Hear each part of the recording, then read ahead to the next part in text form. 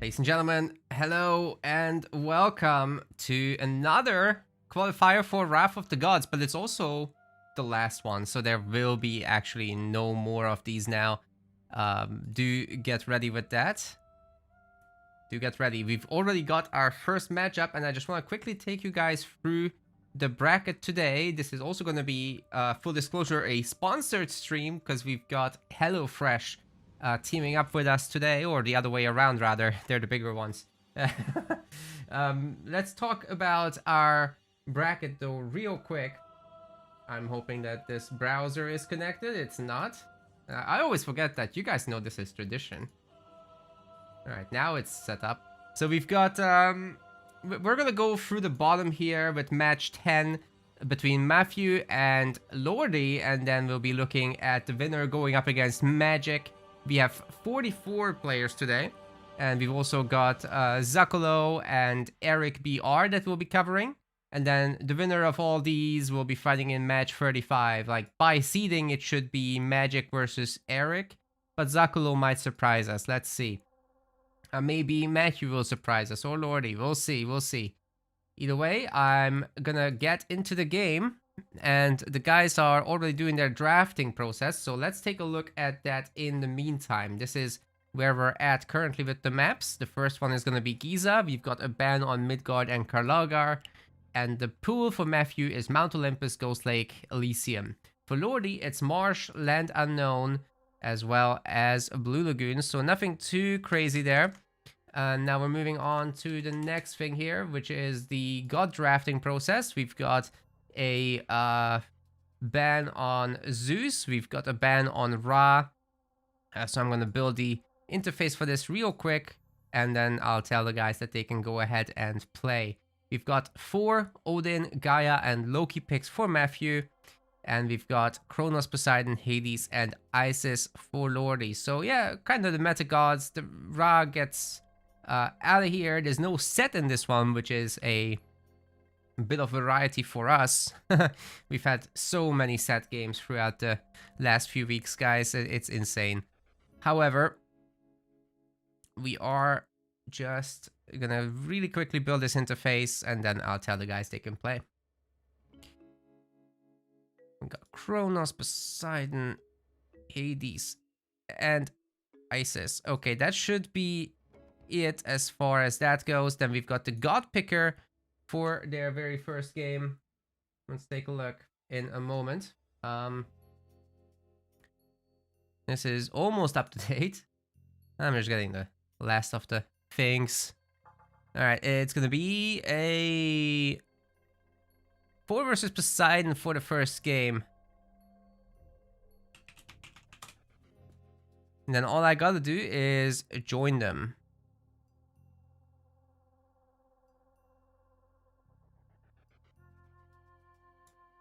Cool. So this is what this should be looking like. Oh, I've been told I should refresh this as well.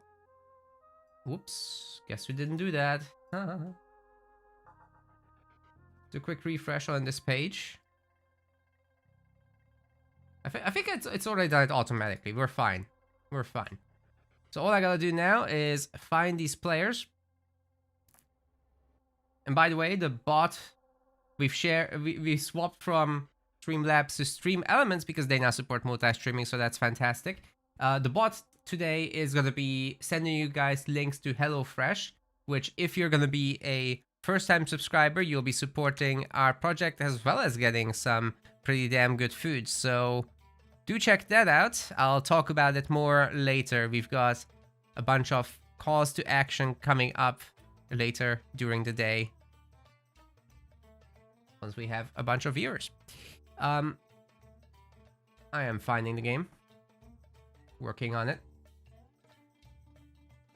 Yeah, I have. You are not French, Matthew. I know that, but it's picking up your location from your profile, I think. So perhaps I'll tell the admins to manually override you.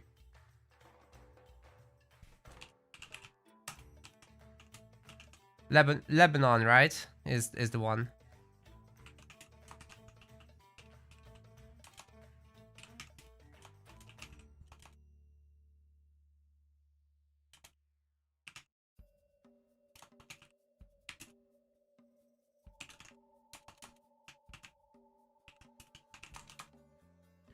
I've requested it.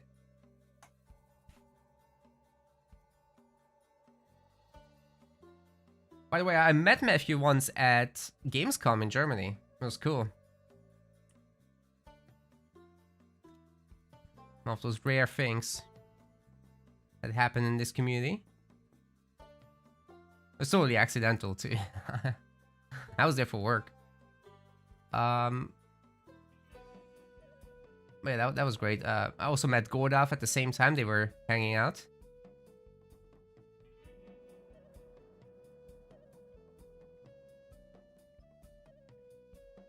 Where is this lobby? Oh, I've got it. They're already playing, I think.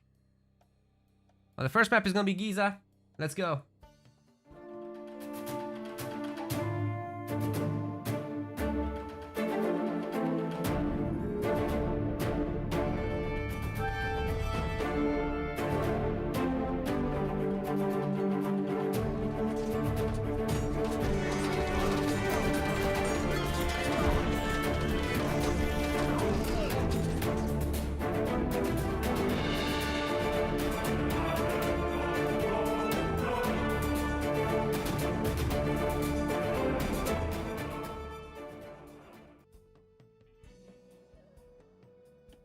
Ladies and oh, where's the screen? There we go. Ladies and gentlemen, welcome to Wrath of the Gods. This is our final qualifier for this tournament series. Sponsored by Microsoft and the streaming crew, Boyd, myself, Iron Maiden, Yodesla is helping as well, and Wolf Studios. In the blue color, we have got Matthew of the AOL clan, and on the other side, in the red, this is Lordy. Got ourselves the 4 versus Poseidon matchup in fast forward because I joined like a moment too late, but it's okay. We'll just breeze through this archaic age where our 4 player will be getting a ton of these armory upgrades. Anyhow, we're talking about copper shields right now. That's one of the cheapest, and then we'll be talking about copper mail. This will all generate 1 dwarf each. Oh, actually not copper mail, but hammer of thunder is cheaper if you don't count for the favor. The way you get the favor usually is you kill some of the chickens, or now turkeys, but that got left out. What did get killed? I guess the hippos. He's killing all the hippos, and it's netting him quite a bit of favor too. Now on the other side, we've got the classical age advance through Hermes. I actually kind of like this fast forward archaic age thing. It's just a thing that I like, I think. Theseus is already kind of beaten up from going into the town center's range. Forseti is gonna come in, but ultimately what got done here? Not much. You know, Matthew can just wait out the classical age, get his Dwarven Mine cast, and that should be all good. We've also got a lore cast on top of the existing chickens, spawning some extra chickens. We've got the double stable coming in also. And further upgrades are being queued up in the armory. Dwarven Breastplate is going to be next. I would say it would be nice to get weapons first, because Breastplate is going to require 10 favor, so it won't be done instantly. Also got a tower upgrade pre-queued, and I think we're soon going back to normal speed. This is it. This is the normal speed now. So we'll see what happens with this harassment, then we'll go relic hunting, okay? Atalanta, of course, an absolute Gigatrixie. Very fast. Will pick off anything in the Norse roster except Raiding Cav. Towers are now upgraded, so that will help a little bit with the tanking. It would be even better if houses or wall chips were around it. Wall chips are allowed in this tournament, by the way, so that's something to keep in mind. The relic hunting has begun, not just for us, but for Matthew as well. So we've got the Thundercloud Shawl, which will improve the pierce armor of human units and heroes. We got the Head of Orpheus for building line of sight, as well as the Black Lotus for farming gather rate increases. And there was one more somewhere. Did Theseus? Yeah, Theseus got it. It's the Pygmalion statue for villager health, so it's going to be very difficult to counterattack our Greek player and get actual kills against him. I have no idea who's going to necessarily win this series, but they've got some rather good gods available in this. They haven't really gotten any significant vetoes. Lordy, I believe, vetoed Ra, which I've never seen Matthew play Ra. So I'm not sure how relevant that is going to be for this series. It should technically mean that Matthew gets all his main gods, right? In theory. It's always been a Norse boy. So getting as many Norse as possible should be good for him. He can also play Greek, I'm pretty sure. A second TC grab out of Lordy. Okay, that's very ballsy, I have to say. We'll see how that goes. Wow.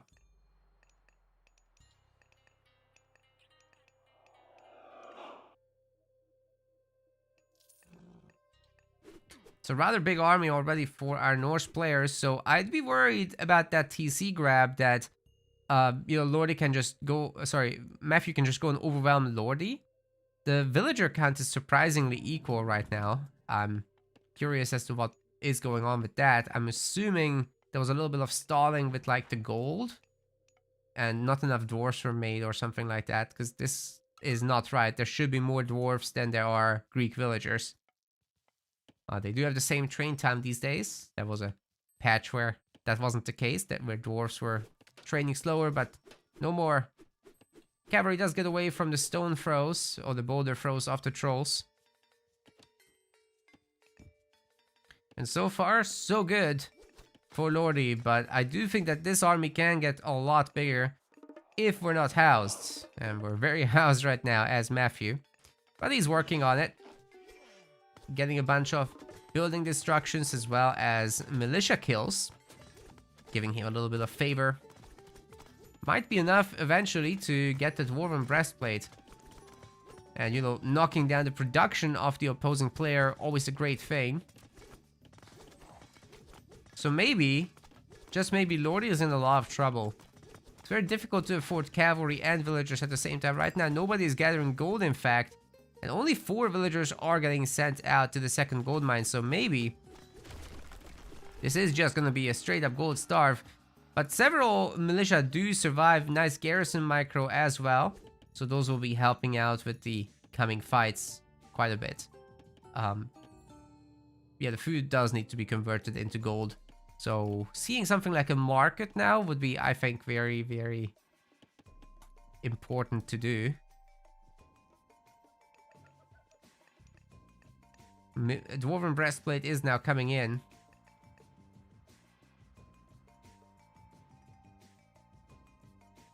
But these full-size humans can't wear Dwarven Breastplate. The size doesn't check out. Oi. Oi. How... No! Help me, Steph Matthew, I'm stuck. Oh. What happened? That's so unfortunate. Well.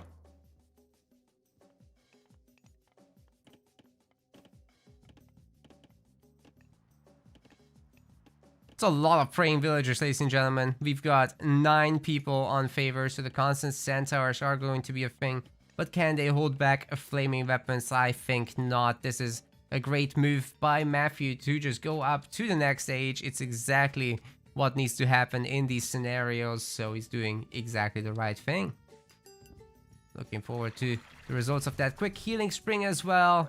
Getting these workers back to full health, getting the army back to full health even more importantly, and if Lordy ever dares to come here to fight, well, the healing spring will make for a great defender's advantage.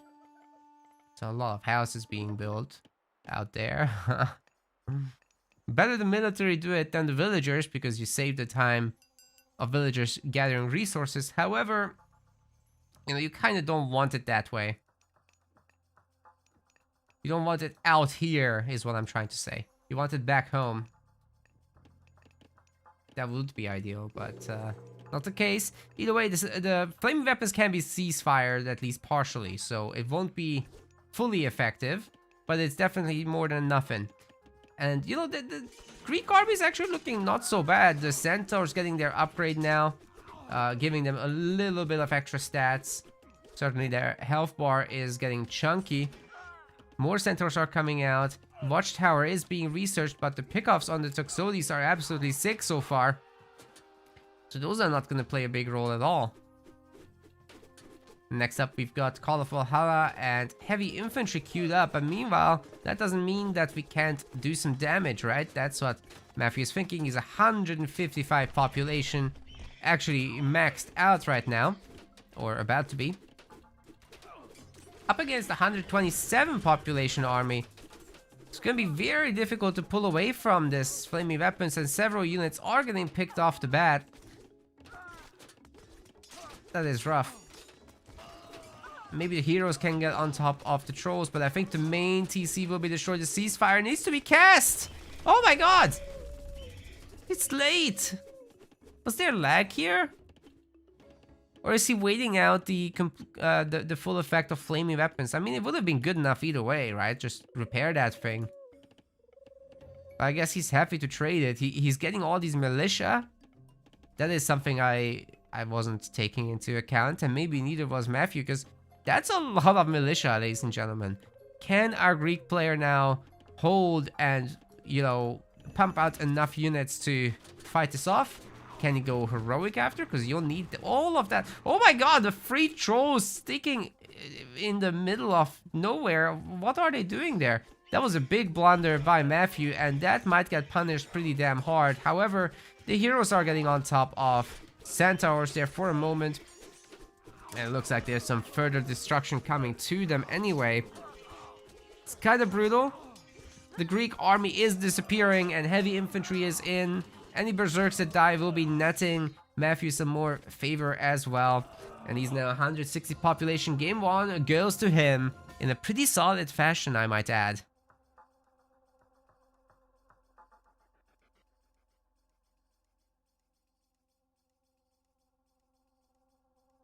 Well, there's the 1-0. Let's take a look at the post-game real quick.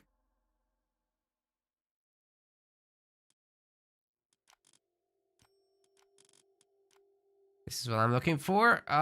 Okay, actually, Matthew didn't outgather Lordy too much, but that here I think at 7-8 minutes, being up 1,500 resources, yeah, that will make for a massive army difference. And then you go TC against this. No, you have to go TC first instead of trying to pressure.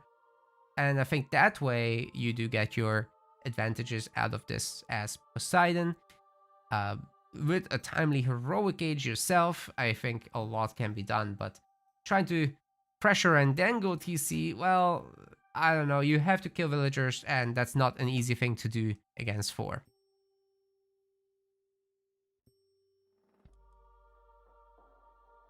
Okay, we're back here. Let's get a quick update on the flags. I think that should be done.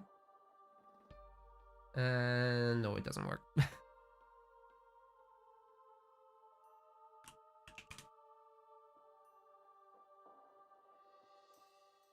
Alright, the next map is going to be Blue Lagoon, and we're looking at an Odin versus Kronos. So let's get in there as quickly as possible. This is now finished. We've got our 4-player winning.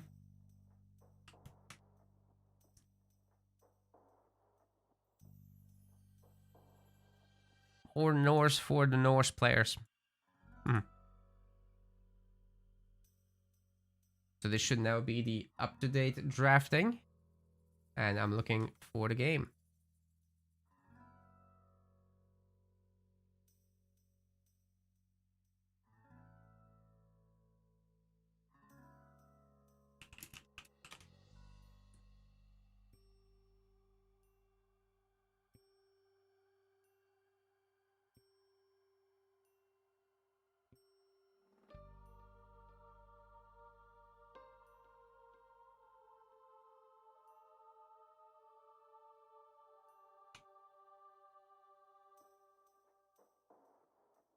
All right. Seeing if I can find this lobby. Try again. Trying again.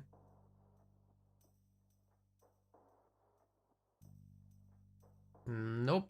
It still says France.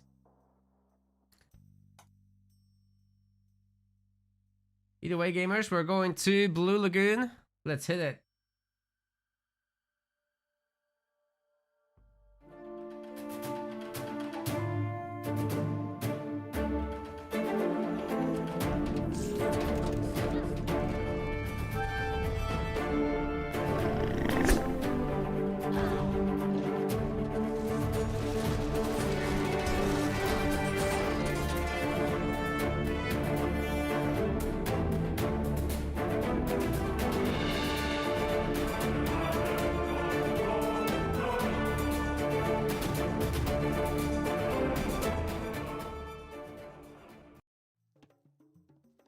Alright, you gamers, welcome to game 2. We've got Blue Lagoon as our map, and in the blue color, playing now as Odin, this is Matthew.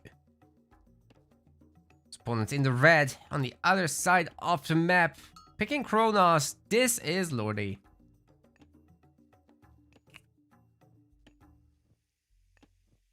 Not the dudes that did Hard Rock Hallelujah. Maybe he is.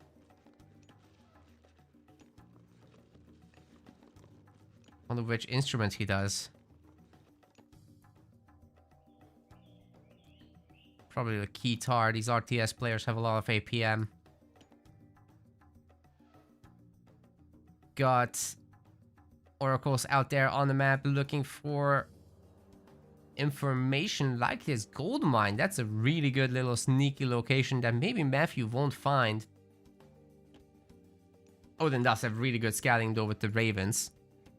You can never rule out that they find the important stuff. Also, the corner elephants are gonna be pretty critical in this map. It's a lot of free food available, but also puts your villagers at significant risk. I think an Odin player would consider it though. They do have that extra hunting rate anyway. And Kronos, well, you can time shift your manors with you, so you can have more than one manor in one location in a reasonable way. The temple is coming up very early. This is literally just all food, so it's going to be a pretty strong rush from our Kronos player with a 330 advance. Gonna hit pretty damn hard. Oh, starting another villager there. And Prometheus is coming in. Expecting the time shift forward on the temple, of course. And that oracle might be looking for a temple deconstruct to stop any Hersiers from being made, but Matthew already suspects it and makes a second berserk in order to chase away the oracle, no doubt, or to at least find the location.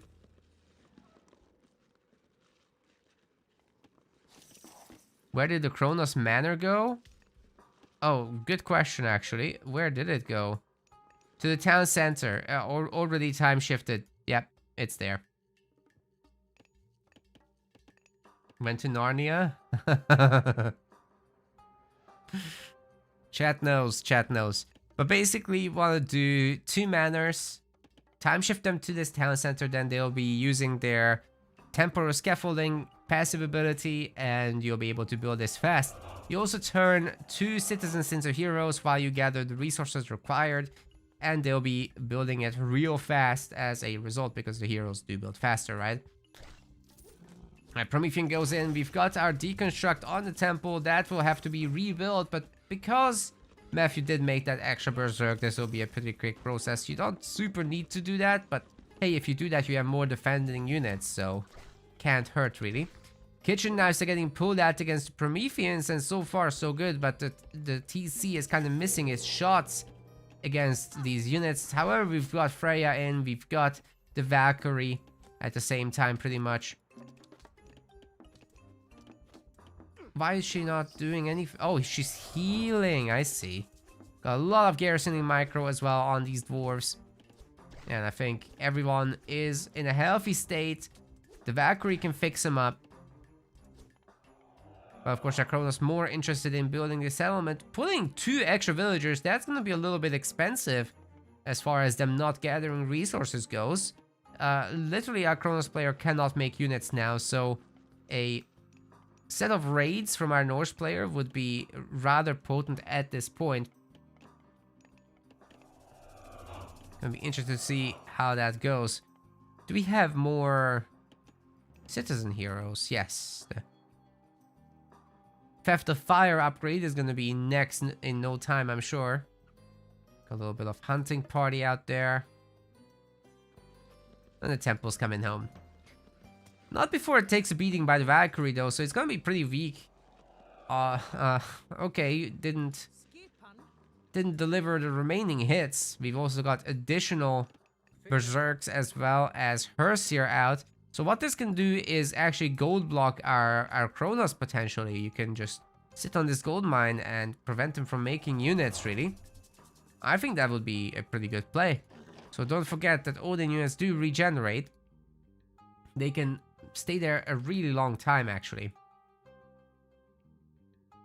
So me looking forward to this.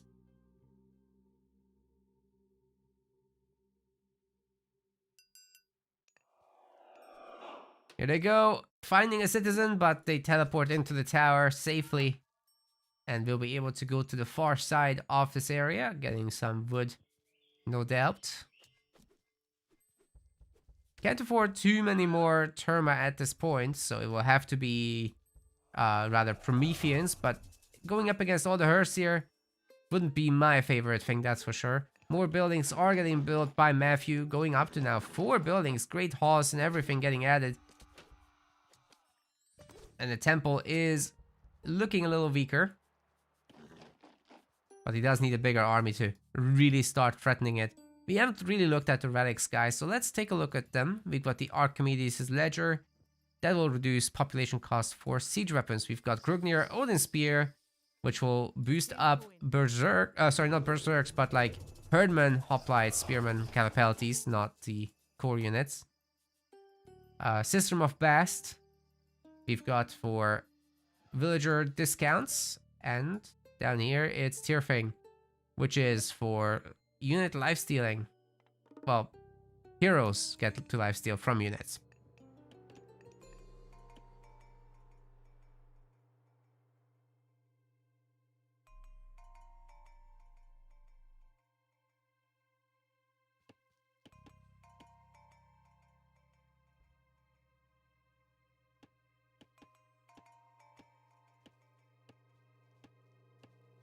Getting on top of the hunting crew would be rather epic, but right clicks the building. That's a lot of free damage coming in from Lordy's army. And Matthew has given enough time here to build up something. So under the TC protection, I think this is more or less fine. Add in a few more metal to help tank, and the army is really not too bad. Maybe a bunch of catapulties. That's a decent forest fire, actually getting even a kill, and some spread out damage across these units. Picking off the counter barracks is going to be fruitful as well, as long as it actually happens. Maybe the Valkyrie should be delegated to do a little bit of healing on these units, because I don't think the next counter barracks is reasonable to take on directly. Yeah, the Valkyrie has some opportunity to heal. The back elephants are now getting eaten up.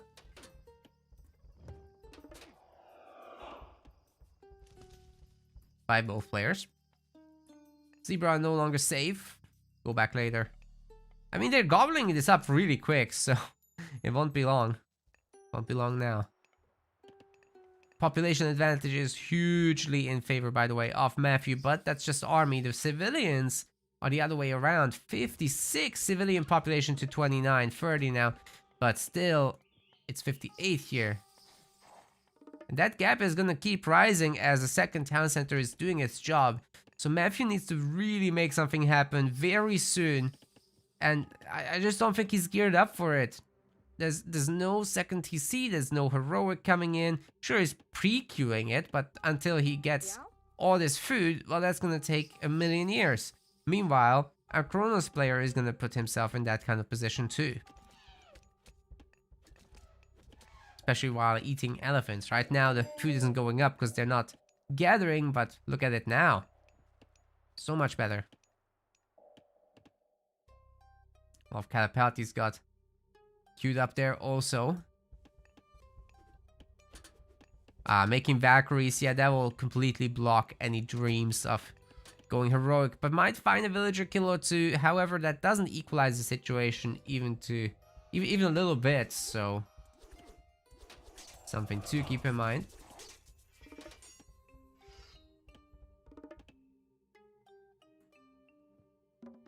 Yeah, grabbing this TC is alright, but it's... is it too little too late is the real question, because look at the resources of our Atlantean player. All this food is gearing up to reach 800, and once it does, well, you know what's next. Heroic Age, we've also got Theft of Fire research. I don't know if I pointed that out, but it basically makes these guys gather even faster. It's always worth using your favor early on Valor, turning the citizens into heroes, and now the Heroic Age is getting queued up.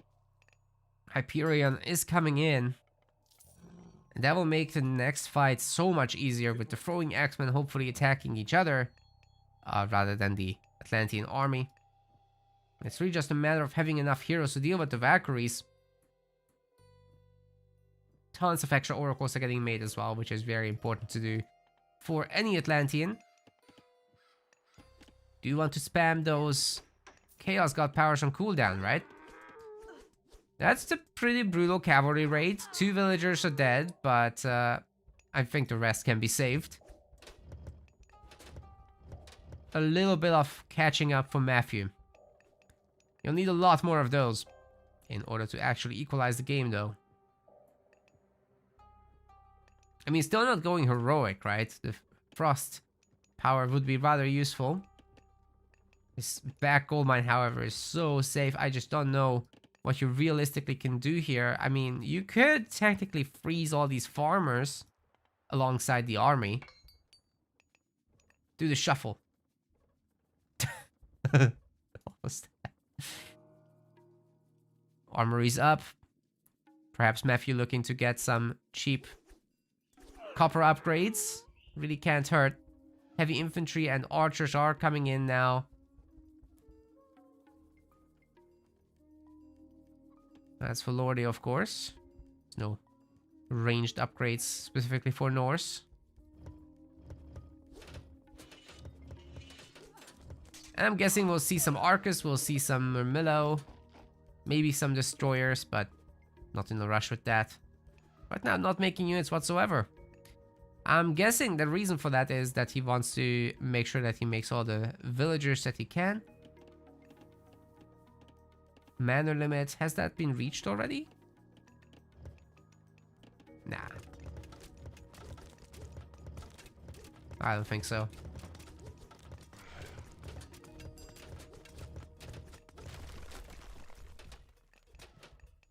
It certainly has not. Attacking the TC is interesting here. Cavalry trying to make something happen back on the other side. Matthew not defending this. I guess he's letting the TC do as much work as possible, and then he'll jump in on this action, potentially shooing away Lordy. He's also gonna have Frost research, so he can take on like half the army. Okay, they're running. They're running. The Chiroballista at front are completely exposed. With the Valkyries joining the fight, this could be rather brutal. Chaos is being used on just about half the army. The throwing X-Men are hitting each other, and we've got Frost coming in. The Norse army will have enough time here to do a little bit of damage, get a few kills perhaps, but not too many. The hill fort will be up, however, that's some help. And you could repair the town center, I suppose. That's important. You could wall in the army, of course. 24 seconds left. There's definitely enough time to wall this in and to take a big fight. Does Matthew actually have enough population? He's got a little advantage, I suppose. Getting on top of the archers now, getting some frost giants out as well, but they are idling in the middle of nowhere. Not every unit is gonna be fighting here for Matthew. The Arcus are surprisingly good at taking on those raiding cavalry, by the way. They're not heavy cav. But it's these Valkyries, man, that's what scares me, and I think they will just absolutely own this Atlantean army. Lordy might have to tap out with how badly he is losing this fight, but he does have a big economy behind this, so hopefully he doesn't get completely tilted and just get some Quintarius heroes or something and, you know, recalculates the situation. You need some kind of hero army in order to face this. A bunch of Arcus heroes wouldn't hurt either. Certainly has the favor and resources for it. But there's no heroes here against a pretty much half myth unit army. Rams are gonna get made. That's a rare sight. They're not particularly great in retold, honestly, guys. The villager numbers get high very quickly, and you have to commit into these battles with a lot of villagers around, and they just shank the siege weapons and they disappear. This gold mining operation. Both of them are really, really risky, but hey, as long as the other guy doesn't know, it's fine, right? This is our only best of 3 series for today, by the way. Oh god, Atlas is coming in. This is the only best of 3. So Matthew just needs this one win, and he's already off to the races against Magic. Catching the gold miners would be one way to do that. Then you'll basically be caught up with the overall economy for the most part. Especially with this gold mine running out, it's actually a really good move to go after that. He finds it with the Cav and Ravens. This is a devastating strike. And if they go for the next fight before Implode hits, I think Matthew would be able to win pretty handily with all these Frost Giants and Valkyries. Even the Valkyries are coming over. Lordy is not paying attention and he's losing villager after villager. It's really brutal, actually. As I was saying, the population, civilian-wise, will equalize here. Can the Valkyries intercept this? They have to go where the villagers are going, not where they used to be a minute ago. And he is getting ahead of them. That should be a good intercept, but they're not on attack move. Yikes. Meanwhile, the bigger fight is starting up as well. Will there be enough anti-archer units in this? It's mostly just infantry. And, you know, even the Huskar, they are anti-archer, but they can't tank this too well. Because the bonus damages are still in effect. Now, a bunch of the citizens were picked off. It wasn't quite all of them, but we've got a more or less equal situation. The Arcus are now shooting at the throwing axemen. And there are some heroes in there, I think, right? No, I think there aren't. It's just the Satyrs doing the bonus against Myth unit. And the Frost Giants will be getting to them. This army is now once again obliterated. 175 population from Matthew against Lordy's 90. With essentially no army left, he's gonna have to implode himself. He is doing it. And Matthew is trying his absolute best to get out of it, but you just can't. With the most recent iteration, it is not possible to escape. He's imploding himself. Several villagers will go down as a result. But so did much of Matthew's army. This was actually a lifesaver for Lordy. Unfortunately for him, both of his Argus are getting caught by the Frost Giants. I'm not even sure if they'll be able to fall and do another blob attack.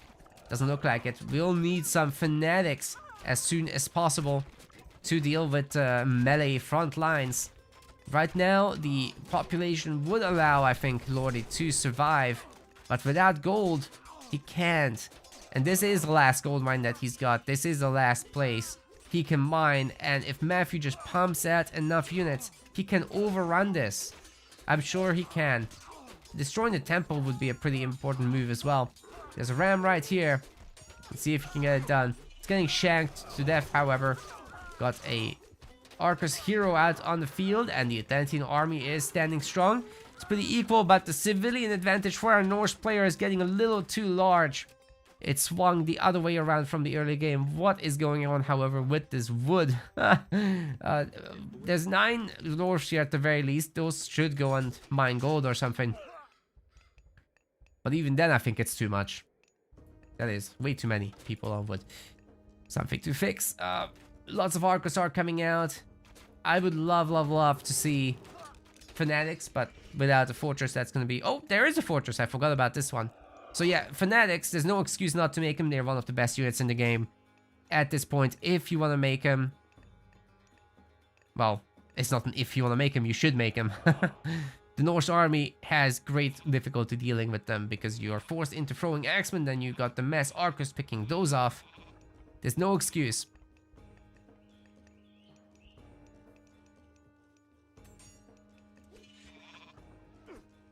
Catapalti is trying to make something happen. Counter barracks time shifted to the other side of the map, trying to make some catapaltis for raiding. That is the weirdest thing.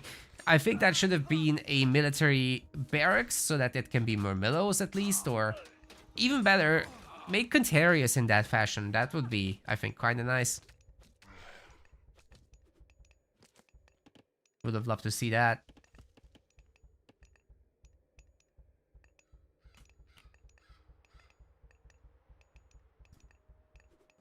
Fire Siphon's also a good unit, of course. You want to take down these buildings, but I do think you need the Fnatic support in order to keep them alive, because all these melee units are going to just jump on it and delete it. It's already gone. What Fire Siphon? Yikes. And another one bites us. It's so expensive. It's so expensive. You have to have an army that can protect these weapons. But there are now Arcus heroes. Well, at least there's one Arcus hero. Still, it's enough to melt away the frost giants. What is this villager doing here? Alright, why not? Raiding Cav looking for more prey. Fortified town center is in as well. The dwarves are not. They don't have an ox cart. They're walking all the way back to the TC. Would love to see a third TC as well from Matthew, but he's spending all his resources on military and upgrades. The farm upgrades are coming in now. Still doesn't have irrigation, but does have winter harvest, so that will help out a lot with that. Trying to jump on this once more. Heavy cavalry will be researched, which is gonna give these guys a lot more power to deal with the Arcus. I don't think the Arcus actually have ballistics, which is making them miss a lot, but now that's finally coming in. The Fanatics are finally coming in as well. Definitely too early for the Fire Siphons, man, but hey, you gotta do what you gotta do. Once Ballistics is in, once Champion Archers and Fanatics are in, this is gonna be a very different kind of fight, and our Norse player will really need a Mythic Age in order to deal with this. Whether it's Baldur Cav, whether it's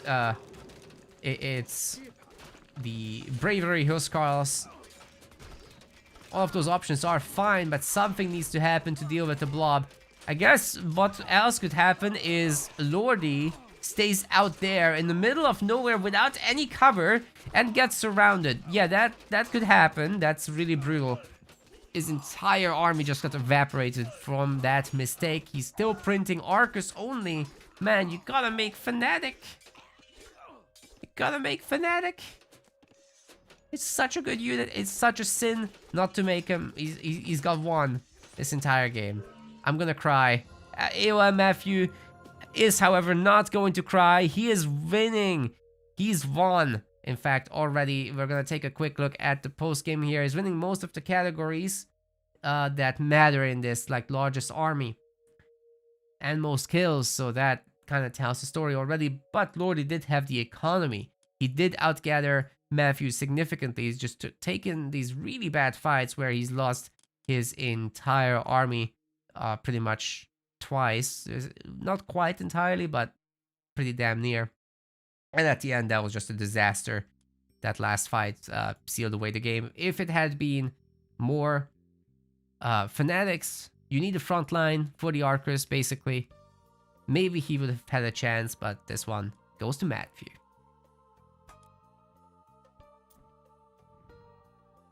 And with that, he wins the series as well, ladies and gentlemen, and he's going up against Magic next up.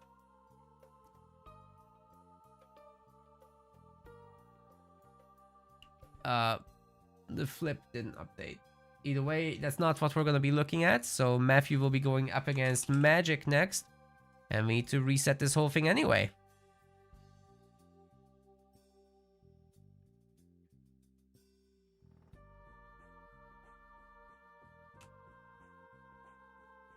I'm being told if I refresh this, the flag will be fixed. Hey, there we go. Yeah, Magic is next up. We fix your flag, Matthew. Happy?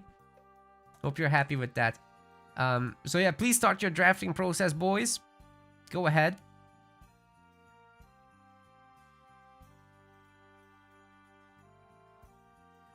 And remember to post your replays. Meanwhile, for the chat, I've got some news for you guys. You've heard it probably before in the MetaPlays Discord, as we've announced it there. But we've partnered up with HelloFresh to give you a special offering. So we've got this whole sponsorship thing going on, and I'll give them several shoutouts throughout today's stream, starting with one just now. So basically, our chatbot should have been spamming you already with a bunch of offer messages. Let me see if that's actually working. I actually don't see it. Maybe it's getting filtered out, so I'm gonna use the command !HelloFresh. That should work. Okay, there you go. So you've got our link now. It also is visible in the YouTube chats, hopefully. So I'll do it there. Making sure you guys all have your links. And then we'll go over what they actually offer. Where is my other one? There it is. Alright, ladies and gentlemen. You've got all the links. So that's great. And this is the offer. Cool. So basically you've got this active pretty much everywhere in the world. And what you do is if you become a new subscriber here with HelloFresh, or a returning one, actually the discount applies to all of you, you'll be getting your first 10 free meals, as well as your breakfasts in addition to the offer. So this is absolutely fantastic. HelloFresh does offer really high quality food for any of your dietary needs. So whether you're looking for it says right here that you're looking for personalized meal plans, or you're looking for just fresh food in general. I mean, they're directly getting it from the farm to your doorstep, right? It's a very convenient way to get food. They're chef curated, and whatever your dietary requirements are, whether you're vegan, vegetarian, or just you know, an omnivore, you can get pretty much anything from here. And doing so, you'll be also supporting our project here. If you're using our ref link, which you can see in the chat, or you can use our code POGHF146283. Thank you very much to HelloFresh for making the offer and going with us. I've used HelloFresh in the past several times as well. It's pretty good quality, and you know, it's one of the easiest ways to get a quick dinner made.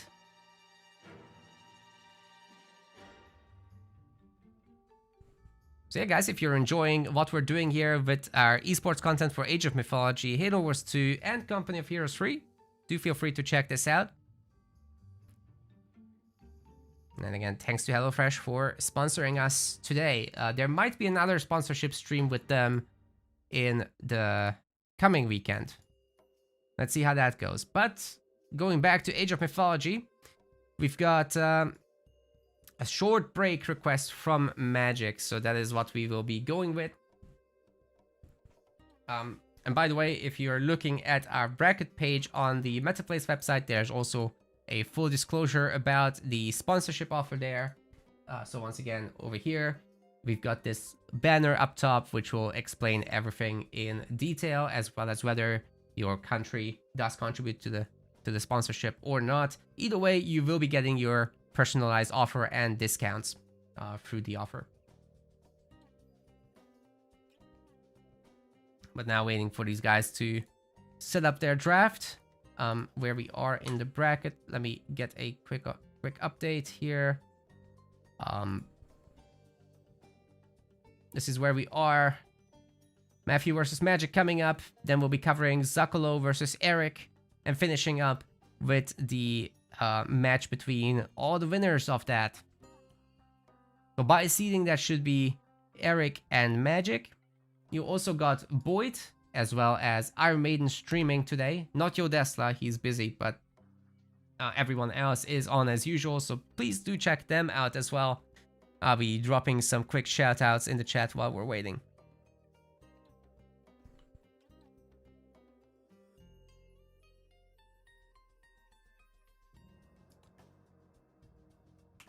Shout out.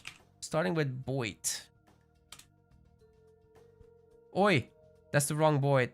Dismiss, dismiss. Nope, that's the wrong Boyd. Can I do another? Ah, I have to wait 2 minutes before giving another. Alright, well, no worries. We shouted at the fake Boyd. Congratulations. Played myself. Alright, Magic will be organizing the draft. So we'll be getting there momentarily. Hang on there, fellas.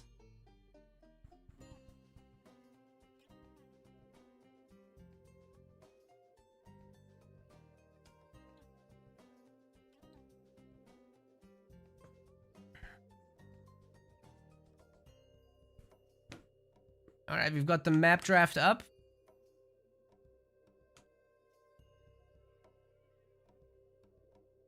And then we'll have the God draft as well, which we'll be spectating. Cool, so far they're banning Midgard. It's a very random map, so that's kind of understandable.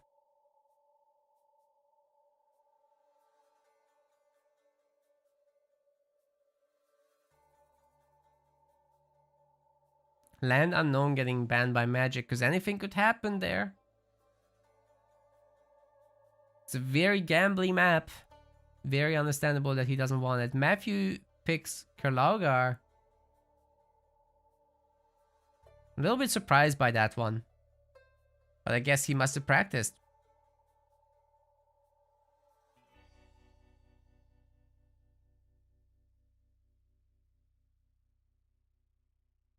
You pick it to not play it. We've got Giza as well, and Ghost Lake.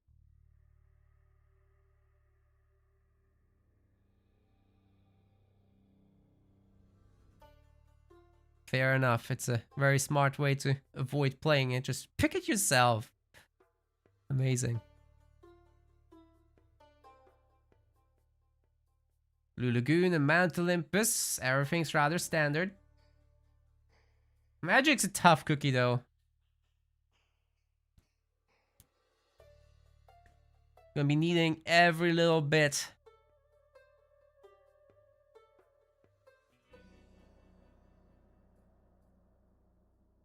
Oh, I forgot one thing about the HelloFresh thing. I need to put it in my game scene as well. So let me really quickly set that up.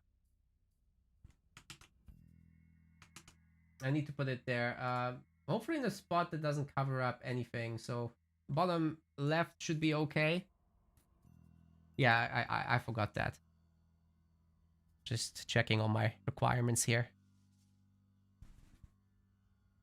Need to put add? No, actually you have to tick that it's a branded content. So that's a separate thing. They don't need hashtag add anymore. They got like the branded content disclosure. That's the real requirement. Okay, the first map is going to be Elysium.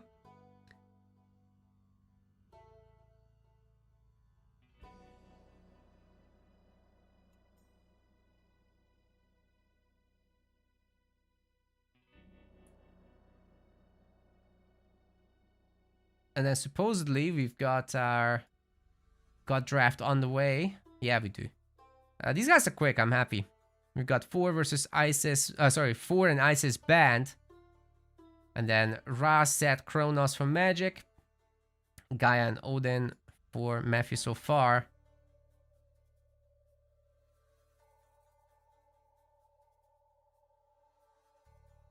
No, it is a best of 5. We do have a best of 5 coming up here. So no, it's not incorrect. we changed the size of the series in round of 32. So you got a bigger match here.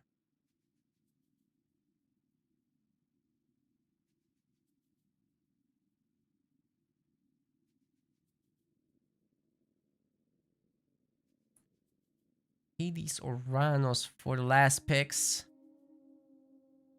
Very good, very good. Just need to finish my setup here.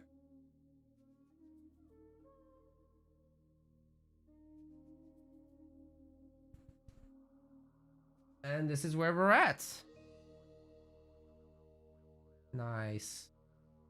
Hey, this screen doesn't have a HelloFresh tag as well. It's a mistake.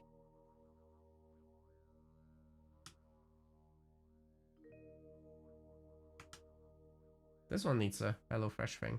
Oh. Where do I put it though? Oh god. Where do I put it? Like here? No, that's where the maps go. Well, that's awkward. Let's put it here. In the corner. Yeah, that should be fine. Better than covering the score or the actual map. Like, you know what? Up here, I think there's a spot. This is the cleanest spot, I think. No, you can only pick your own maps if you lose. Your own. Not his. So you'll be actually playing Kurlagar. If you keep losing. Yikes. Let's see what their actual map pick, god pick is gonna be. It is Ra versus Odin for the first game on Elysium. Let's get it.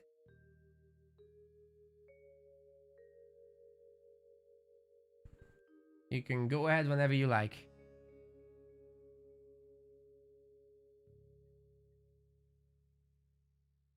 There'll be a 3-minute spectator delay. Guys, do always remember to put the spectator delay for your own safety.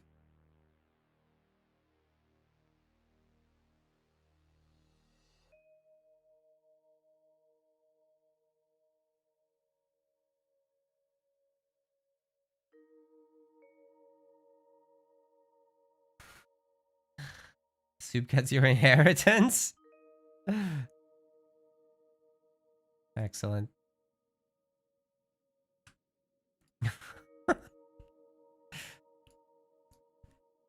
All Soup had to do was show up, man. That's pretty good.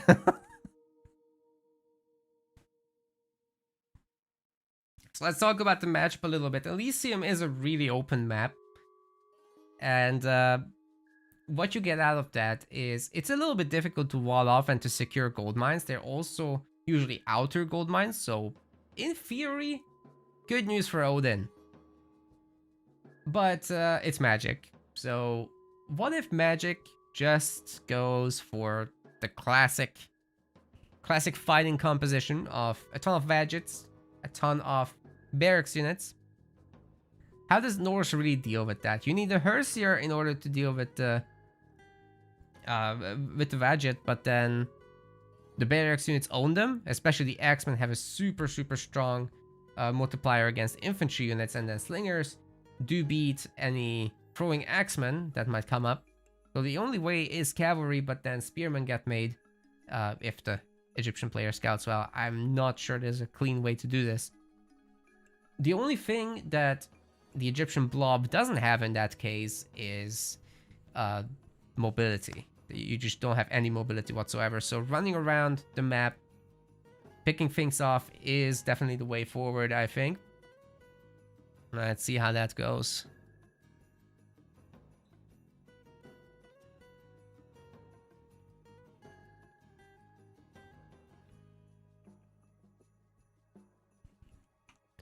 Got 1 minute of this left, guys. We're getting there.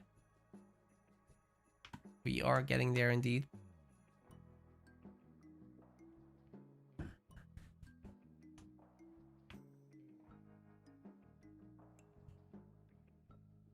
then I'll send you to the map intro momentarily. It's really beautiful, made by Wolf Studios. Specifically for this one tournament. Let's hit it.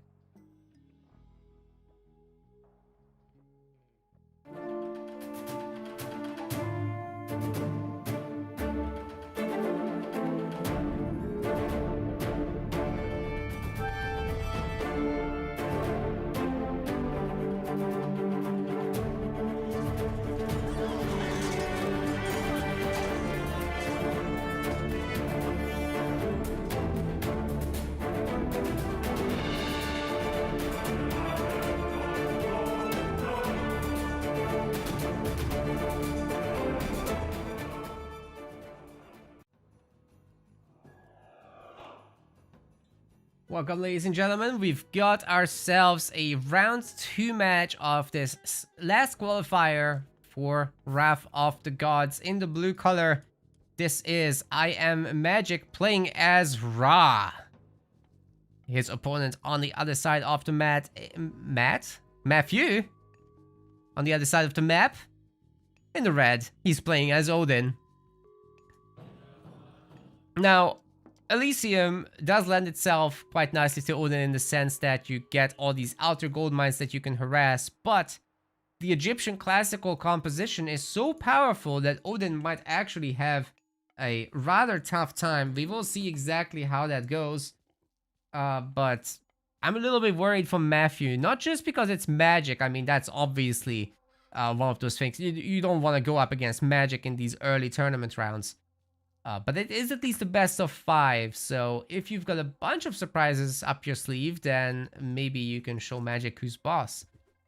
He just had surgery a little while back, and he's still recovering partially from that, so let's see if Matthew can surprise him in some way. Now, what he's doing is going out with this priest to make some obelisks. That's a very important thing that you can do in Retold now. Magic was actually a little bit slow to put the pharaoh on the monument, but because he didn't do that, because he empowered the granary, the villagers actually got more food deposited. So only now is he swapping over. Wait, how is this lumber camp in the radius? Oh, I was looking at the town center's radius. Okay, we're fine. We're fine. You can also empower obelisks, by the way, in order to give them a little bit more line of sight. So I think that is rather sick. I love that. Hey guys, shall we move that HelloFresh thing over here? By the way, do check it out. We've got all the links in the description and a special offer for you guys today. We'll cover that in detail more later. Exclamation mark HelloFresh in the chat will give you the info.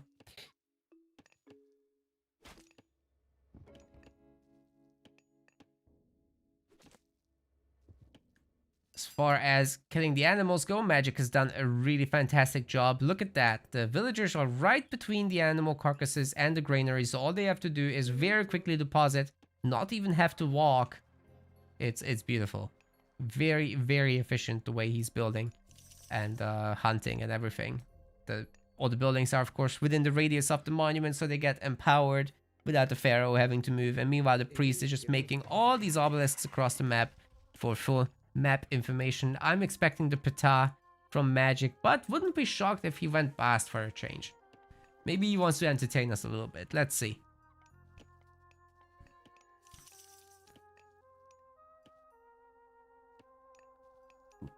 Well, we've got Freya coming out of Matthew so far.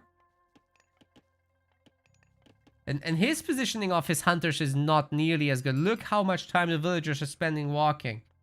I even managed to finish that sentence before they got back to the animal. That's crazy.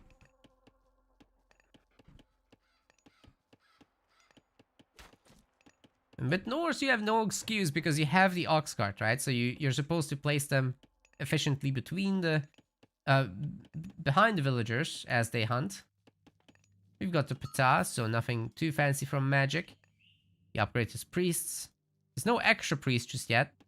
But what he could do is go and pick up some relics. Let's take a look. We've got the Titan's Treasure for age up cost reductions. We've got the Qualifier sledge for favor-free fortresses. That's really nice for sure. We've got Raya's Crown, which is gonna give a town center discount. Wow, so many building discounts here. And Matthew collected the Eye of Ornru, which will make his throwing axeman a little bit better.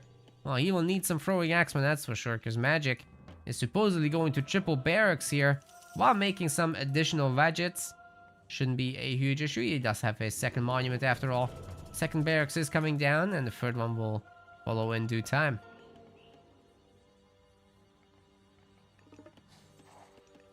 Somebody picked a relic. Right, that's Magic's, and it's the Qualifier sledge, so his fortresses will be favor-free. That's insane. He gets to make a free myth unit, basically, in the heroic age with those savings. I still have to pay for the core resources, but you get what I mean. Another badge is coming out, and soon the barracks units are up. Yes, right now it's 2 barracks, but there will be a third soon. Longhouse coming out of Matthew. Magic sees all. He knows all. Nothing here will surprise him. The double cav is also rather standard, as I said before the game started. Their job will be really to roam the map and try to harass these gold mines. Should Magic go out there early on and do something about that, but I don't think he'll easily get that done. I mean, first off, there's going to be Axemen. They're going to have medium Axemen upgraded. They're going to have Scalloped Axe as well for even more melee damage. So any Herstiers, Berserks, whatever, they're not going to make it along. What Magic does need to do, though, is add just a bunch of spears, I think, for cavalry. We also got the tower upgrade. It's coming in at a pretty timely fashion as well.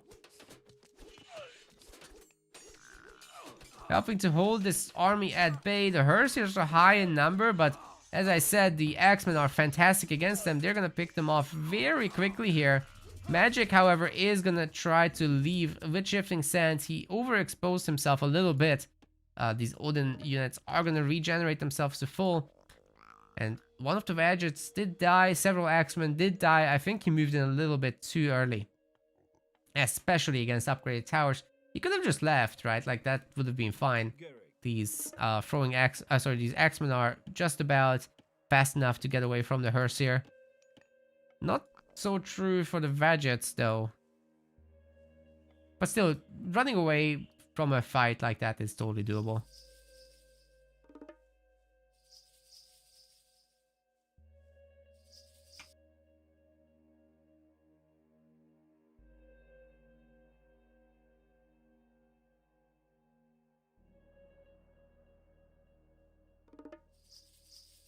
Well, Magic's kind of chilling here, but he does have his third barracks as predicted. He's got his armory as well.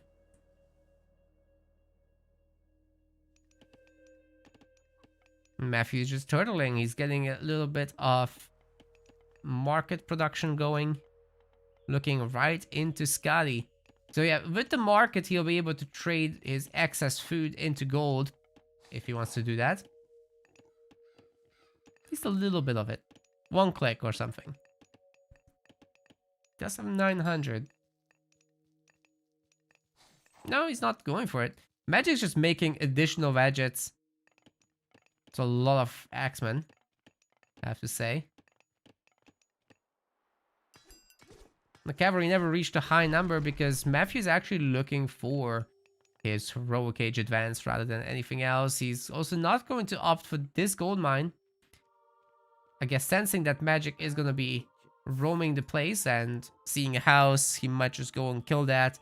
Buying a little bit of time for these guys to get away, but I think the Obelisk might have seen this. Let's take a look at Magic's view real quick.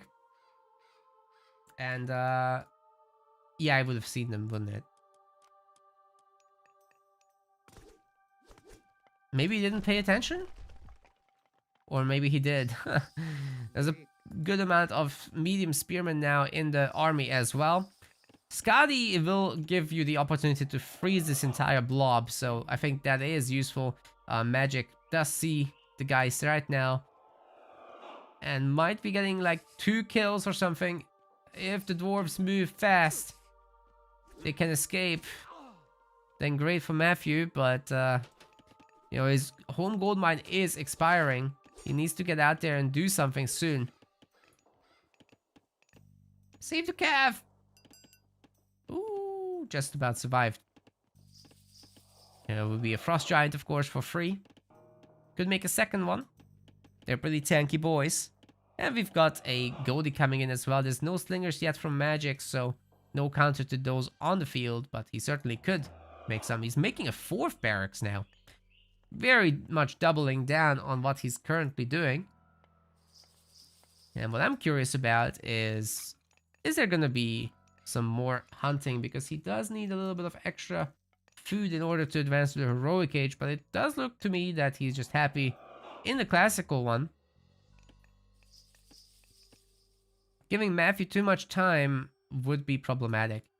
Oh my god, we've got a freeze. Well, that's something for the developers to fix. There's nothing I can do. What we'll do is quit out, try to fast forward to this point. It's the best I got.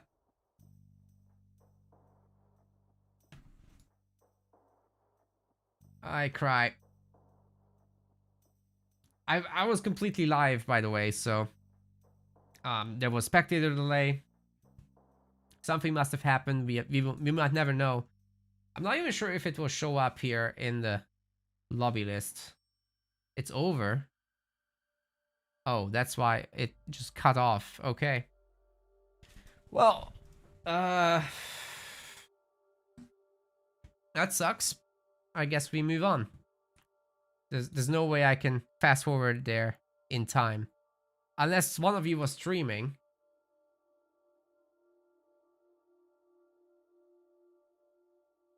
Ah. Okay. Thanks for sharing, Matthew. I'm assuming neither of you were streaming this. So there's just no way to see. Except the replay, which might also be broken. That's very unfortunate indeed. Well, it is what it is. So basically, Magic is up 1-0, and we'll just catch up the regular way.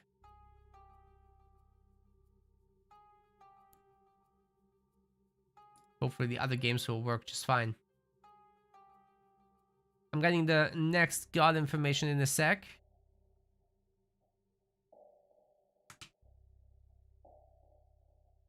Set versus Gaia is coming up.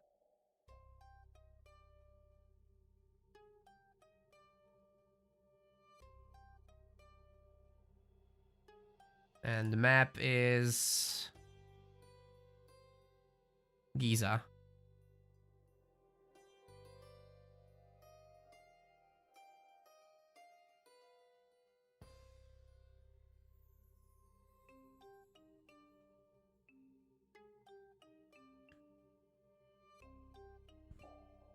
Did that work? And press update.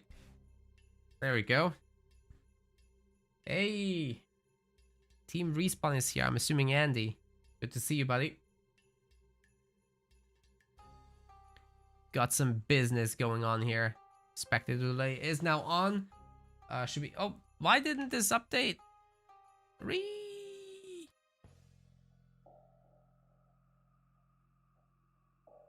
The second map, show me. There we go.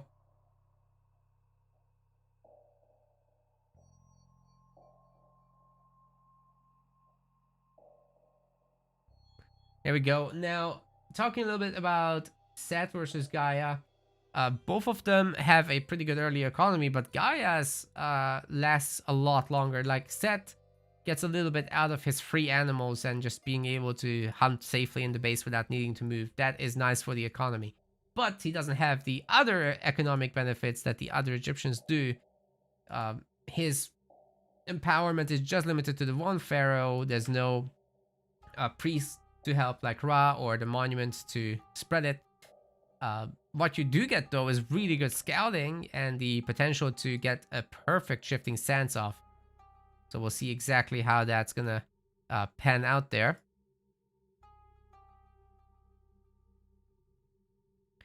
Gaia does have a really powerful heroic age, of course, so that is something to keep in mind.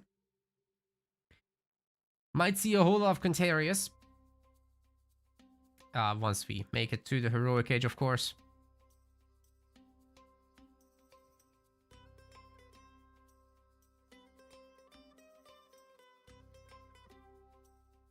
Momentarily, we'll send you guys to Giza. We'll have the whole thing going on with the map intro, specifically handcrafted for this tournament by Wolf Studios. I think they did a really good job. See for yourself.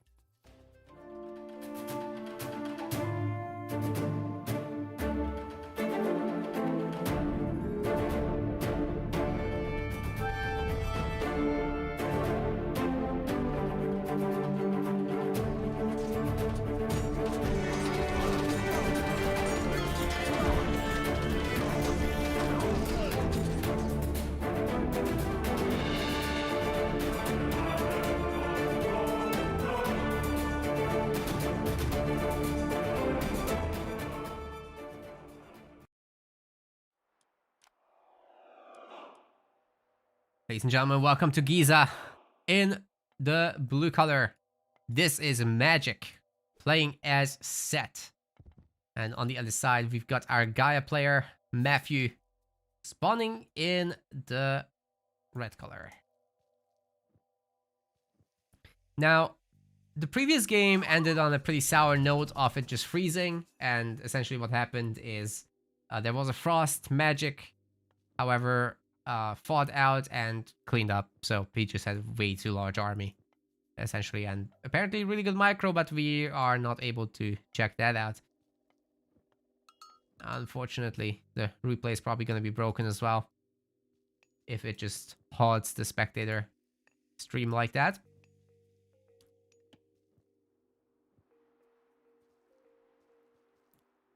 Well, what we've got is Magic empowering his monument. Sir, you're not playing Set. Is he gonna juggle between... Wait. Okay, guys. You can juggle your empowering.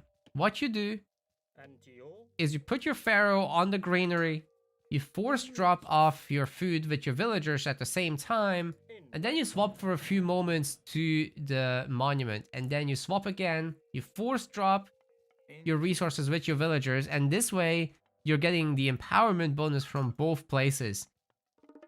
Empowering the Set monument, however, is only giving you 0.02 per second extra favor. So even if he does this throughout the first 5 minutes, it's not a huge amount.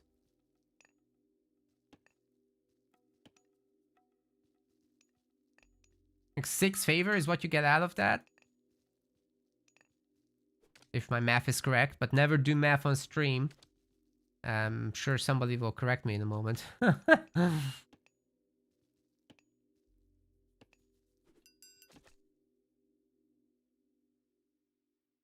instead, you could be getting hundreds and hundreds of extra food. So I don't entirely understand it. Maybe he just wants to do the same thing as in the previous game and get a lot of extra gadgets out in the classical age. Just cosplay what Ra does with more animals around, I guess, so you have a slightly bigger army. But Gaia is rather well equipped to defend against this. First off, you've got your Lush. If you get your channels upgrade, you'll be able to move faster on the Lush, and the Lush regenerates your units and buildings anyway. So you're pretty well equipped, I think, to fight back. And you've got a souped up economy with dirt cheap upgrades. Like looking at these, it doesn't show the costs, which is unfortunate. Too late. Too late for everything, ladies and gentlemen. Too late. But yeah, the villagers do have extra upgrades already to start with. The economic guild itself is dirt cheap at 39 resources. And you've got the Gaia trees from which these citizens gather faster than they would from normal trees. Oceanus is coming in. the watchtower upgrade will come in as soon as possible as well. Because Matthew knows that he's probably going to go for a fast heroic here. Trying to fight off the Ptah Tide with essentially Contarius in the heroic age, as well as some free dryads that he gets out of the Hesperides trees. Those Hesperides trees, you can cast 2 of them for free, and there's only 1 minute cooldown between them, so basically you start your heroic age with 4 dryads. I think that's absolutely sick. And then the Contarius can certainly beat a bunch of Vadgets back. It's all about those spearmen though, those can definitely hold their own for a little while. But once you got too many of the Contarius, that's a different story. Magic's picking up the relics. We've got the Pelt of Argus so far. We've got the Black Lotus. Pelt of Argus is like unit line of sight. Black Lotus is farming gather rate improvements. We've got the Bridle of Pegasus for, well, free Pegasi flying around. We've got the Fetters of Fenrir for a little bit of villager damage boosts. Right. Double counter barracks. I'm a little bit surprised by this. To see Terma. Aren't we gonna go just fast heroic here? We're out here hunting now. Well, that's definitely a target for Magic. Or it would be. If he didn't go for fast 2 TCs. But then what's the deal with the favor empowerment? Huh. Well, I'll tell you guys something. The Terma are not good against this. This little zoo can keep them at bay for a long time.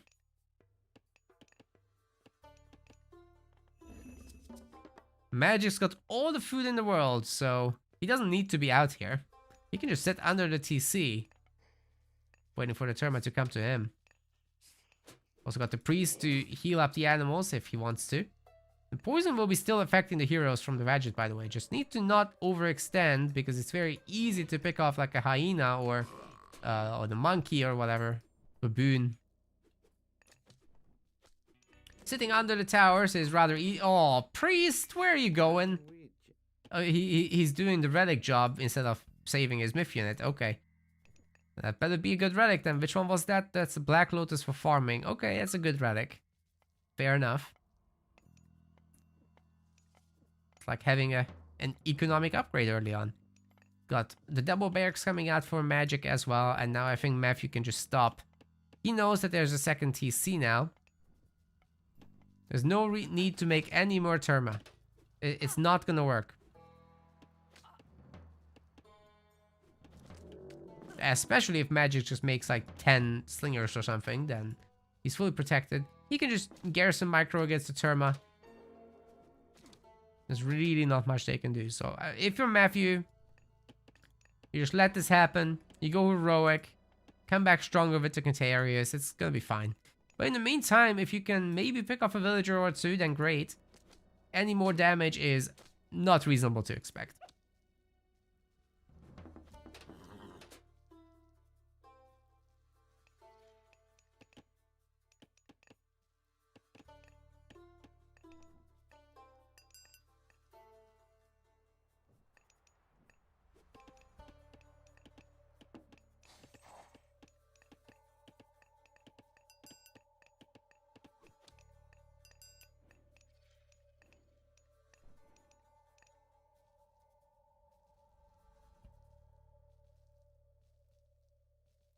Almost all the animals have been gathered up. The slingers are coming in. Medium slingers are coming in.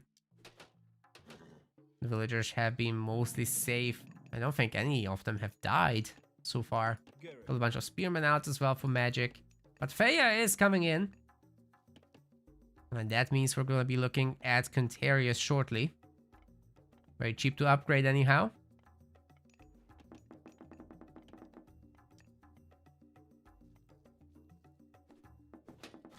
Oh!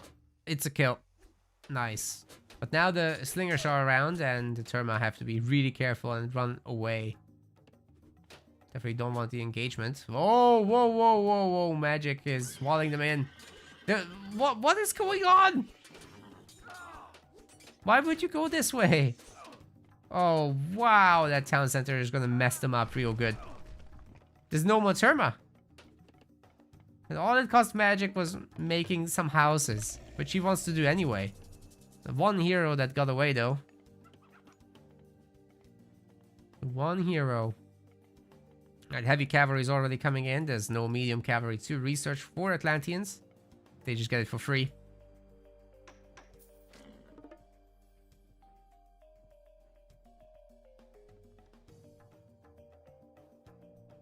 And then we've got Lands of Stone as well as Poseidon's Secret. Once Poseidon's Secret is done, the cavalry gets a discount, so that's when you want to start making them in order to keep up the pump. Now with Magic's food sources mostly exhausted, he can either move on to the Zebra or the goats. My goodness, that's a lot of goats. Didn't talk about it yet, but that's 21 goats. It's insane. He never needs farming. That relic wasn't as important early on, as I pointed out. Okay, that's a ridiculous number of goats. Might want to transfer some to this DC actually. This will be healing everyone up. Where's those Guntarius, man? Raiding with 2 at a time. That's gonna go very slowly, I'm sure. A bunch of Arcus are being made as well because there's just not enough food income for Matthew here. There's no animals left, so I'm not sure why there's a brown spot on the map anymore. Oh, because it's Magic's point of view. The TC is just definitely not gonna happen, right? So this might be a very quick Magic victory if he picks off some further villagers. He's already up 54 villagers to 38 in terms of population. His army does beat that of Matthew's, but you know, if there's too many heavy Contarius, it's actually tough for the Spearmen to keep up. They don't do that much damage, but they have some really good armor. And Magic is pretty broke, right? Like, the income is great, but he's spending everything, so he's not gonna go heroic anytime soon. That's the one play for Matthew that's available. Get those Contarius out there, snipe a lot of villagers, and hope for the best with that. But they're going with the army. The Arcus are slowing them down at the moment at 4 speed instead of 6.3.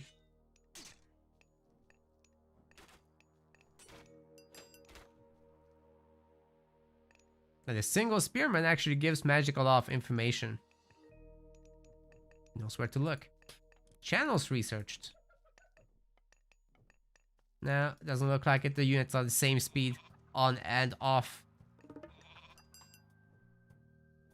Doesn't matter whether they are on Lush or not at the moment. Well, it matters for regen, but not for anything else. If he knows at least where the Spearmen are going, there's the bird to deal with them.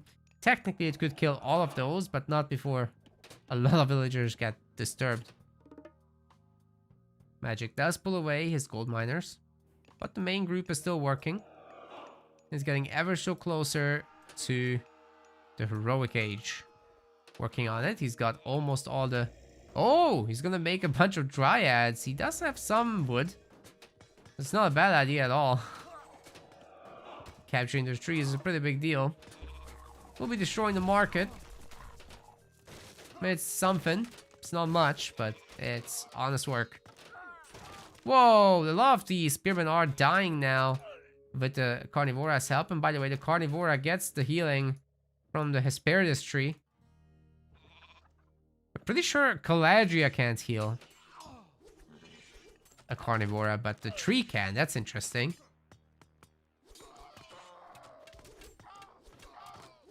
Today I learned.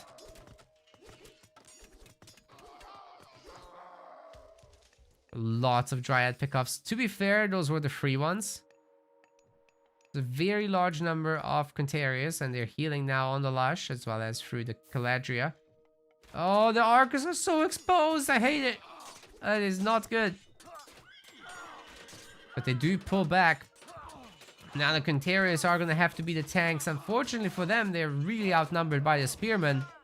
So can they actually hold for long enough? I guess a lot of the Spearmen are distracted by the Dryads, with Magic's Priest not picking them off. Maybe there's an opportunity here for Matthew. Just a little one. But especially Magic not going heroic, but instead making freaking 4 priests. He's gonna be hard stuck in the classical age for a long time. If Matthew can knock Magic off the gold mines now, then that is his moment. However, it just feels like Matthew's army got smaller over time. And not all these units are attacking the spearmen, holding them at bay. This is Sparta, says Magic.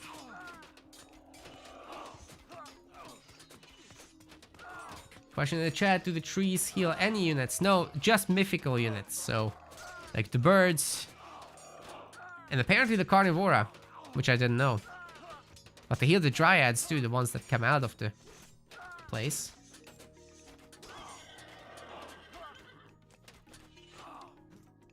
Decent flank by the Contarius. Magic's units are getting picked off left and right. I'm not sure he can hold this gold mine location. It's actually going to be really tough. The Arcus pick off the remainder of the Slingers now. And, yeah, definitely able to manage the Spearmen. Especially with 3 birds. That's a lot of free birds. Only one of them is free, actually.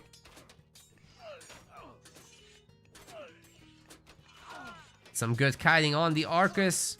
Further Spearmen are getting picked off. Magic's just at 108 population with 26 military.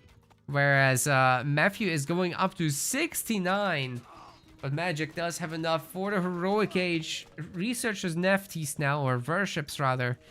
And it's all about those outer gold mines. He's still managing to sneak a little bit. Let's see if Matthew does take a look at that or not. He is pretty much immediate. So that's good to see. But that does get intercepted by some spearmen. Magic's doing a good job with that. It's just that the entire army together would be way too large for Magic to engage. He can't do that. So, unless Matthew does this completely incorrectly and like doesn't give attack move orders and whatever, then yeah, maybe Magic can claw his way back. But if he loses all those villagers out there, his economic advantage is gone. And Matthew's army is starting to look really strong. He's also got some armory upgrades already. Magic has at least weapons. He does have electrum bullets. So that will help these slingers a little bit. He's right now starting to target, I hope, the Arcus. No, he's not. He's shooting the Contarius with the slingers. That's definitely not the way to do this. And Matthew is just having a really good time. All he needs at this point... Oh. Okay, that was ambitious. Magic even pulled his secret villagers forward. And the citizens are dying. How is this happening? How did these spears come here? That is the most random thing ever. But he is looking for some free pickoffs. The Arcus haven't been told to attack move. So once again, they are not. They're just standing around, not getting anything done. And Magic might actually get his Migdal Stronghold up. He's using his Ancestor's God power. Getting the Migdal up. He's alive. He might be able to make it. It's very, very tight, this match, but Magic might have enough to survive. He's sending this army away now with Ancestors. A lot of the Atlantean units are getting picked off on the retreat thanks to the Slinger shooting them down. Dude, the Arcus are just stopping and taking the Slinger fire. Matthew is throwing the game. Oh my god. Holy crap, that's unacceptable. And Magic is gonna punish that so hard. Oh my goodness. Oh my god.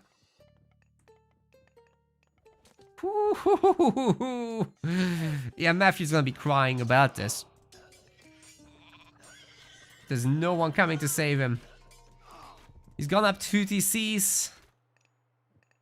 Too little, too late, I might add. Because Magic's just gonna go mythic. He just needs to drop off his food. He needs to stop making units for a second and click up Tot. Or Horus. Or Tot. Or Horus. Ah, we're staying with Tot now. Meteor incoming. Valley of the Kings incoming. All that good stuff. Still printing a lot of slingers even though there's no Arcus anymore. Well, I guess that has more to do with his resource distribution. He doesn't have a whole lot of food right now. Let's see about those upgrades. Ah, it's only plow, but he does have the relic. So that helps. I'm just surprised he didn't eat those giraffes. They are right there. It's faster to hunt, especially in a good spot like that. Like, the rate of hunting is 1. Or, well, was it like 0.9 for Egyptian villagers? Something like that. And then you got this 0.76 for farming. Yeah, even with irrigation, this is gonna be worse.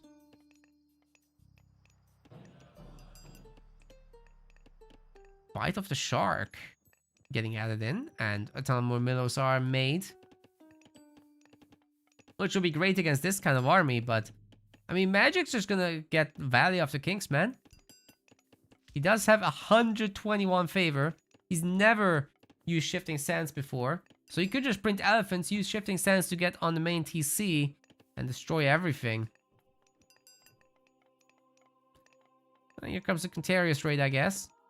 It's not too many units to defend against it. But a bunch of them are camels. And there is at least the Scorpion Man. So it's not all bad for Magic.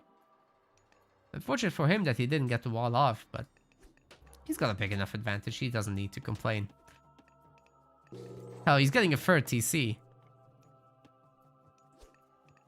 What else could you possibly want?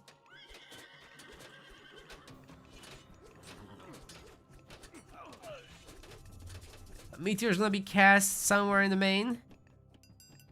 Or at the front. Because the God Power indicators look the same. Either way, the Contarius are getting blasted to smithereens. The TC is down. Actually, Matthew got away with most of his units. It couldn't have been any better than this. He got really lucky there. But now Magic's getting the Book of Thought. I'm not sure he already has... Oh, okay.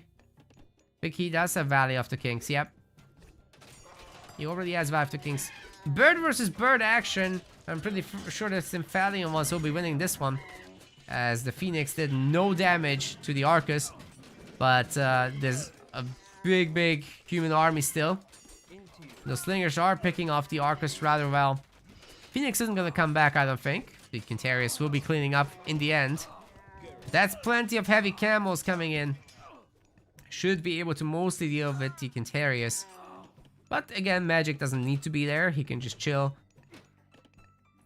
With the support of the fortresses, it's not a big problem at all to hold on here.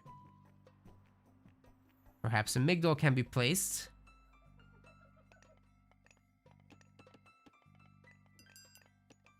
Good recovery from Matthew. Like, you know, if he gets back to town center and gets another one as well, I think he might be on equal footing with Magic. The army population is looking good. It's just the civilian one. Magic's maxed at 100. So he's gathering resources like there's no tomorrow. And meanwhile, Matthew is just stuck at 72 civilian population. So this army is now blocking his economy growth. Not good. I'm pretty sure he's missing manners. Camels now looking for some action. They are champion camels. A quick response for Eric. Yes, please do wait. You can do your draft, but please do wait, as I'd love to cover your game. So a lot of civilian deaths once again. And army will be taking its place. So the Gaia economy is now definitely on the struggle bus. The camels are owning the Contarius, with Magic's upgrades also starting to hit. He's got the bronze line except for armor, which is coming soon, I'm guessing. He's getting iron weapons instead, never mind. That will give this double bonus damage some more to work with, of course. We'll need a bunch of priests to deal with the birds, but it's not too much of an issue.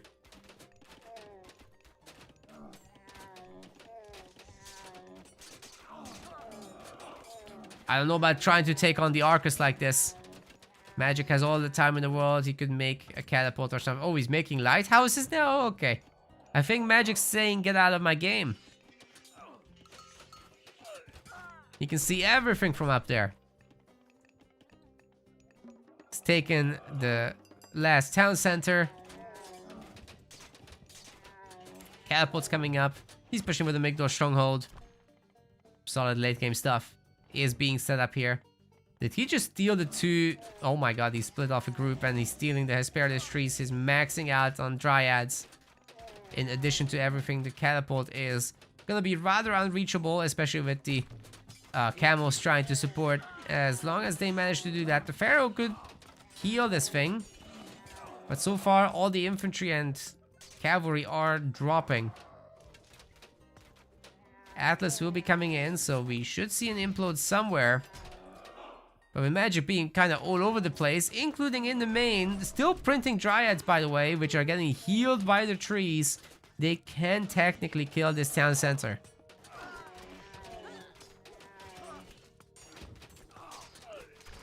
Atlas is getting researched at the home base. It's probably not going to be cancelled at this point, or destroyed or anything. Implode is the only hope, Obi-Wan Kenobi. TC will go down anyway, I think. Oh, the catapult gets sucked in last second. It's healing. Boom. Oh, he destroyed his own town center. Great. That's a backflip and a half. Main town center is getting dry. I've never seen someone lose like this. Using his own Dryads against him. That's why you should put the Hesperides tree in an even more secure location. But Magic takes a second win here. And there's only one more left for him to pick up. That was a pretty straightforward winning every category kind of game. Early on, he overextended a little bit. Gave Matthew a fighting chance, really. But he didn't manage to capitalize it and then threw away all his Arcus. Which gave Magic the momentum he then needed. Being on a lower military, but still having a town center advantage means that you pump your economy like crazy. So look at this. Magic just constantly adding villagers. Matthew being more military heavy has these flatlining areas where he's full population and just can't make villagers. Magic just hits the max and he's a happy chap.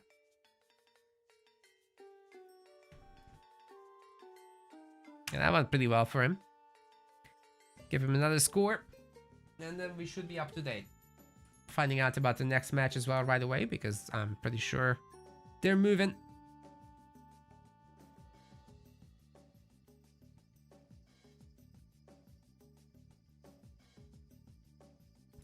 The next map is going to be Olympus.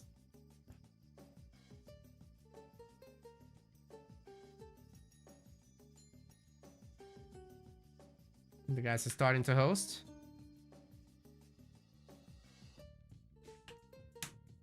He did steal the tree. And this match is going to be Kronos versus Loki, with Magic being the Kronos.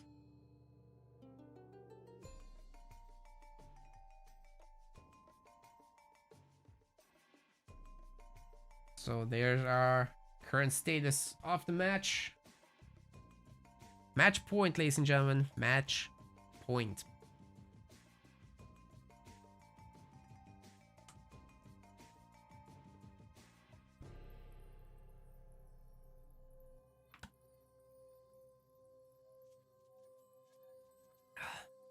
Does look like Boyd is moving at a similar pace today. Or is he?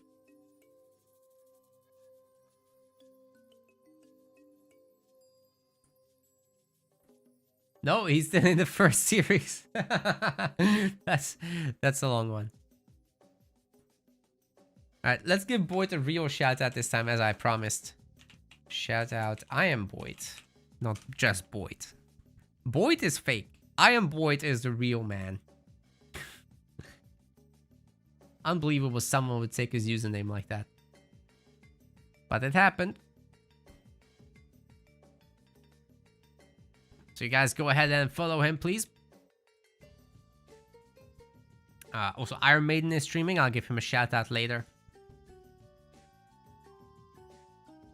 Also check out our sponsor for today, HelloFresh. It's up there.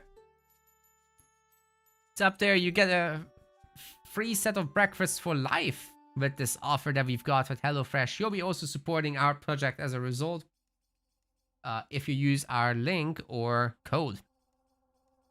See the about section, description section, whatever it's called on each platform. An exclamation mark HelloFresh in the chat should... I'll do that actually. There. Can you still play in tournament? It's already underway. How could you join now? Nope. Also, it's the last qualifier, so very, very late. We did announce it literally everywhere. I'm sorry. It's too late. Watch out for the next one. How fresh we talking? Well, very. Hello. Very fresh. 2 minutes 30 seconds, guys, to the next game. Our matchup is going to be Mount Olympus, Kronos, Loki. That should be a pretty brutal early game. With Loki looking to build up for a big fight. See if he can get some kind of flaming weapons action going. And Mount Olympus is not a very open map. There's a lot of nooks and crannies. So Atlantean can technically build up, you know, a ranged heavy army. Use some choke points as helpers. Get some positional leads with that. Or Kronos can take a chance and get the fast second town center. Let's see how that goes. I don't think that would be the strategy here. I think Kronos has to play pretty straight up. You could rush very hard as well. Magic has been talking up the whole lethal rush thing with Kronos. So let's see if he actually does it. I would love to see that. Basically, you just do a 3-minute advance and get the 2 automaton on the enemy base. The automaton can then repair themselves. And if there's any retaliation, you've got spiders. It's kind of nuts.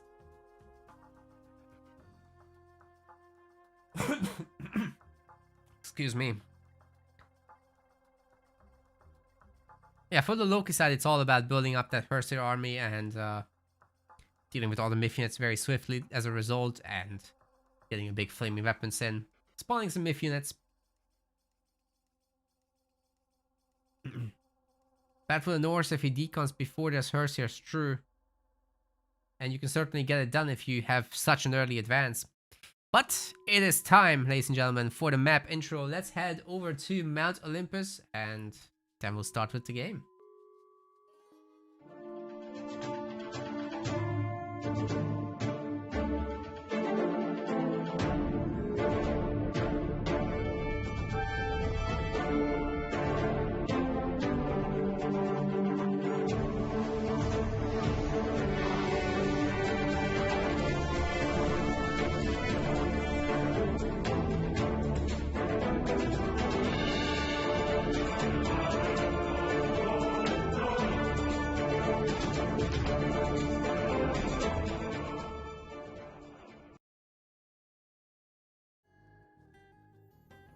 Welcome to Mount Olympus. We are at the top. This is our blue player, Magic, playing as Kronos. On the other side of the map, in the green. How did this happen? I thought we were gonna be red, but either way, this is Matthew playing as Loki. Now, the map here is special because of the large amount of relics, which are positioned in this really strange fashion, out by shrines. There's the skills of Catoblepas for Myth unit Pierce Armor, as well as the Pygmalion statue for stronger villagers. You've also got the Adamantine shingles for stronger houses and manors. On the other side, there's The Girdle of Hippolyta for stronger ranged soldiers, health-wise. Then we've got the Canopic Jar of Himself for faster infantry train time, and the Eye of Horus for more town center population.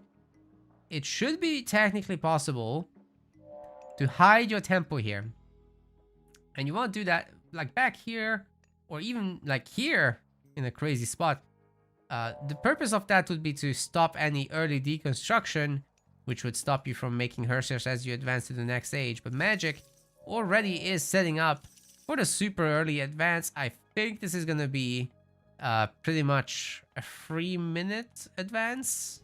Can you actually get that sorted? It's a little bit of extra food. Every last food counts. So even snatches that chicken real quick. And there it is. It's getting Leto for a 3-minute advance as predicted before the game. Oh my god. Okay, there's gonna be automatons, ladies and gentlemen. For Rio, we're gonna see a game with automatons. Magic thinks this is insane. So let's see what he can do. Matthew right now is just putting the temple in the most box standard position. This will get deconstructed. But can he get out a Hersier before that? He's right now getting out an Ulfsark, a Berserk, excuse me, before that. And that will delay his advance time. I'm not sure he's aware of just how early this time shift has been. And just how early this will be hitting. Because the other time this happened to him, when he was playing against Kronos, he was actually going up against a 330 advance. That's significantly slower. Why is this villager not dropping off at the Oxguard? Wow. Forseti is coming in. Might be able to squeeze out the Hersier if he force drops the food. But no, he can't. He can't. Magic comes in. And he's got the double automaton going after the gold miners right away. With an additional automaton coming out. And spider eggs to boot. This is a huge, huge issue. The automatons themselves train very quickly as well. And now our Loki player is left without any gold income. The Berserks are having to garrison Micro into the talent center to remake the temple. There will be at least a troll coming out of this, but hey, that automaton meanwhile is just getting healed up. No trouble at all. And going back in for some hits maybe, but taking out the tower should be easy. Magic's time shifting forward his counter barracks now, and there might be even more buildings coming in as his economy starts to establish itself. Another automaton comes out. Joe's kind of missing them as they keep shifting around and dodging the projectiles. That's some pretty good stuff. And I wonder what the units are going to be. Is it going to be just shouldn't this be just Murmillo? I guess he can't afford them very easily with food. How that's going is not very fast. We'll be destroying the tower though, that's for sure. And then we'll have a Cairo Ballista able to pick away at these humans. There is going to be Healing Spring for Matthew available, so he can just plop that down here and, you know, have a rather good time overall. More eggs.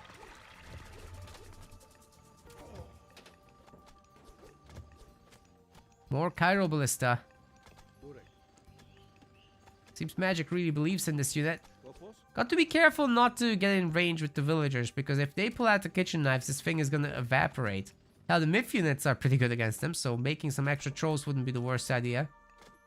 Magic doesn't have free heroes here.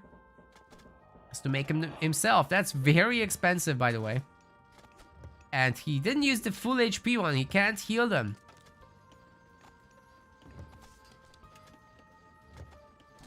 Unless he steals a Healing Spring, which is, well, that's a stretch. But with really good kiting micro, I think Magic can get a lot done here. A third Cairo Ballista is now coming in, and a second counter barracks ditto.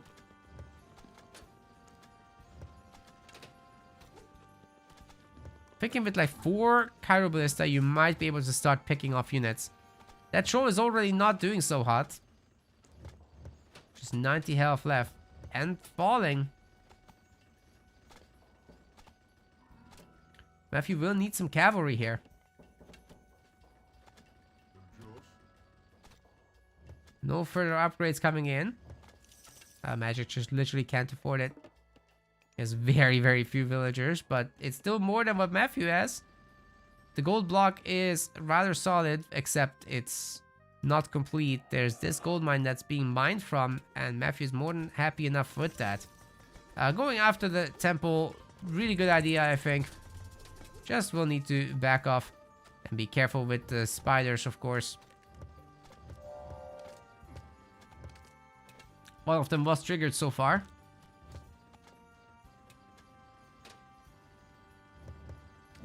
Population does remain pretty equal here. That's a dead troll, though. And every little bit like this counts. The magic is denying both the gold mine and the pumpkins. Pretty big deal. With everyone coming out here, that is not where they want to be. Unfortunately for Magic, though, he doesn't know because his Oracle actually can't see that far. He will suspect it, surely. Ooh, that Carabalus has nearly died to the town center. Got to be careful with that. There's plenty of them now, so picking off these Berserks and throwing Axemen should be no issue at all. He's just got to keep moving to throw off the town center's aim.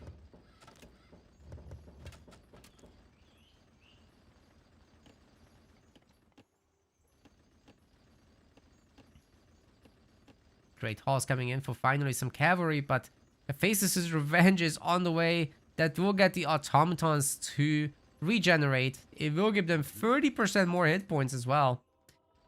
So they are pretty chunky boys now.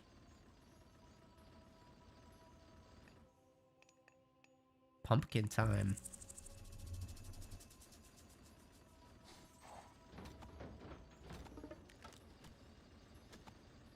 All of Magic's favor is being spent. I'm not sure if the next cast of Spider Layer is still worth it at 9 resource cost, favor cost.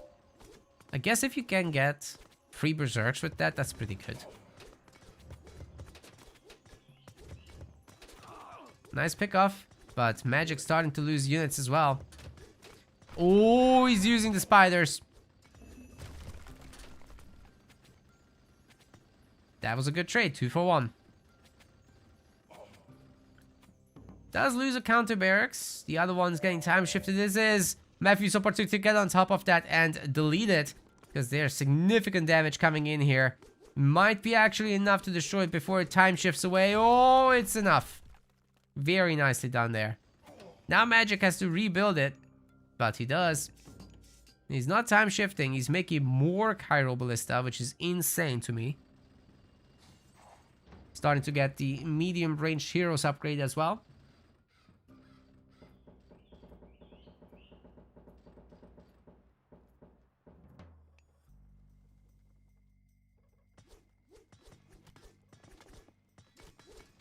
His temple is now in jeopardy. Is Matthew gonna bring back this game? Population wise, he's pretty damn close to Magic's, and if he just gets on top of the Chiral Ballista with his heroes, or even the myth units are pretty potent here. Cav, of course, being the best tool against them.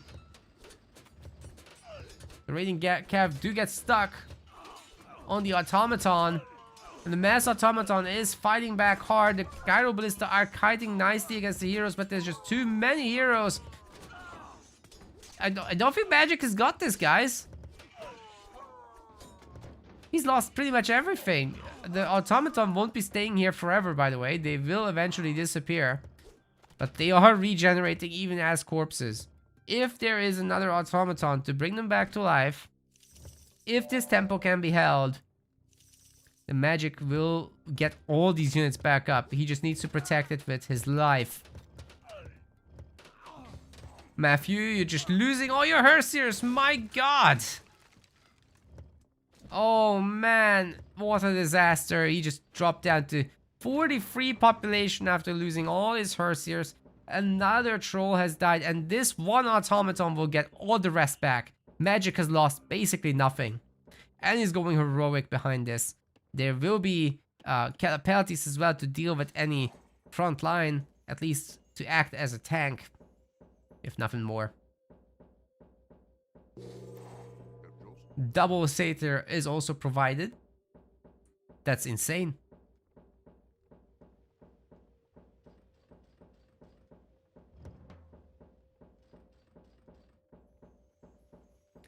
Can you make buildings over the corpses? I would say not.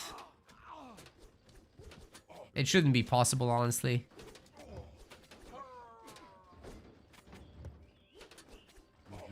Got to be careful with these automatons. There's plenty more. Oh, he lost all of them. They timed out. They timed out. That is so unlucky for Magic. He had the perfect opportunity to rebuild them all. But I guess they're gone. Well, here come the Quintarius anyway. With heavy cavalry getting queued up behind some of the Quintarius.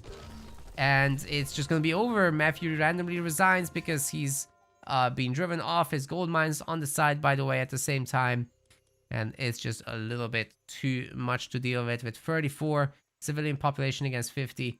Magic's just done a really good job overall. Even though he didn't get back those dead units, it's more than enough to do what needed to be done here. GG's.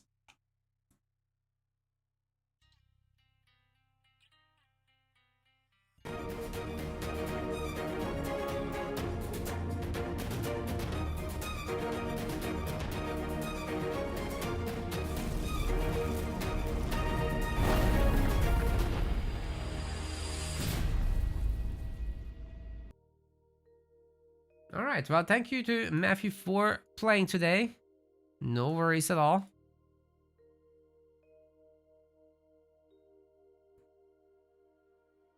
No worries at all.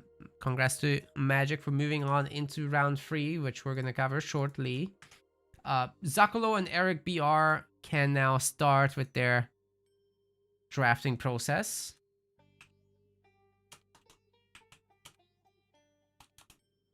Eric, have you done drafting? Oh. Okay, there it is, there it is. They are now drafting, guys. In the meantime, I'll ask you guys to check out today's sponsor, please. It is HelloFresh. We've teamed up again. You can see all our links in the chat. You can do !HelloFresh, which I will do after after talking about it for a moment.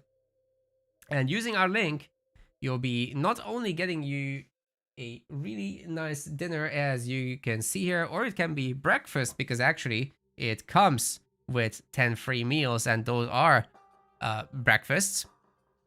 So yeah, it's one breakfast item per box that you'll be getting with our link or code. It's 10 free meals as well in this offer. If you're in the US. The offer is valid as well in several European countries, as well as Australia, I think New Zealand. So do check all of this out. It will apply to you regardless of where you're located. We also got a full disclosure on our website. HelloFresh is just a really great offering, guys. It's high quality food. It can be quite personalized. And whatever your dietary requirements are, they've got you covered with really high quality food from the farm to your doorstep.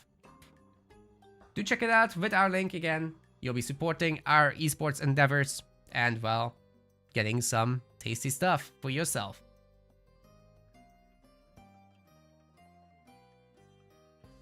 Meanwhile, I'll be setting up the draft, so I'll be leaving you guys here on the page to see the current progress. I think Boyd just completed his first series there with Demista and their Super Saiyajin coming up, and Shelty versus Garnaf as well after the fact.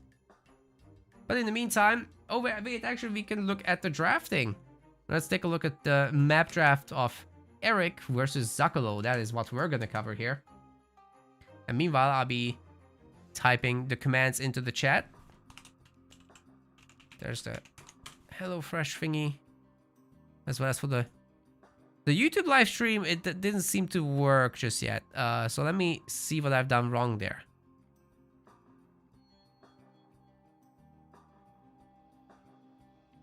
I think the bot is not in the chat.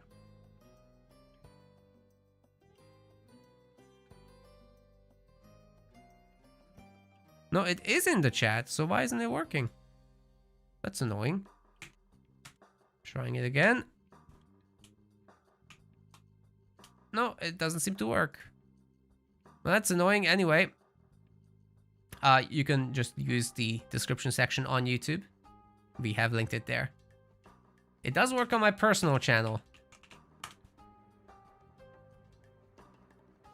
Aha. Excellent.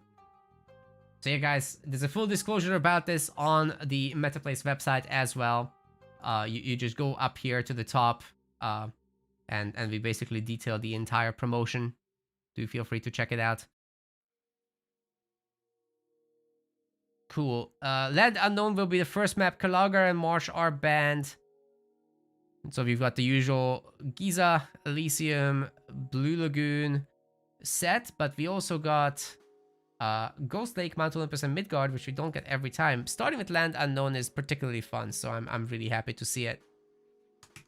And then we've got the God Draft, which the guys are currently doing. Gives me some time to actually set up the interface for this.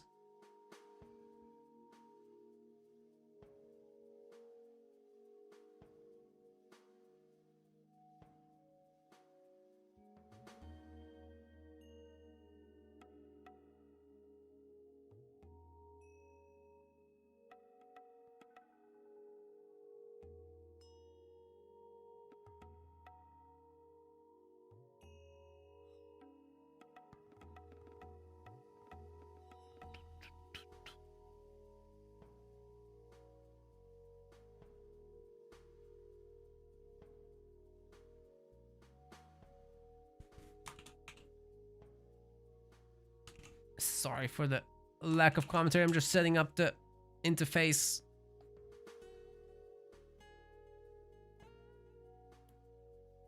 Alright, we've got the 4 and the Ra band. Nothing too surprising there. Both gods are, at least in my opinion, some of the best. Then we've got the good old Kronos, Hades, Loki, Isis, Gaia set up for Zakalo. Nothing surprising there. Those are really good gods.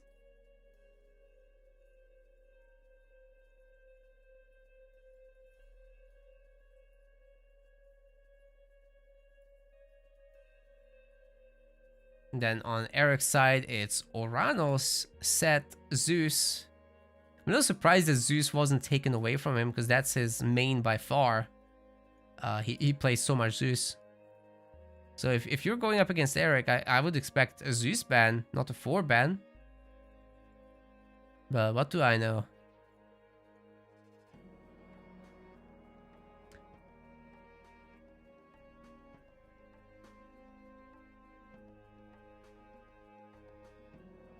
And let's see what the first map is gonna be. I mean the matchup. Because we already know the map, it's Land Unknown. The matchup is gonna be Kronos versus Freyr.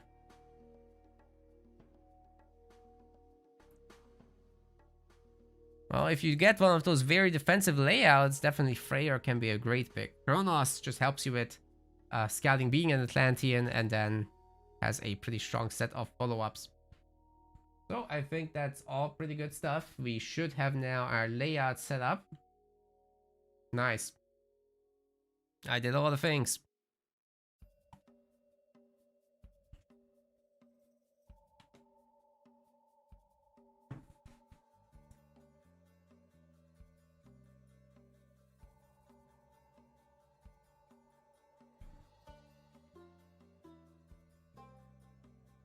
And the lobby is up. We're just waiting for it to start. They can go ahead whenever.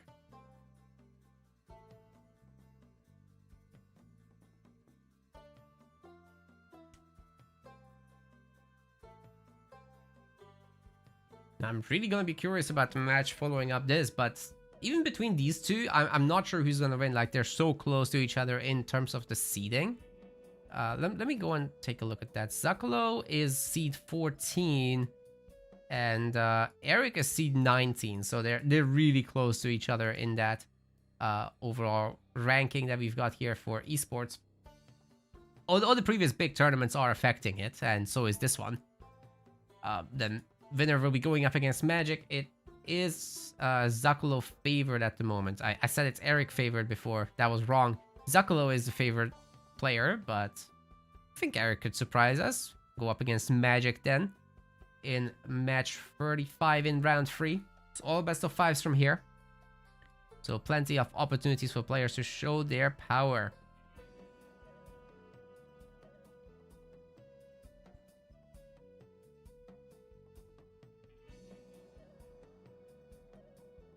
I think the match disappeared, so that's good because that means they started and spectating should begin momentarily.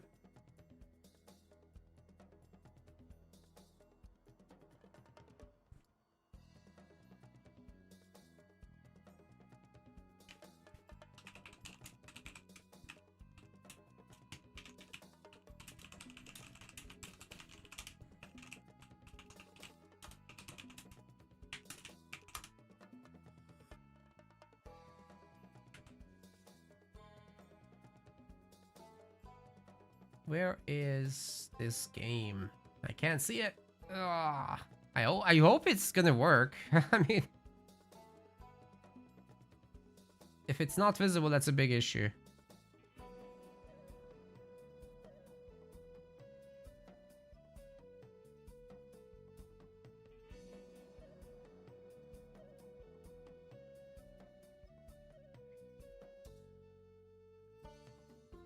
Can't find the lobby, guys. I'm getting worried.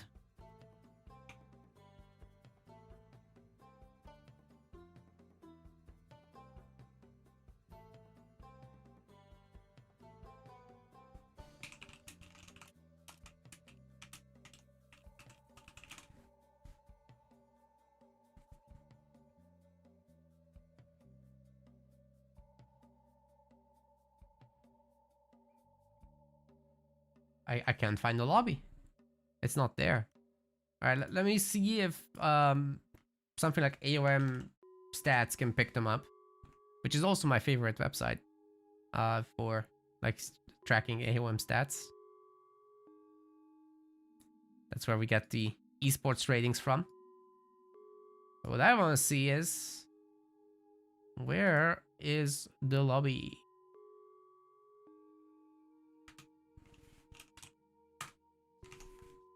Huh. Custom.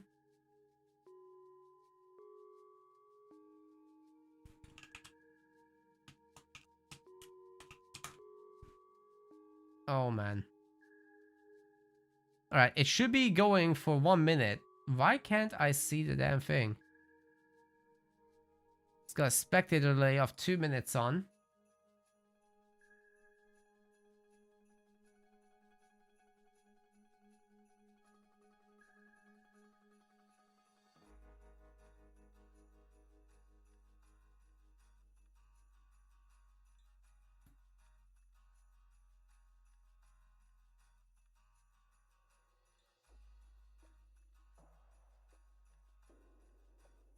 Guys, I'm worried. I can't see the lobby.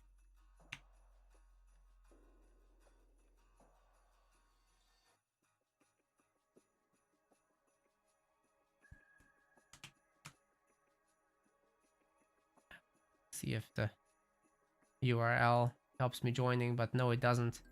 I can't. Oh my god, it showed up. Finally. Just took it 2 minutes. Alright, we're saved. We're saved. We're going in. Ladies and gentlemen, land unknown.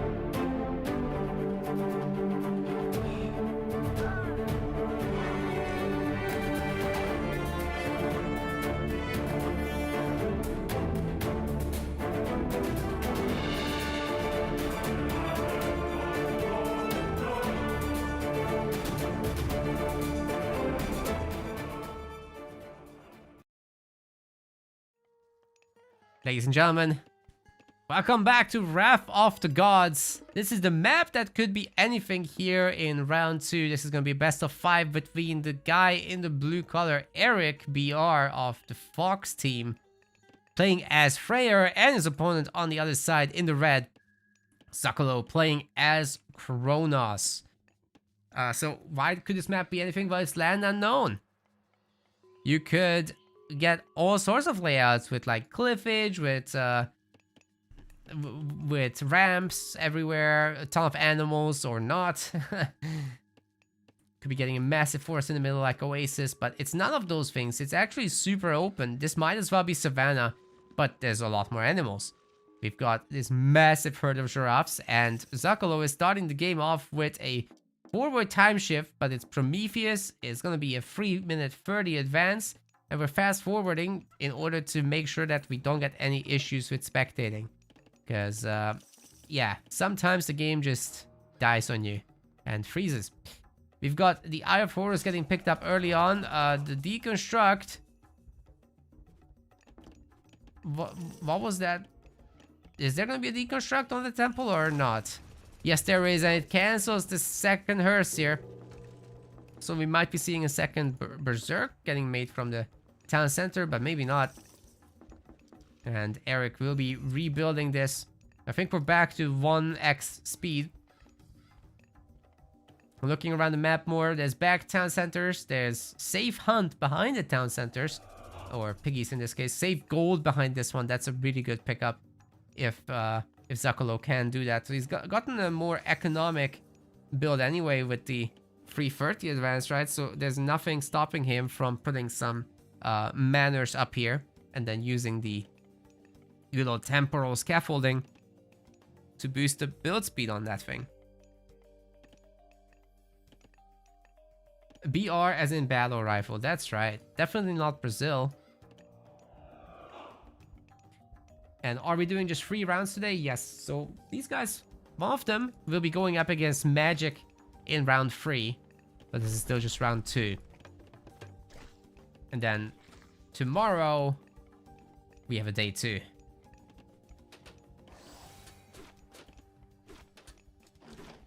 But we covered the big boys. We'll have dual casts as well. It's gonna be sick. Actually, Yo Desla is gonna join me for that one. We've not cast AOM together yet, so it's high time. We've cast a lot of Halo Wars together in our time, so it's gonna be great to transition that to another game as well.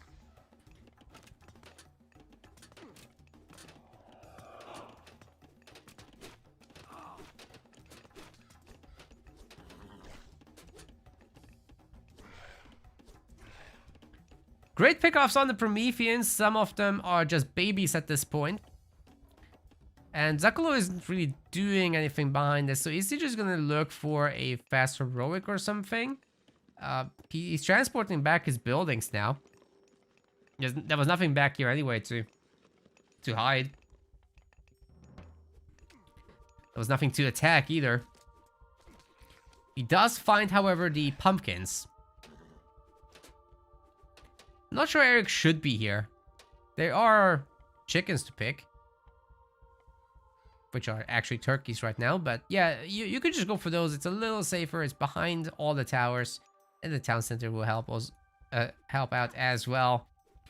Meanwhile, these Terma are picking off the villagers the best they can. One of them does go down actually, and the Promethean is gonna pay for it with his life, as well as a Murmillo, as well as the Terma starting to go down to the raiding cavalry. Eric's punching back and getting out of here. Behind this, he's been getting all the upgrades, by the way, for the villagers. I'm pretty sure about it. He's got at least pickaxe. Alright, I'm sure more will come in as, you know, he was rushed, fair enough. It's not a big priority, but what you can do with Freyr is just get all these upgrades for cheap and benefit in the long run. The Draugr is still going for now. And you know what? These citizens are super weak. If Eric just whacks them a few times, he might get the hero kill. Sakalo is in so much trouble. His second citizen might go down here also. Oh my god, losing this many villagers is not acceptable. Sakalo is getting owned even though he's got the higher seed. Eric seems to be playing this a significant amount better. He also has been knowing about that town center coming up. But so many Terma are also very low health, and these cavalry are gonna show them who's boss. The throwing X-Men are picking off the Murmillo. Wow, they don't have any chance to fight back, honestly. The town center is the only thing that's getting anything done. So many weak units. Valor needs to be used to get some of them back to full health, like the Murmillo. That's, I think, a good idea to use Valor there. One good thing for Kronos is that you have plenty of favor. You've got these oracles out on the map just chilling, not really getting threatened by anything. Did he just use that Valor on a villager? Yeah, it looks like it. Looks like it. And exactly, Warcroll in the chat is so correct.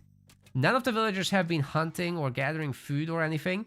And now they're going for the elephant, the toughest target, which takes a long time to take on. And you don't gather faster from it than you do from giraffe. So Zakolo is making a big mistake, wasting more time even. And meanwhile, Eric is just pumping villagers. He's actually caught up.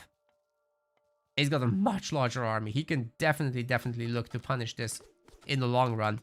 He's now getting the upgrades for himself, like husbandry, as well as medium cavalry, as well as medium infantry. So yeah, his army is just going to be a whole lot better. He's also putting down the Asgardian Hill Fort.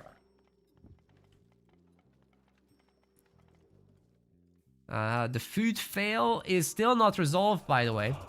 You can see this villager is not starting. It's now starting. So I think with 10 villagers and trying to also make Murmillo and stuff, you finally have enough income to make this work.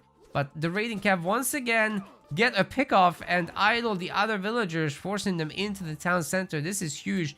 And once again, a villager cycle gets skipped. This is enormous results for Eric. Outfoxed, as they say. Get it? Because he's in the Fox team. Anyway. Moving on, we have the potential to make Huskar, which I think would be actually fantastic against the Terma. The Terma don't get any bonus damage against infantry, unlike the regular archers would. These guys are just anti-archer, anti-ranged. They counter the throwing axes, but they can do nothing about Huskar. And there's also the other upgrade that would unlock rams early on. So if Eric feels super confident, he could pump out a bunch of those as well. Get some early rams. Destroy this TC. A lot of work done.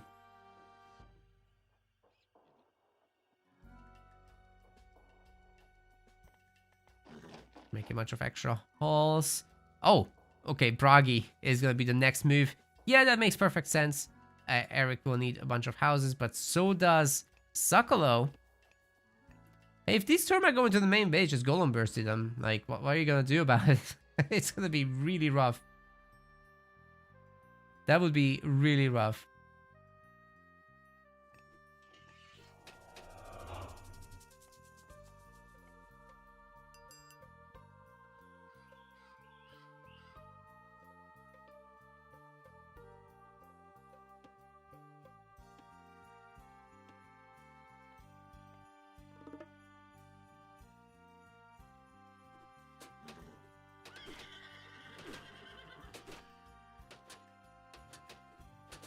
Ooh, good save on that.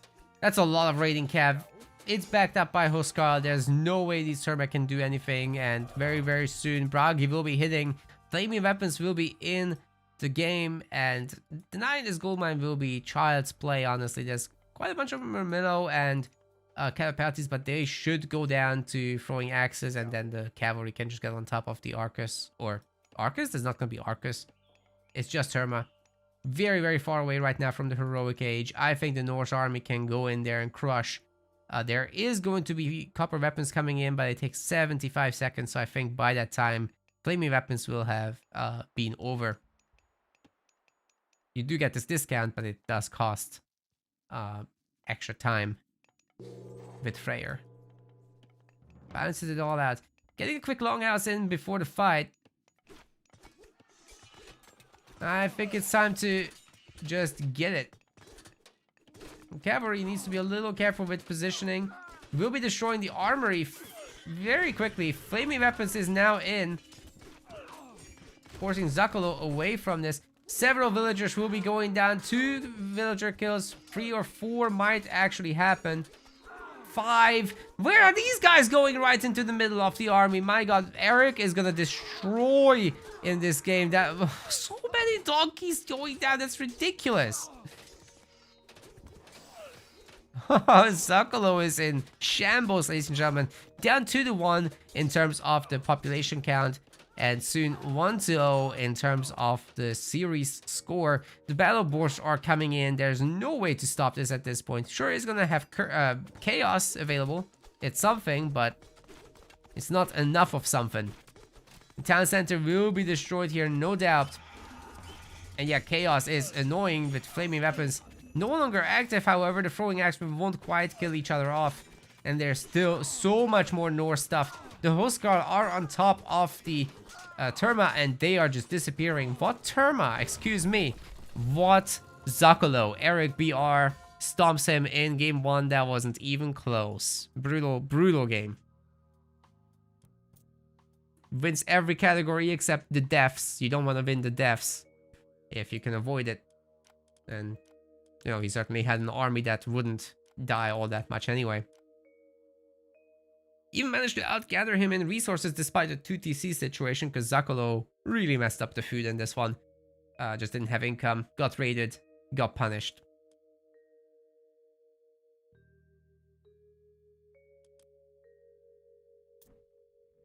Moving on into the next game. I'm getting the information.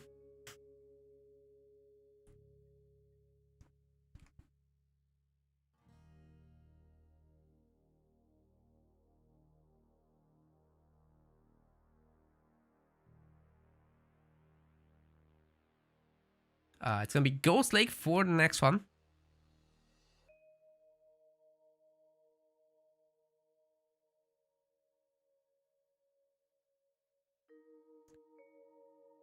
As far as god picking goes, the guys are now getting to work with that.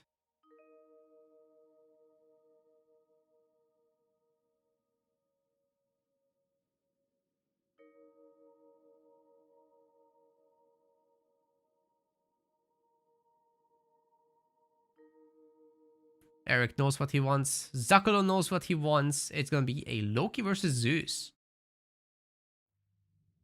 Really not too surprising, as both of these are known for those specific gods. And then Eric is requesting a 1-minute break.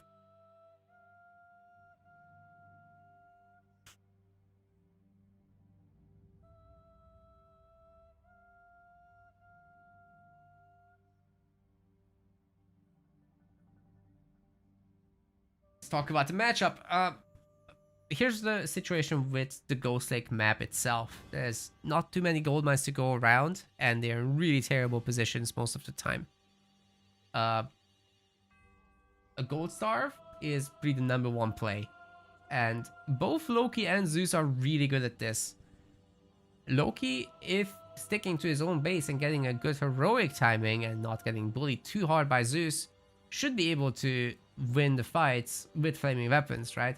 Even if you go Hermes and ceasefire that thing. But typically what we should be seeing is Athena hoplites, Vitoxodes back up, and then Restoration and Bronze to absorb all of the flaming weapons shenanigans. That should be the game plan of Zeus, in my view. But depending on how hard that second gold mine is, Norse might have a rather huge advantage. Because you could just build there as Norse very easily. Whereas for a Greek, that's a very big commitment to do that. And your mobile army is not that mobile, even though you have the fast hoplites.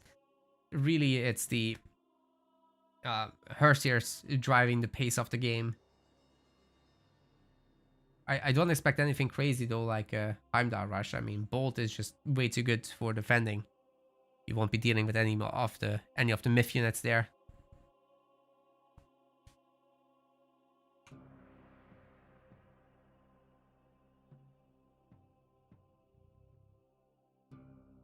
The lobby should be up momentarily. I think they've started.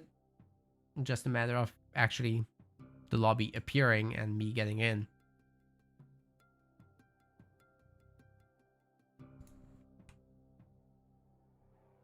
Somehow the in-game version of the lobby browser doesn't update very fast. But the websites get it quicker than the actual game does. Yeah, it's annoying.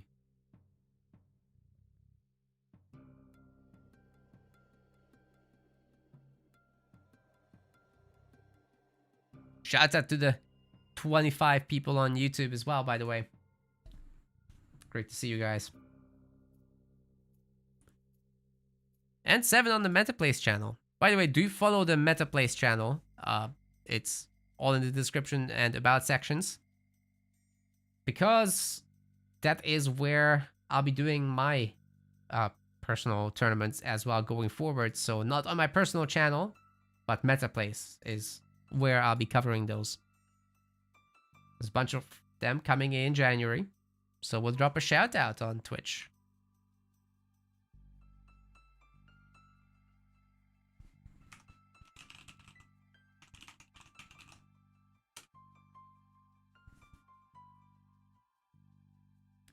Please hit that follow button.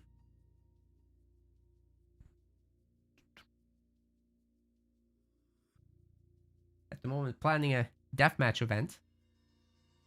That's the game mode with higher resources for those of you who don't know. Then, of course, the regular stuff is coming up as well. Alright, ladies and gentlemen, let's take you to Ghost Lake.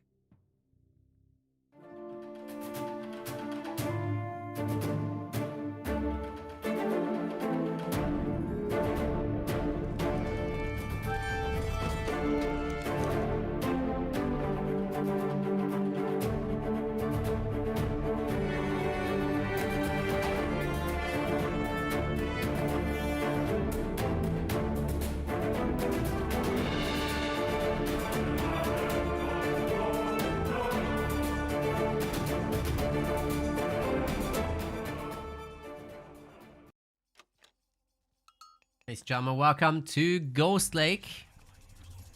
The blue color, this is Eric BR, representing Team Fox, playing as Zeus. And on the other side, his opponent in the red, playing as Loki, this is Zakalo. Man, he's really lost some momentum in that first game. Let's see how the second one does. We'll really be needing that.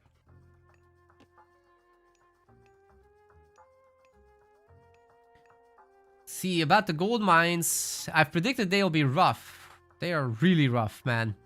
This one is kind of possible to secure for both players, right? But the forward ones, they are iffy.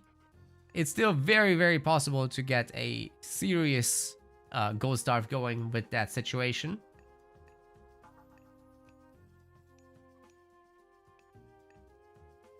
And one of the good news for Eric is that he got the storehouse sharing between the trees and the gold mine going. By the way, I should fast forward to make sure that the spectator mode will keep functioning throughout.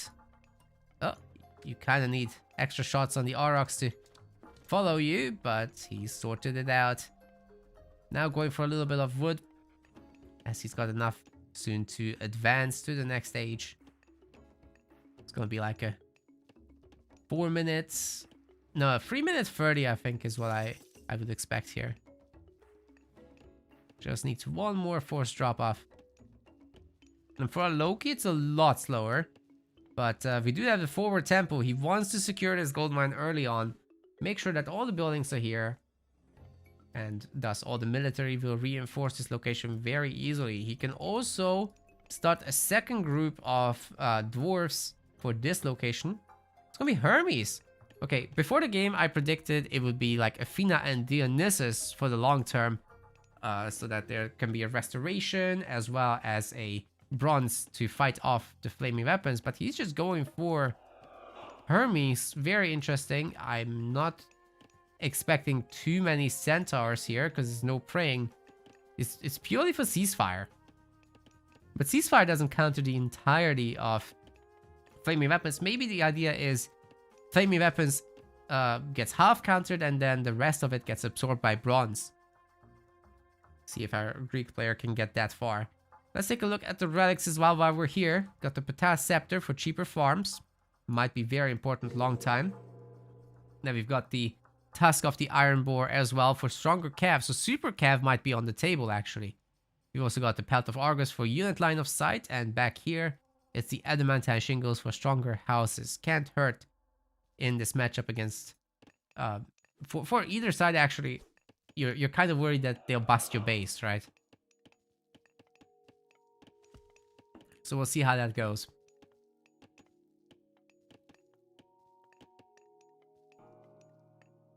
Got the 2 heroes out. And remember, Bolt is available. So when Eric goes in there with the Centaur, with the heroes, to bully, Zakalo is having to hide these villagers a little bit. And now he's not gathering gold. He's got a little bit in the bank. Sure. There will be heroes out.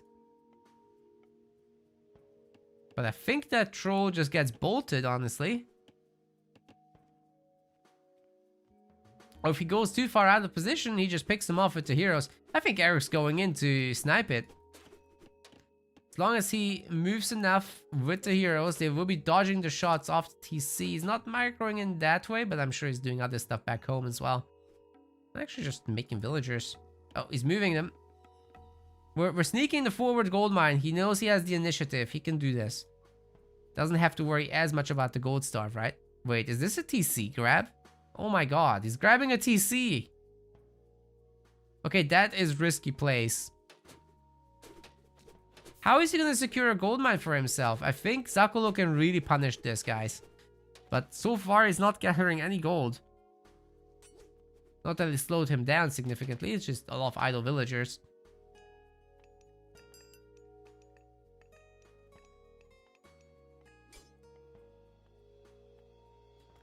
Getting Wing Messenger research, so a Pegasus will be spawning in to get scouting information on everything. The heroes can pick up the relics on the way home. And I think Jason is gonna die on the way home, actually. Getting hammered pretty hard. Literally. Oi. That hurts. TC will be up. No problem with that. But Eric behind this doesn't have units. How does he keep gathering resources, man? There's not gonna be any hunting happening. Like, forget all that. It's not gonna happen. Not gonna be any gold sneaking. Where did Spy get used, by the way? I've done a scout. Can't see. Yeah, take the animal all the way home. Wow. So yeah, this is the situation for Zakolo. He's hunting out there. He's pretty happy with it. Pegasus gets sniped, but we'll be back. Now researching, what's this called again? Hall of Feints. That will make the infantry faster, as well as the heroes. Then they're better able to keep up with the cav, and it's just good in general for escapes from hoplites.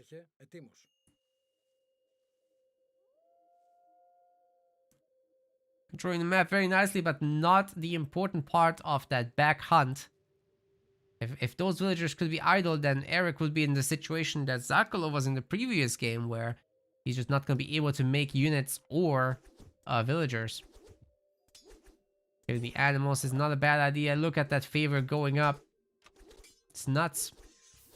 Wow.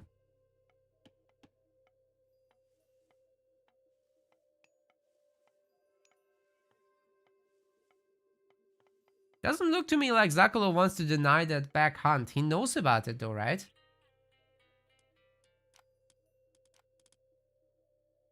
He does know about it, so what's going on?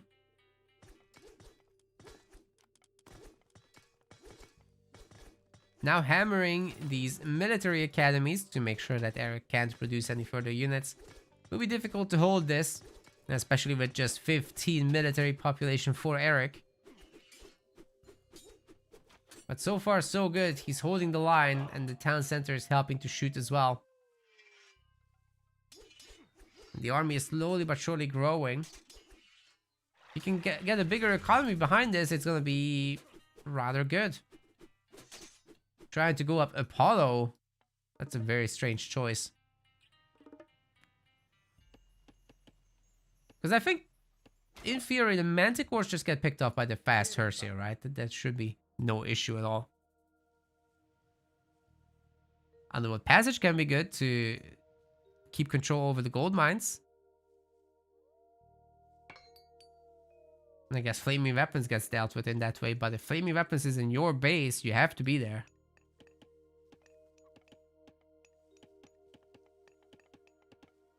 Why is he running away from a 2TC army? So, okay, Loki doesn't want to lose units here. You want to keep all of them alive, you want to heal all of them up, and then you want to hit the Heroic Age, which he's currently saving up for.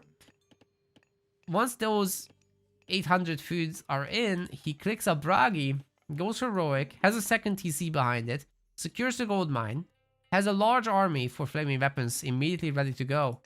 That is the idea. But guess what? Eric's also going Heroic, and he had the 2TC for longer. So he has like a 10 villager lead, building up on his economy. He'll have better units. Greek in the Heroic Age is insane. Especially with the Hippospis getting added, the Hersia will no longer be completely unstoppable.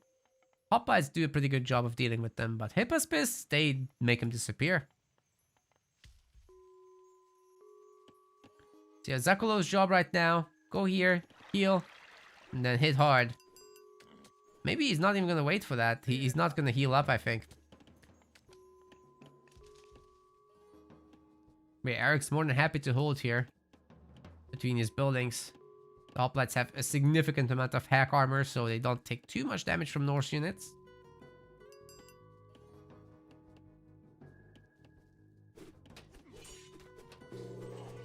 And once again, he defended his hunting operations. It's all about just getting those new units out. It's more hoplites. What's going on? Yeah, he's gonna have a third hero. And a Manticore. That's all good stuff. But then what? Because then all these guys here are gonna have flaming weapons. Special attack on the Manticore didn't do all that much to the cavalry. Finally, we've got a wave of Hippospis. Also, the villagers are looking to escape the cavalry, but that's heavy cavalry now. 2 Manticores are out. They're really looking to get on top of him. Valobor gets the bolt. I think we're gonna have to look at the ceasefire here for Eric, because this is a disaster. His Manticores are getting picked off. Centaur as well, so many resources have been lost already. This isn't good. He will be able to get rid of most of the flaming weapons, however, with ceasefire lasting so long. But there's still plenty of time left for Zakulo. However, he pulls back. By making all these buildings, he's not going to be ready to fight with flaming weapons active again. Like, it's just not going to be active. He's building some buildings, yes, but then what? Eric's making a fortress down here. He doesn't want that gold mine. He's fine. And now he can fight with a superior army. Doesn't have to worry about this spot too much. Although, I guess he will lose the town center if he's not here.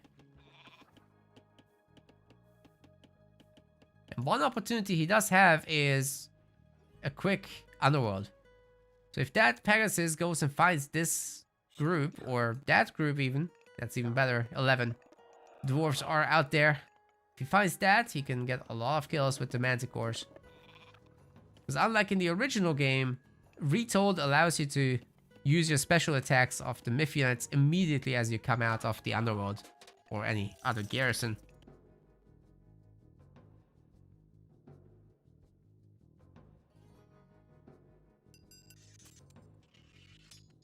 The original game used to reset that, so Underworld now is really potent with Manticores. Hera is getting clicked up, but not anytime soon. We'll be waiting. There's a bunch of Peltas getting added as well to deal with throwing axemen.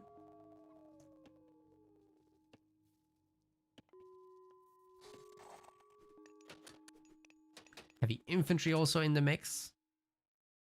That should actually start in a moment. Oh, never mind. He's spending it on more units. 162 versus 165. Very equal sized armies. But the quality is in the Greek player's favor for sure. Especially if the Manticores get their specials off on the throwing axes rather than the cav. The garrisoning through the fortress is what we're going to be seeing. And Manticores actually use their attacks incorrectly. The Hersier aren't getting intercepted by the Hippospist. It's not the best start in this fight for Eric, but now most of the Hersier are dead. The Peltas are working on the throwing axemen, and they're slowly but surely disappearing. The front line is holding for Eric, and he's getting significantly ahead in this fight. 143 to 114 population, 66 to 45 in terms of military. And even behind this, his economy is better. He crushed this. That was great. And that was without heavy infantry, by the way. He's printing some more army out behind this. He's still got Underworld Passage available if he wants to catch some villagers.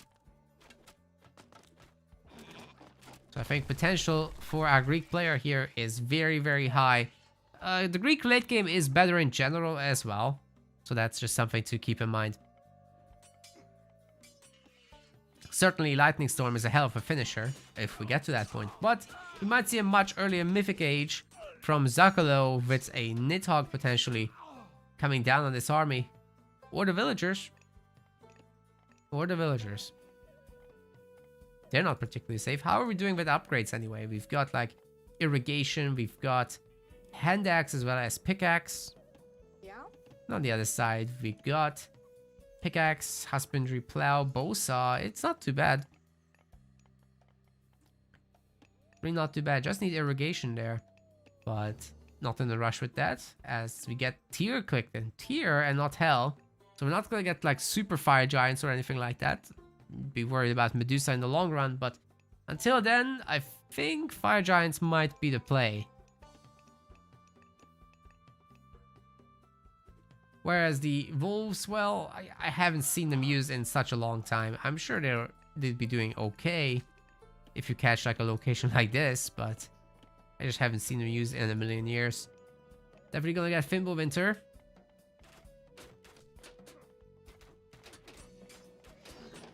Fimble will get ceasefire, says Pegasus Rush in the chat. That's true. You can leave the villagers outside just to bait the units for a moment, the Fimbulwinter wolves, and hop them into the TC, then hop them back out. Then you've bought yourself time to fully ceasefire the entire thing. It's crazy. Underworld Passage is being now used, getting on top of the gold miners. Manticores are shooting at the wrong targets, but still getting plenty of pickups with all these archers in play.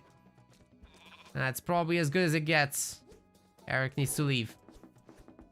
But he's starting up Hera, so it doesn't much matter, does it?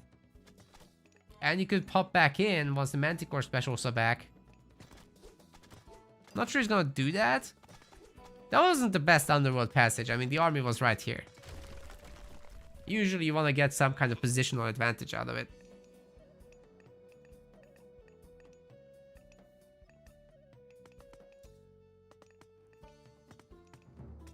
And the Hillfort's gonna get it, boys. Look at that Pegasus dodging all the axes. What a Chad.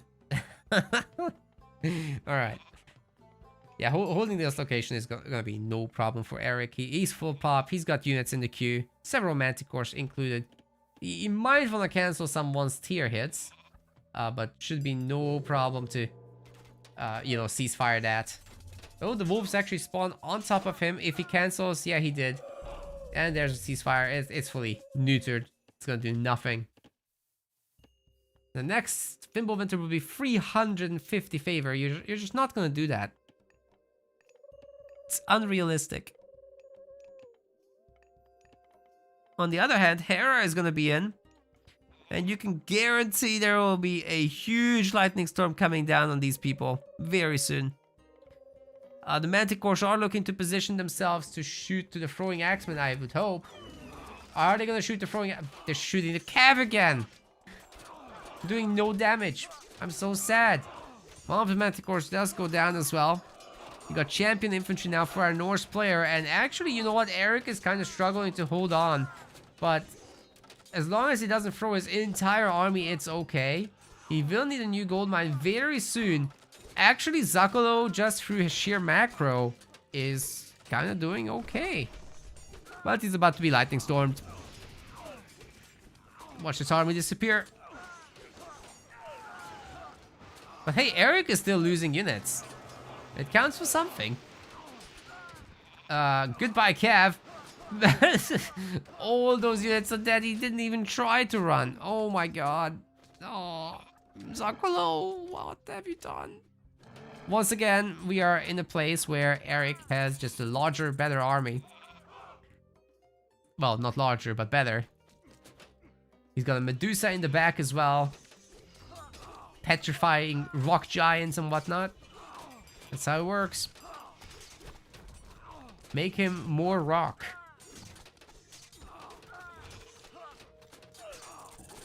Villagers are joining the fight again.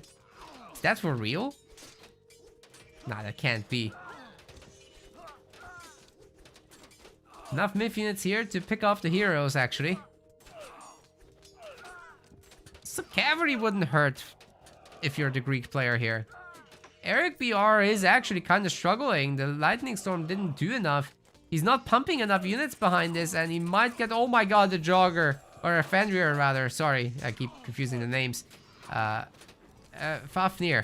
Why am I calling it Fenrir? That's a different one again. It's a Fafnir.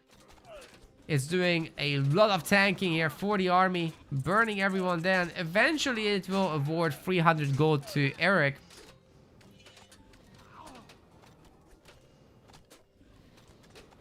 I think Eric might just be dead. We got a little bit of resource sharing in the corner, but not for long, as these villagers will just get the business. Zakolo showing Eric who's boss. He's fighting back with the kitchen knives, but it's champion throwing axemen with high armor.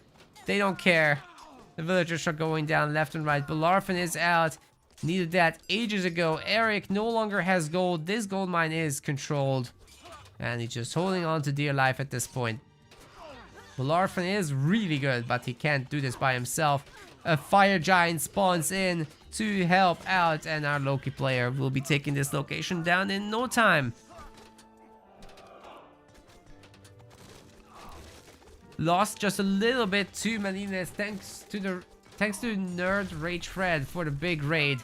Much appreciated. We're doing a huge Age of Mythology tournament here, guys, and you're just joining for the end of this match. I think it's gonna be the end of this match. Zakolo has got everything under control. I just don't see how Eric comes back. You need in Age of Mythology gold mines in order to make units. I mean, you can make Manticore, sure, they don't cost any gold. But that's about it. What about the human army? You need a large human army to fight this off. And it just doesn't exist. Where did that fire giant go, by the way? It's just chilling here, killing buildings. Okay, I guess you can do that. Behind this, by the way, I'm seeing a trade route form over there for Zakolo. He's double pumping. He's pumping units left and right. He's got 3 town centers. He's victorious, winning pretty much every category here except relics. Just took some great fights towards the end. Eric looked like he had something going for himself, but it just wasn't enough. And we've got ourselves a series. It's not going to be a sweep by any means. Great job by Zakolo. Actually, the kill death was really even, right? But killing 48 villagers, yeah. That's half the villagers you can make. Absolute insanity in this game too, ladies and gentlemen. But it is a best of 5 series, so quite a bit of this left. Let's get the next map information from the player. It will be Eric's pick, of course. I think I can move this a little bit, don't I? Yeah, there we go. Alright, so the next map is going to be Blue Lagoon. And the players are now picking gods.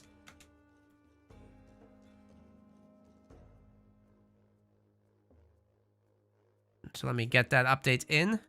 Blue Lagoon coming up.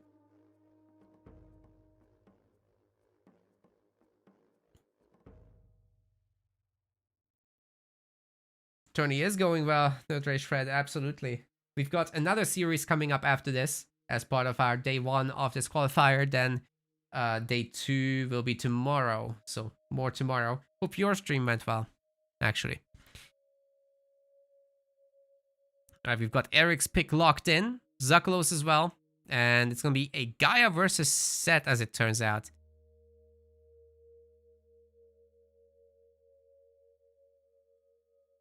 So yeah, let's talk a little bit about that matchup on Blue Lagoon. In particular, it's just, you know, a really standard map with plenty food.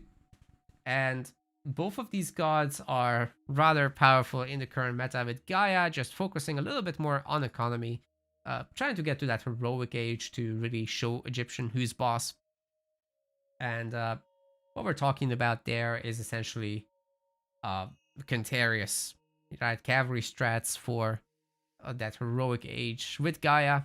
They're going to be dirt cheap if you advance through Theia and get the Poseidon's Secret upgrade. Then you get Lance of Stone, Heavy Cavalry. It's all really cheap stuff.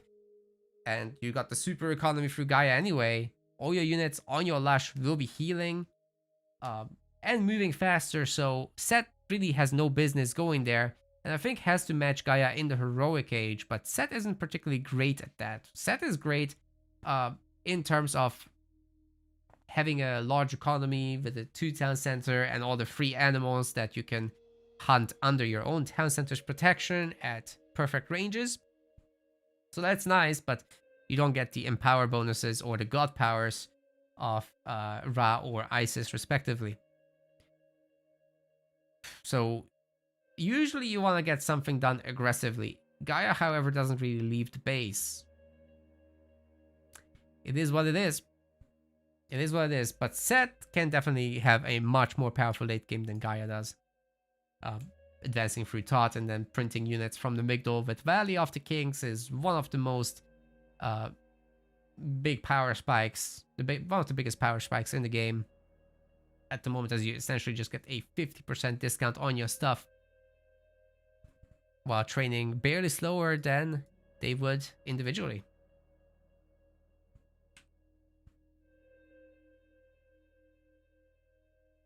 Alright, Zucko is going to be needing a minute. No worries.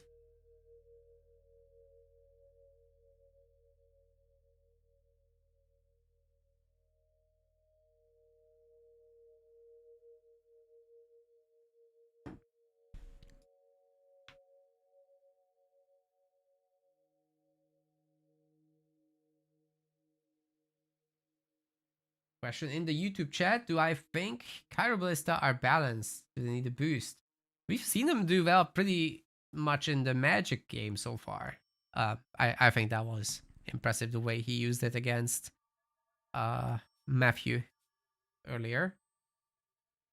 But a little buff wouldn't hurt. Like, they are just really weak in terms of health for the most part. That is where they struggle the most. The guys are now both in the lobby, and I think they started off, but it will take a moment until the spectator delay kicks in and we can actually join them. What didn't I say about this matchup so far? Oh, Dryads are fantastic for Gaia as well. Like, you just plant your Spirited Tree, you get 4 of them within the space of a minute after Heroic Age. 3 Dryads for free, and then you can just make the rest. They're also costing wood now in Retold rather than gold in the original, which synergizes very nicely with Gaia because you've got the Gaia trees, which you get it faster from, which you get the upgrades for cheap. It's like snowballing, kind of crazy stuff. Also, Tequila Sky cheered with 100 bits 6 minutes ago, which I missed. Sorry about that, but thank you very much indeed.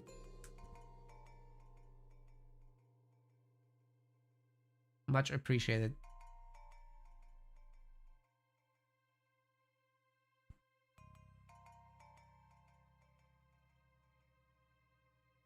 Alright, the game is now up, ladies and gentlemen, and we're about to head to Blue Lagoon. Enjoy the map introduction.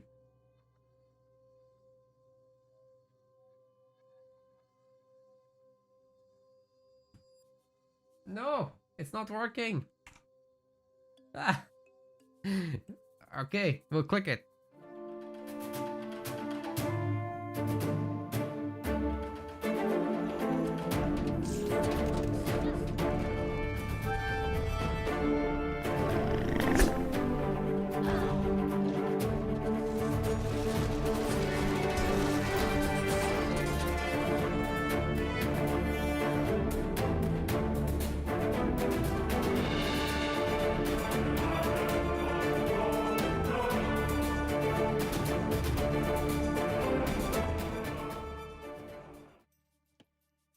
Ladies and gentlemen, welcome to Blue Lagoon. This is going to be the third game in the series. Current score is now 1-1, and in the blue color, this is Eric BR playing as Set. His opponent on the other side of Blue Lagoon playing as Gaia. This is Zuccolo. And one thing I gotta do real quick is flip the scoreboard because the players are flipped in this particular match. So let me do that super quick. There's the flipperoonie. Everything should be in order. Yeah, there we go. Alright, and also we have to fast forward so that the game doesn't glitch out on us.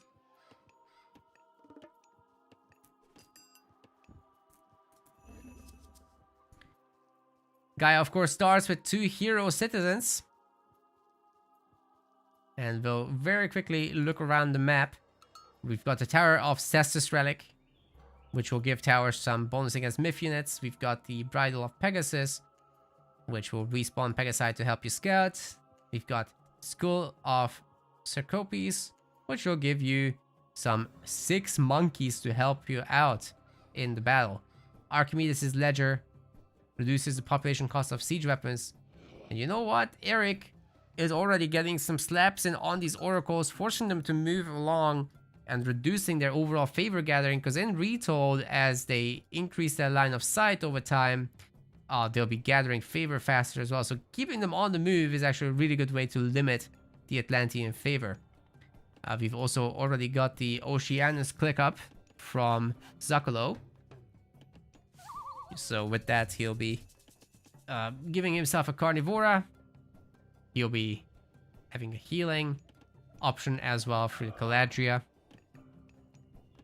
As for Eric, we're just kind of chilling back home. We've brought home an elephant through the priest's hard work of converting animals. He'll be probably doing more of that going forward. And Ptah is coming in at a very quick pace as well.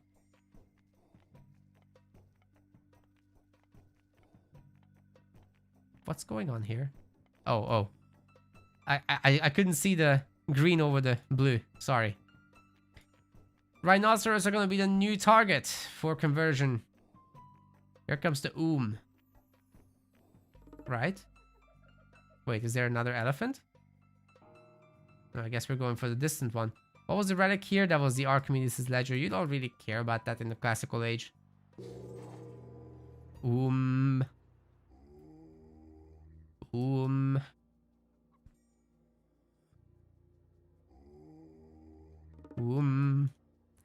Is it working, chat? Are you following yet? We'll see. I think the priest does it better, to be honest. I'm pretty sure he'll convert the Rhino. I'm not so sure I'll convert the Twitch viewers.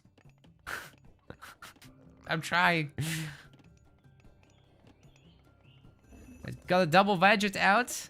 Zuccolo will be meeting it with his own classical age units.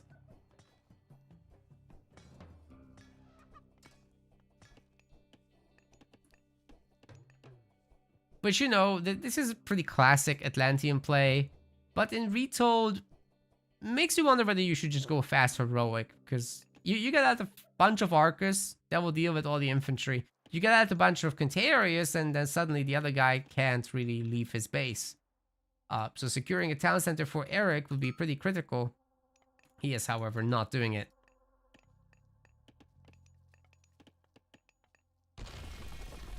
What?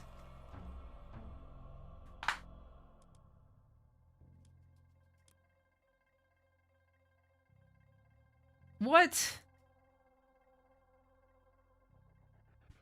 just happened?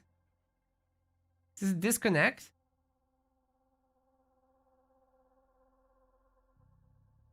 He dropped. No! It said connection lost. Okay, well.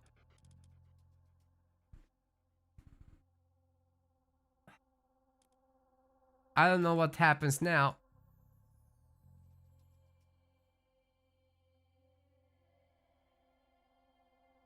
Apparently the game servers have died for him.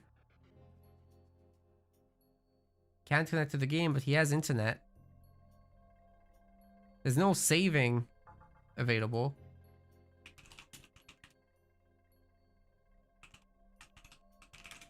I'm asking them to replay that, because nothing really happened so far.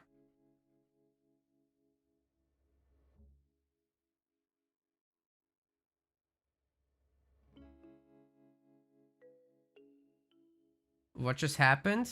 Disconnection. And there's no way in Rito to restore the game, so...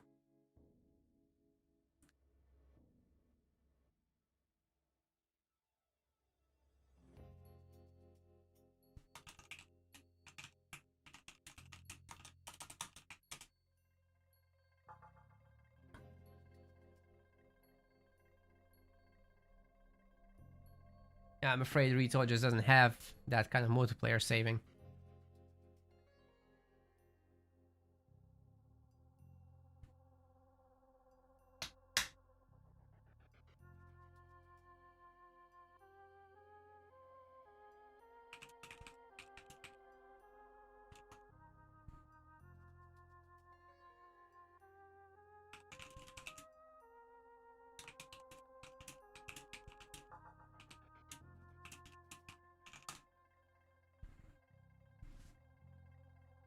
There's nothing Zakulo could have done about that.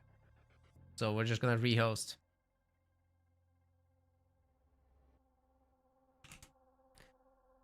No worries. Do it again.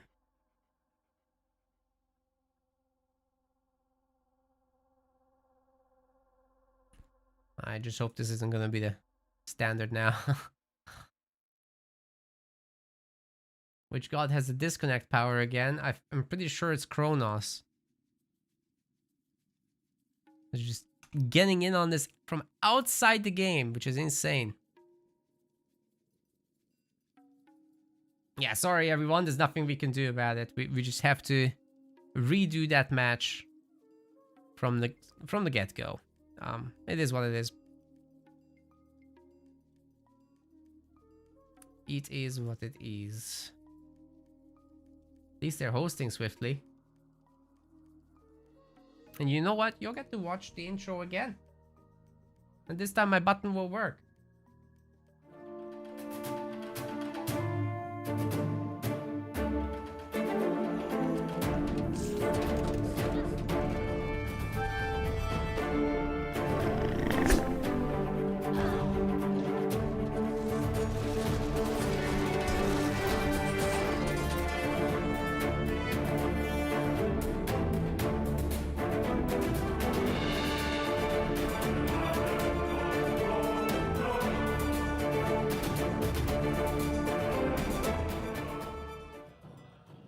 Ladies and gentlemen, we are back over here on Blue Lagoon. Second try because we had a disconnection issue. In the blue color, this is Eric BR playing as Set. And his opponent on the other side, playing as Gaia, this is Zakulo. Series is equalized at 1-1, and I think I need to do a quick flip on the scoreboard real quick. That should be better. So that they're aligned with how they are on the map.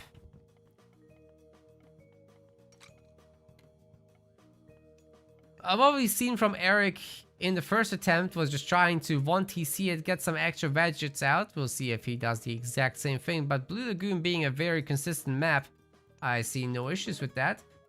What I'm not sure about is whether there's gonna be...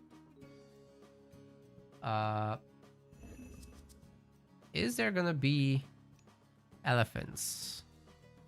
Am I just missing them? Oh, there they are. Whoom.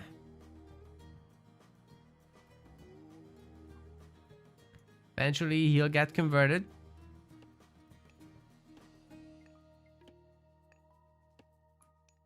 But really, the objective of our Gaia player would be to get to a relatively quick heroic age, wall off maybe, get some tower upgrades, just to stop the set from bullying. I mean, the barracks units don't have a lot of anti-building damage. Certainly, Vegets don't. It doesn't cost you too much to make some military barracks and wall off using them, as well as the cliffs here.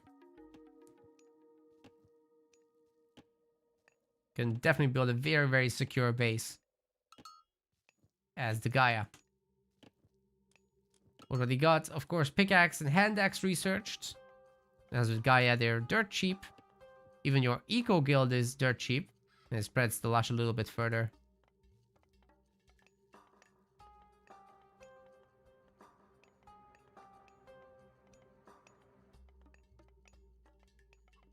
What's the god choice meta between these two? So typically set almost always goes for Ptah. I've not seen any significant use of Anubis set. You can do it against Norse, but why would you when you have the snacks? You also get a lot of the military upgrades through Ptah. So you just overall have a much better army. And then in the heroic age, it's typically just Neftis. Get those ancestors for free. It's like having an army that can shut down the enemy economy when they are out on the map trying to do damage, or it helps you survive. Mythic Age, you could be picking either option, whether it's Thoth or Horus. I personally like Thoth because of Valley of the Kings for set. For Gaia, on the other hand, it's pretty much always Oceanus because of the healing Caladria. That will keep your villagers safe, it will keep your units safe and heal them up. You also got Carnivora for additional defenses. Don't think you're gonna use it aggressively.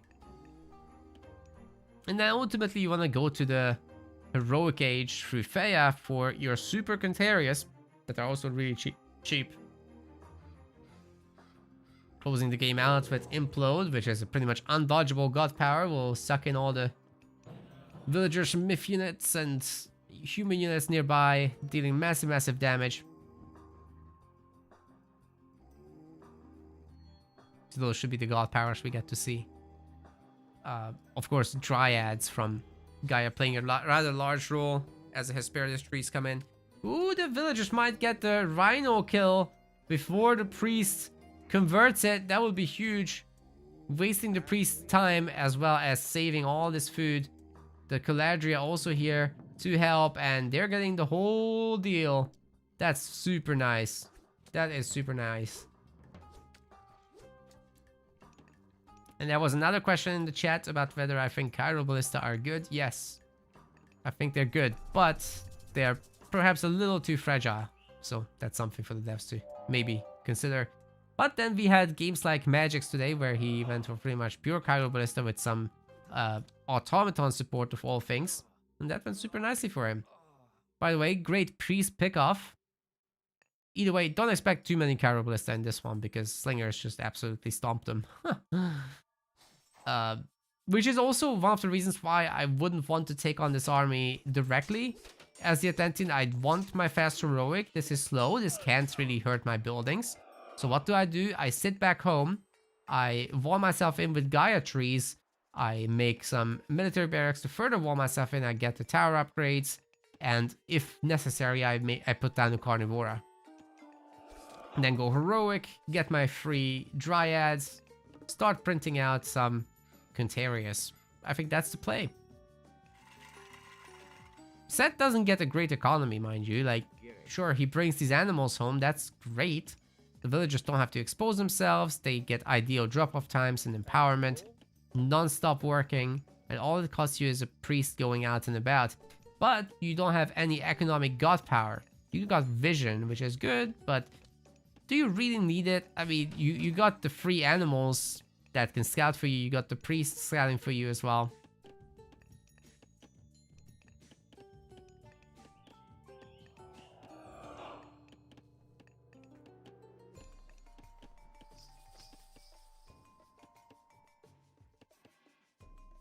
Terma getting turned into heroes. We've got Axeman getting added. You know, if Zakolo fights this very head-on, it is possible that he just gets outnumbered by the Egyptian army here. It's mostly spearmen, which isn't ideal. The Calagria doing a fantastic job of dodging the shots. Meanwhile, the priests were healing up the Vadgets, but now all 3 Vadgets are gonna go down. All for the cost of a Carnivora? That's very, very fine. But now, finally, 2 Murmillo heroes have gone down as well. The 2 Calagria can heal everyone up. And Eric is battered and bruised. What has he gotten really done? Not much. A Gaia player does have the Watchtower. The Lush itself will be healing these units up. If Channels gets researched, they will get even faster than normal. I don't think that's currently in play. Exactly, more Slingers will be required if Eric wants to get any momentum here. So, hence the Electrum Bullets. That will add some divine damage to his army, helping against all the resistances. I'm not sure if I love this town center grab by Zakolo. He's very overeager with that. The gold mines are not a guarantee that he's going to be able to secure them. This one's running low. It's more than halfway gone. And the other one is like out there. Sure, I'm sure he can sneak that. Is it best of 5? Yes. Yes, it is. That elephant taken? Oh no, it's getting like oomed. But I'm pretty sure this priest is toast. Maybe not. Maybe not. There was never surround there. Eric's still pumping units now. Starting to add slingers. Already a bunch. Those will help a lot against Terma, but those Terma are a little bit tankier than them. So that's something to keep in mind. They're not medium Terma just yet, so they get a lot better once they do have the upgrade. Yeah, just hide behind the TC. I think that's fine.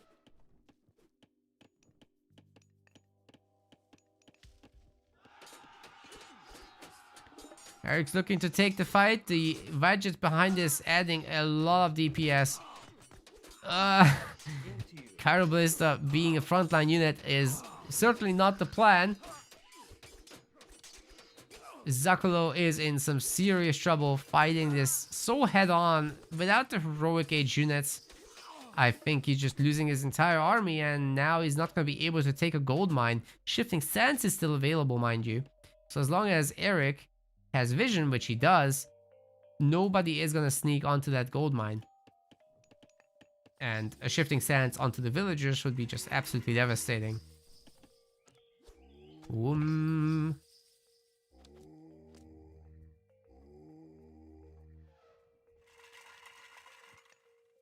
Medium slingers coming in. And we've got the Cannibals to pump. But man, they're so expensive. They're so fragile against slingers. I don't like it. This is not the place we want to use them. Against Norse, more understandable. But against people with archers, I don't know. Especially slingers being anti-archers. They'll do triple damage here.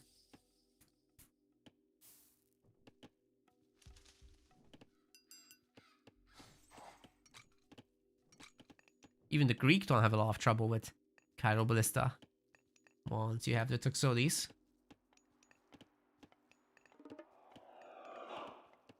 All the military barracks getting added. Heroic Age is coming in with Feya. All things considered, Zakolo is doing okay, but does he get out of the base to secure gold? That's the big question. 400 gold left in the base. That's not enough to pump Contarius. There's plenty of priests here to deal with Dryads, so even the Dryads aren't going to save him. The Gold Starve is real and very scary right now. Elephants staying here for the battle, I guess. They could be going home to be eaten. Then Eric doesn't have to make farms quite as soon. Oh god. Tree chopping people are going in the opposite side. That's horrible. Town center's under attack. There's enough slingers, Eric says, to take out any Terma trying to attack him. They're now getting on top of the Cairo Ballista, which will just absolutely disappear. That's nasty, man. Wait, he's not actually... Oh, yeah, he's hurt both of them, but didn't kill either. Got the heroic age now for Zuccolo, and you know what? With the repair coming in, that's actually enough.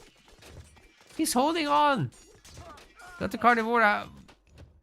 There are Dryads as well, and Quintarius are being pumped as an emergency measure. The repair is more than strong enough. Zuccolo is fine, but can he actually survive? There's still the macroeconomics, and he doesn't have gold. He has to sell resources through his market. But so far, so good. He's got heavy Quintarius now, and he's pushing back Eric real good. Now, the gold mine securing action should be just fine. Print a bunch of Dryads, pick off what you can. The Vadget kills are huge here.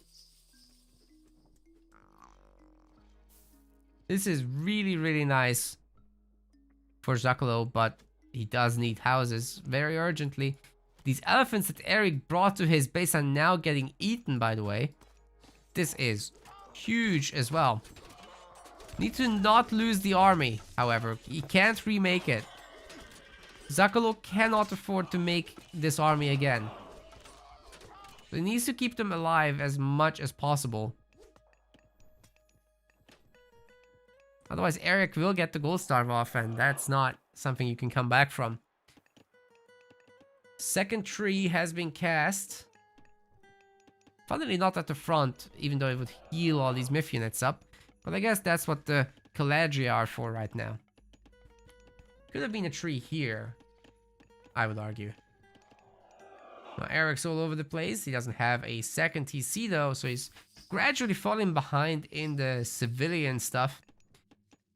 66 civilian population to 50 at the moment. That's not good. And Eric's floating wood significantly. That's 1,000 wood in the bank. Doesn't really know what to do with it. He's making a ton of budgets, but I think he has to sell it ultimately. And buy back some food. And selling twice? That's not going to be an efficient rate at all of gathering resources. There are, however, no Arcus here to help the Quintarius fight off the Spearmen. And the Quintarius are not having a really good time. The Slingers are picking off the ranged units. The Priests are very high in numbers, so the myth units aren't really an answer to this army. I like the Palace edition, but certainly Zuccolo has to work a lot harder to hold on to this location.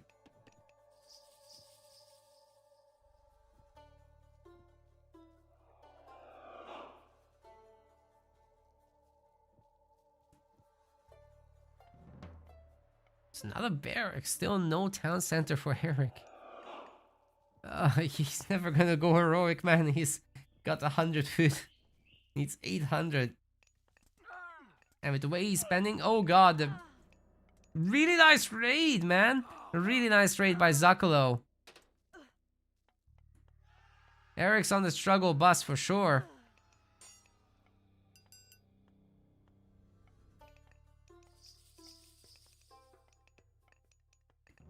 So much healing from the priest, but as soon as Zuccolo can just build up a larger army, as soon as he can pick off a few more villagers, he's almost got a 2-to-1 civilian population advantage. Like, you can't ignore that. 45 now to 82. Insane. Spear's doing a good job of chasing these Quintarius, by the way. Egyptian spearmen are a really, really fast unit, so this is working out quite well. Especially with Set's bonus. He gives them some extra speed. Looks like all the Caladria have died, so new ones are getting... Oh, no, they are here. But 3 are better than 2. Also got another palace, which might actually come up. Just 12 seconds needed. If Eric doesn't engage it, then it's coming up. He is going heroic, however, off of like no economy. As long as Zuccolo just maxes out, he's fine. There's gonna be no problems at all holding.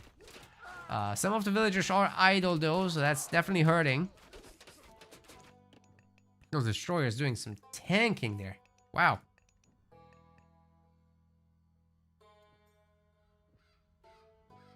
Uh-oh. That's 10 villagers. It's a fourth of the economy almost. Oh my god. Eric doesn't know. Well, he knows now, but it's too late. All these villagers are gonna die. Great raid by Zakolo, and it's over. He resigned. Absolutely nuts. That raid was just game ending right there. Even if he does reach heroic a few seconds sooner, I think Zakolo just picks off the villagers without any issue whatsoever. That was sick. What a... I don't want to say comeback because he was always ahead in the economy, right? But what a great hold against Eric's aggression. You can see here how ahead in resources Zakolo was, but it takes some time for that 2TC to actually pay off and make back its cost and then start making profit, and only then can you really make a difference with it. Well, he's held on to the alive, he's repaired the TC, he's eaten the elephants that were sieging him, making use of every resource he got.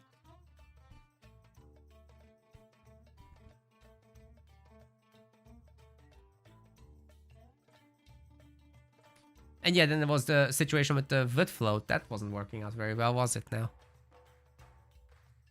I think this is the proper map.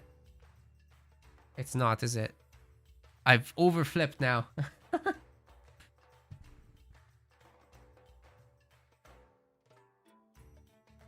I've overflipped. I think this is the right one.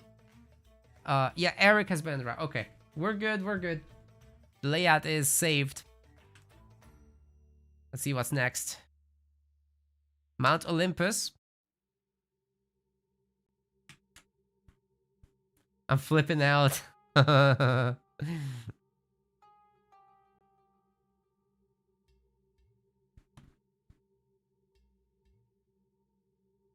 good, Dressier, very good.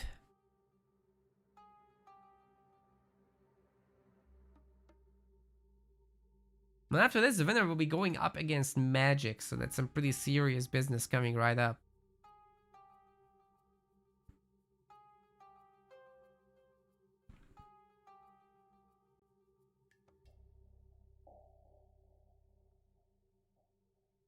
Oh, Eric has been flexing on you guys? Great. I'm scrimming, therefore I'm better.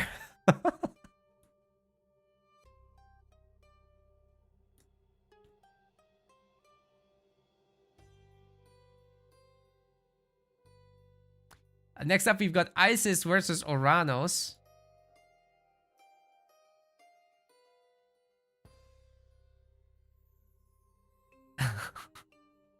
You guys. Oh, I never gave Loki the crown, did I? That's my mistake. For this one, it was our Gaia player winning. And I set a map, and then I forgot it. Mount Olympus. Isis versus Oranos. Alright, the guys should be hosting momentarily. And now I've got the interface updated, so everything's good.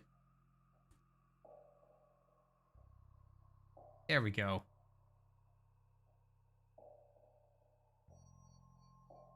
Ladder is important to get reps in. I think it's true that if you want consistent games and you don't always have your scrim partner online, that's great. But also for variety reasons, like you get a different experience on ladder than everywhere else. By the way, we got some raiders from Pretty Prime and I never gave a shout out. Thank you very much. I'm sorry, I just didn't notice it because I don't have the sound making alerts in this tournament series.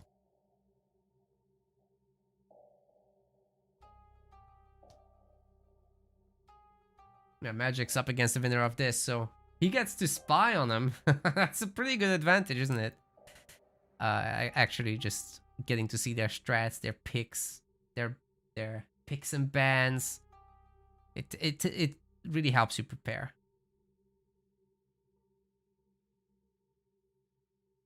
Not to mention the opportunity to talk smack before. Bit of a confidence booster. Magic knows all this stuff. Can make good use of it.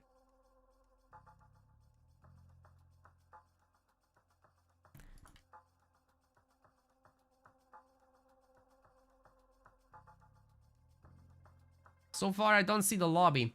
Let's talk a little bit about the Isis versus Oranos matchup on Mount Olympus. It's a pretty straightforward, small map. It's a large map, right? But most of it is like cut off and outside of the bounds of real gameplay. So what you'll get is Isis trying to secure herself a second gold mine. Could technically go for some Ancestors Eclipse shenanigans, but it should be just a fast heroic standard game, I think, for the most part. Whereas Oranos wants to get to the Contarious kind of game that we've just seen from Zuccolo, but it doesn't have to be a 2TC based game, but it could be. It could very well be. Against Isis, I think if the map lends itself in any way to 2TCs, then he should do it, because Isis is just not going to attack you too early. There are scenarios though where Isis goes for some early Sphinxes and punishes your TC grab. We'll see. I'm gonna send you guys to Olympus now. They're already playing.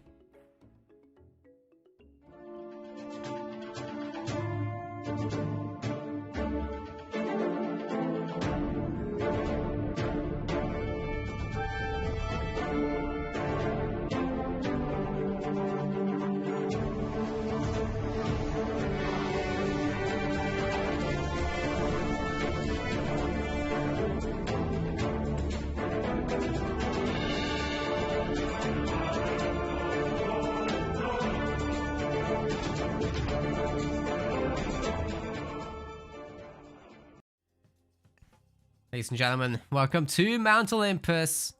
We are in business. Eric BR is playing as Oranos. In the blue color. Red, Zuccolo, Isis.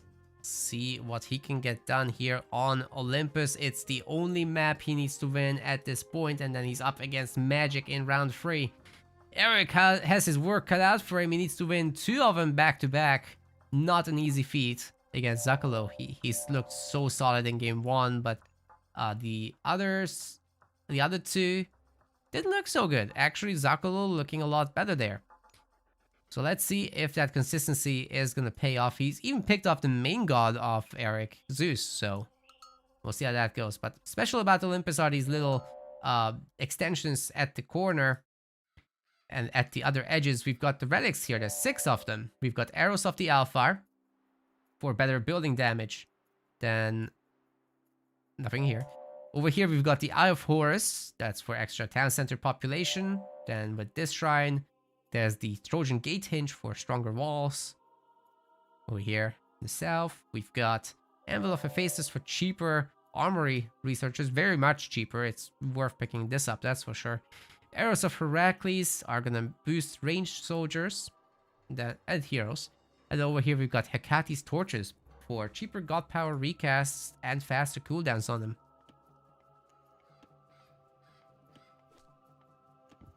Cool.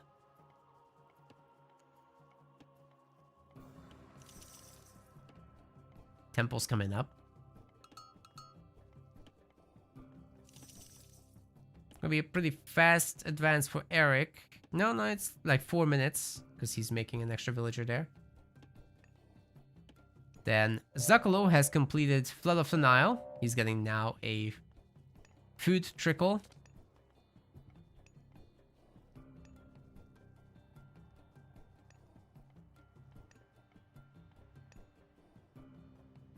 One good thing about Oranos in this early game is that you get a lot of favor. Look how much more it already is than our Isis players. And these 3 oracles at full line of sight are just super fast.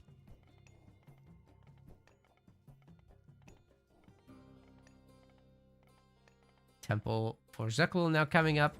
Could be a slightly later classical advance, but this is also an easy map to wall. You can use the temple itself as a wall and just make a tiny one here. Put a bunch of houses around this front tower, and then you're pretty much golden. What's Oranos potentially gonna do to you?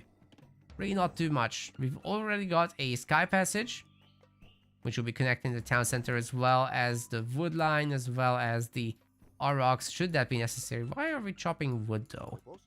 He wants a TC, doesn't he? Yeah, it's a fast TC grab. Yeah, fine. We'll go up against Bast. And there is a second monument coming out. Very rushed to build it.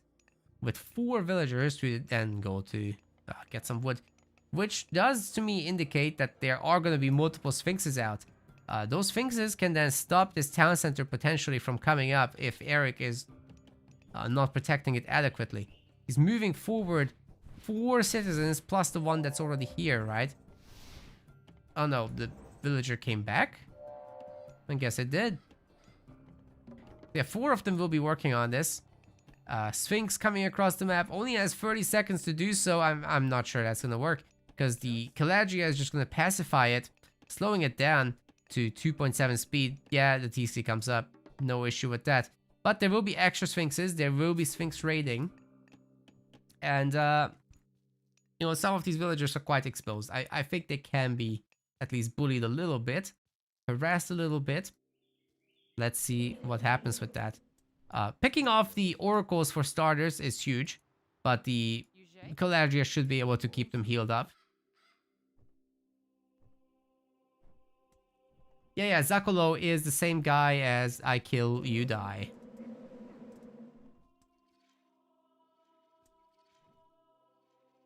So if you've known him from the original game, same guy. He's just using a new name now.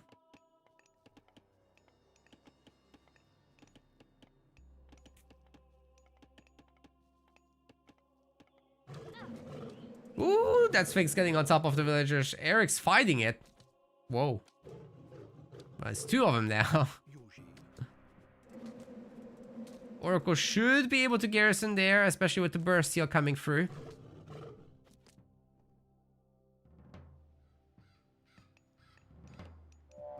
And there's the military barracks. Trio Sphinx is getting researched.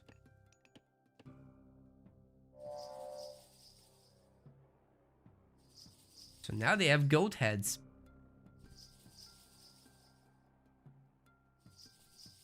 Araco Sphinx coming right up. The goats never really get to shine for long. Once you get one of them, you get both of them. And behind this, of course, our ISIS player will be building up that gold economy, no doubt. There's a second town center. And the only next mission is to get a big prosperity going. But I'm not sure that's going to be the case. It looks like it's a lot more food focused. And gold will be actually delayed. Another great raid. But the Murmillo should be putting this to rest. Now they're bird brains.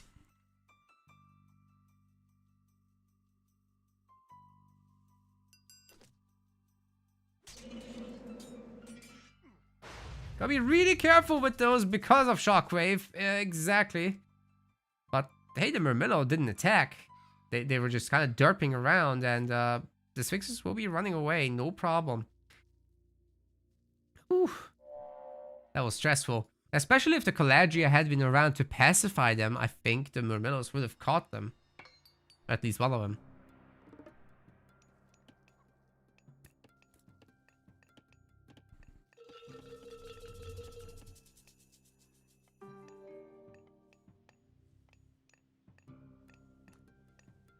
Gold mining. Prosperity. 15 villagers and empowerment. I'm pretty sure also pickaxe was done. So that's pretty good. For Zakalo, he's gonna have a large economy behind this. He will be able to make a Migdol without any issues. And then Ancestor's Eclipse will be available to put some hurt on his opponent. A lot of villagers will be idled, no doubt. As long as they have any backup whatsoever. Which, there's gonna be plenty of that. There's 2 Sphinxes. There's gonna be the Scorpion Man as well. All of them under the effect of Eclipse.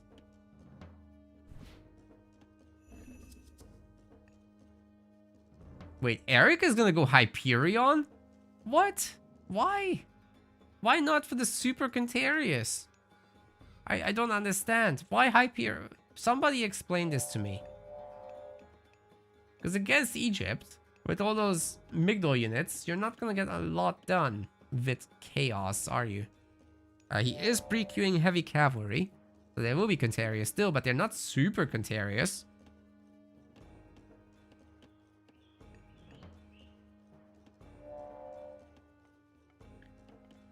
Forward Migdor Stronghold. Securing the gold mine as expected. This is all walled in as well. I mean, there needs to be another wall, but Zakalo has a lot of gold sources. He's just happy chilling here. Got some hunting out here for Eric. Lots of sky passages to run around.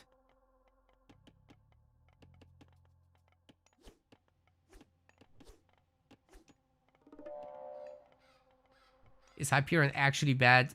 I wouldn't say it's bad. It's just you're going to have super Contarious with the other one. And you're still going to make Contarious with this. So why not just make the super ones and get all the free myth units from the trees and get all the free healing from the trees? I don't know. It just seems better to me. Because like you're going to pay more for the Contarious and they're worse.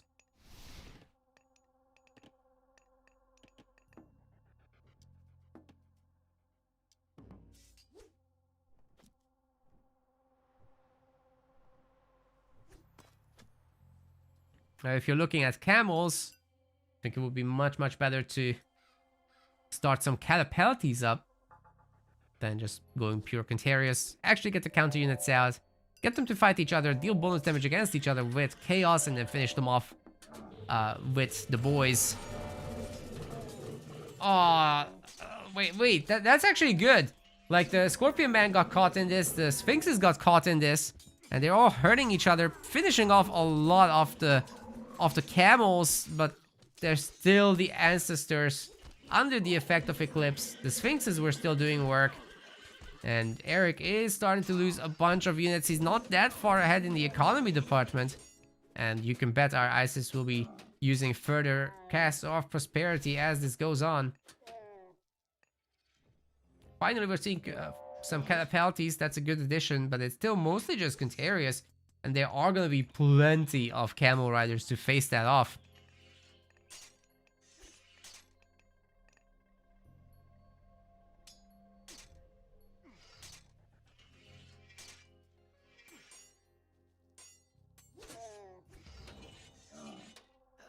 I guess he holds on to dear life. This is good. This is good for Eric. Let's see if he can take a third town center at some point, or whether he can get some big raids in, but I'm afraid that this is going to be an Osiris advance from our Isis player. Son of Osiris would be absolutely brutal in the coming fights, considering the armies are so close to power with each other. And then you get the souped up boy, who just picks off everything you've got, and you really don't have the tools to deal with it. You've got the Contarious. That would be great if it can get us around on the Pharaoh, but with all these camels around, I don't think that's happening.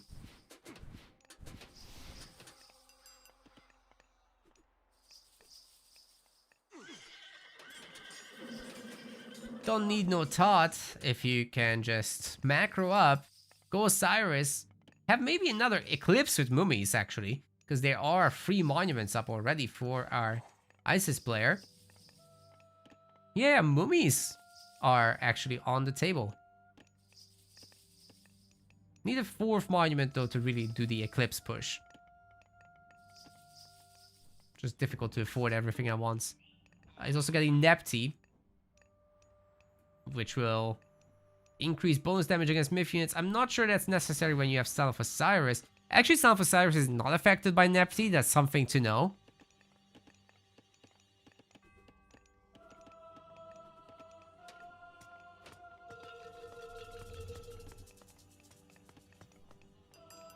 Camino just got researched. Heavy infantry is coming in for all these Catapulties. That's going to be a nice tool.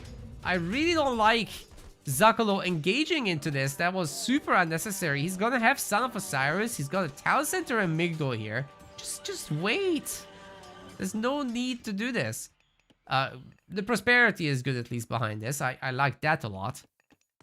Maybe adding a bunch of chariots won't be the worst of ideas. Certainly won't be able to afford Eclipse now, though. Guess he doesn't need it, but hey, Eric's on a roll.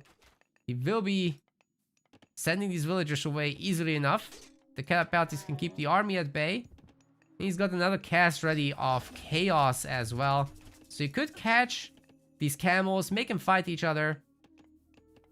They'll probably kill each other, to be honest. I'll tell you something, the Catapultis are not good against the Son of Osiris.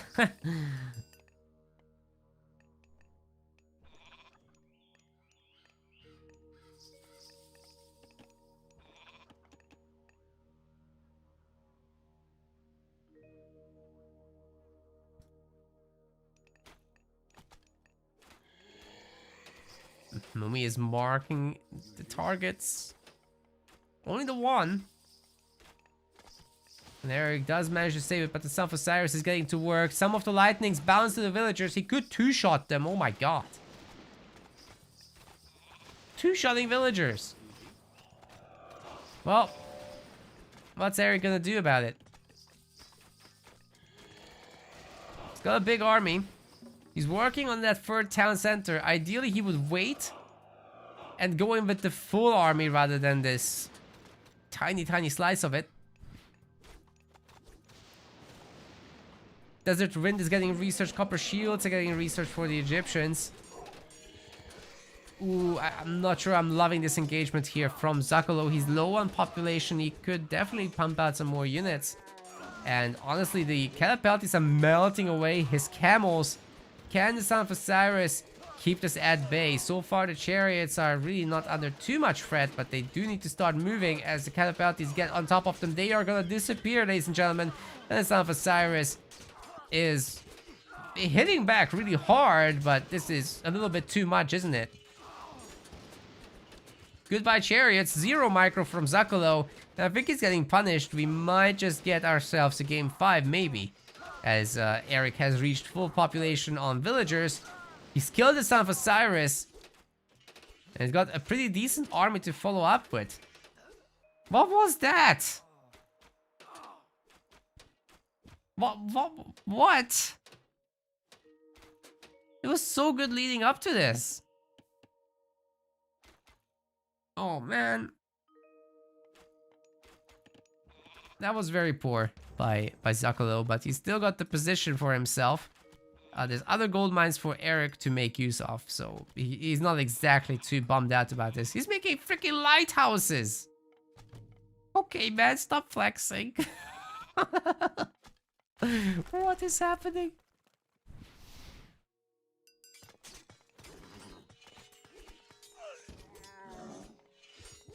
Well, Zakolo will be taking the next gold mine.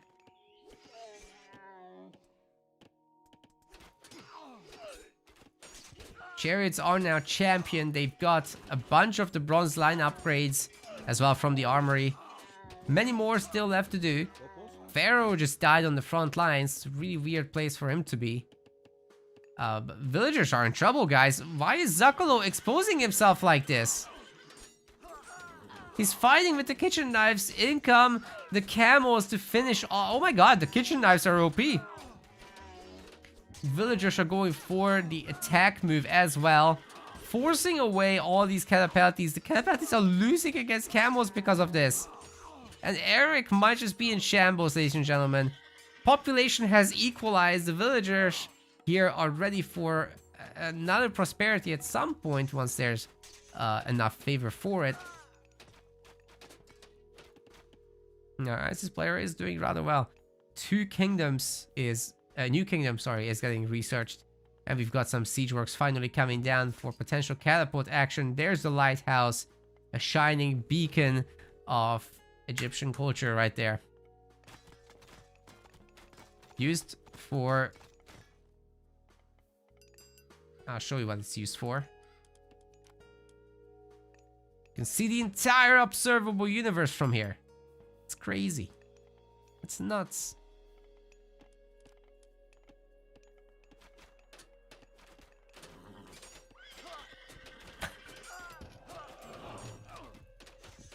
Okay.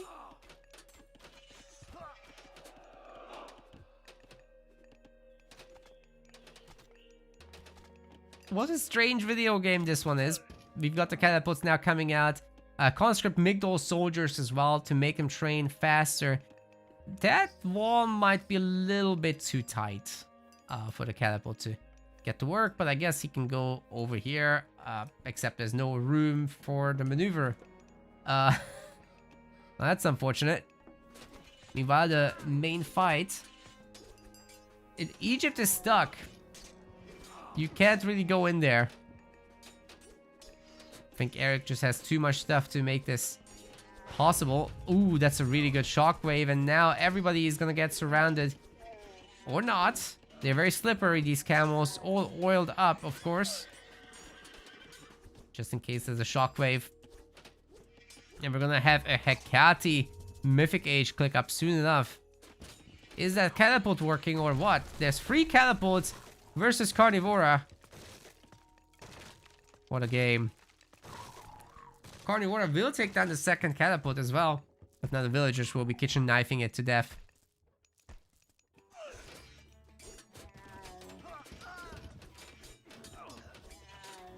They'll be eating salad today.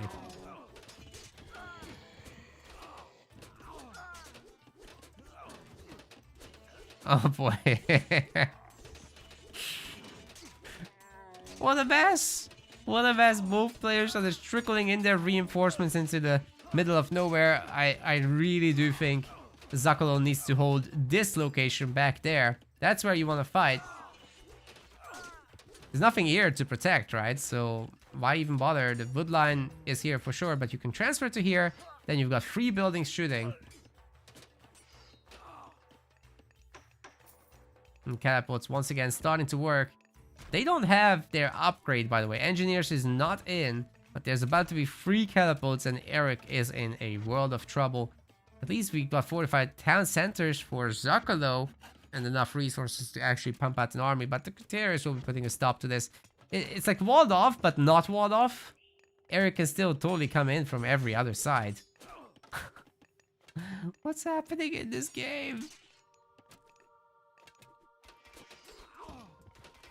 Good lord. The chariots are getting surrounded again. Catapults versus camels can only go one way. And all these camels are gonna die, aren't they?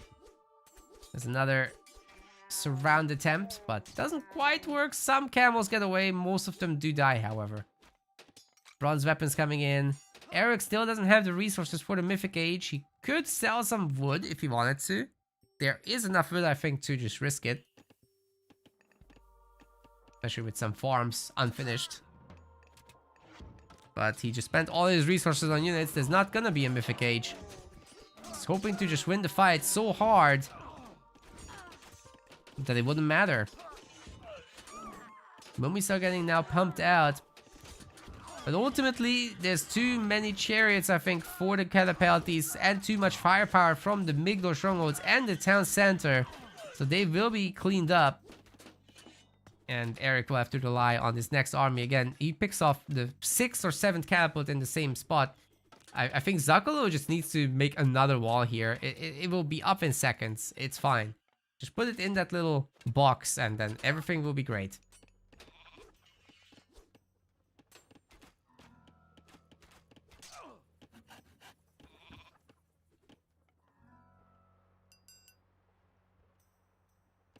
Neither player can reach full population, ladies and gentlemen. This is a bit of a dumpster fire.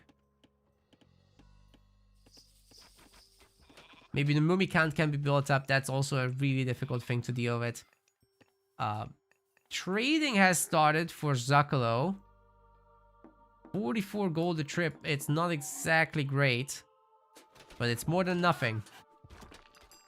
Eric isn't doing any of that. He's on 100 vils. He's fine.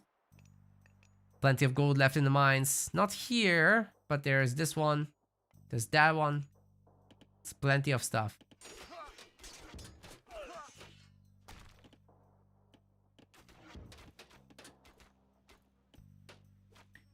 Alright, ladies and gentlemen, Hecate is coming in. Let's see if there's any good place to even cast that. Oh, wait, the Catarius are going after the gold villagers. We'll be getting a lot of pickoffs, well, the fortress will, anyway. Not the Cav.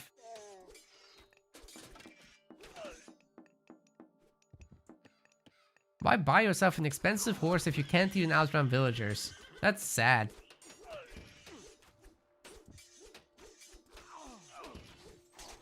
Ay, ay, ay. Alright, the mummy's getting to work. Ooh, the chaos is so well placed right now. Should mean that Eric gets to pick off everything, but he's at the moment just fighting minions. So the chariots didn't get too much focus in this. Which allows them to win the fight, I guess. Lumi's getting picked off by the Contarius heroes. That was great. Really huge value there for the Contarius. And Hecate is in. Now, where do you put that Tartarian gate? I think some of these... you could definitely put it here on that Migdol, but I think you want to put it near gold mines. What just happened? He put it on the lighthouse! He just Tartarian gated the lighthouse. What is going on? The Migdol was right there. I'm actually dying here. What is going on? What are we watching? Hey, a Lampades, my favorite unit.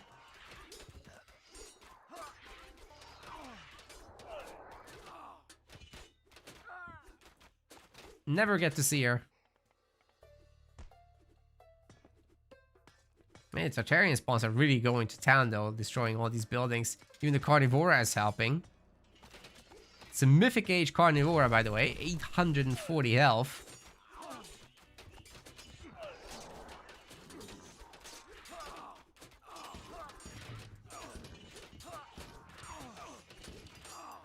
Now I want more Lampades, man. But I'm afraid we're gonna be looking at cavalry mercs joining the front line and not doing anything. Okay. By the time they get there, I think they'll lose all their health. They'll donate back at least 5 gold when they die. Yeah, half health mercenaries. Not able to do too much. But they'll be tanking a little bit. And Eric is really starting to be on the struggle bus. 140 population. He forgot to make units, I guess. Now the Tartarian spawn is fighting his own TC. And because he doesn't have a trade route, unlike Zakalo, he just doesn't have as much income. I mean, this is starting to be significant, especially if it was empowered. Burning Pitch is getting research at this point for chariots. So Zakalo has all the resources in the world, and Eric has just not made units for the longest time. He doesn't have that many buildings. He doesn't have palaces, which means he's not making any of the actually good units like Fanatics. Villagers are getting picked off left and right. That's all the gold income that Eric had. That was the last of his gold mines that's actually relatively safe. There's more out there, of course, but with how he's getting pushed, I just don't see him surviving any longer. Mass Migdol can be built up front. Even towers are now getting built. They're definitely less efficient than Migdol strongholds when it comes to firepower, but they'll get the job done. More villagers are getting picked off. This is actually sick. Zakalo is getting to work on that again. Another pickoff. Wow. 84 civilian population. That's how far Eric has fallen. Medium spearman. Can medium spearman into champion cavalry. There's a discrepancy here between the upgrades. But it's all good. The kitchen knives are out. And they're protecting the catapults. Slow pushing to the next town center location is now the name of the game. Eric's finding his own spawns. And is just not deleting the gates.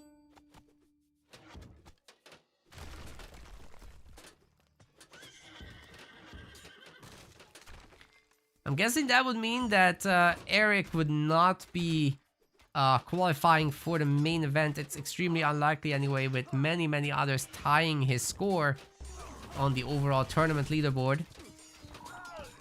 If Zakalo wins here. Zakalo has more points than Eric, so he's fine already, I think.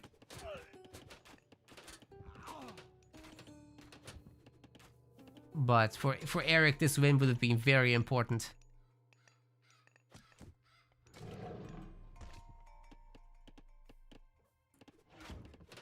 All the chariots, all the towers, all the Migdol stuff. They have crenellation, so bonus damage against cavalry is now in.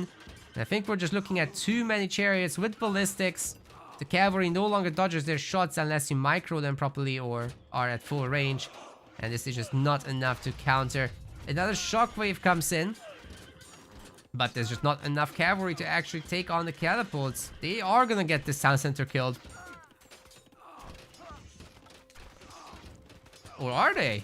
Whoa, whoa, whoa. Eric is repairing with everything he's got.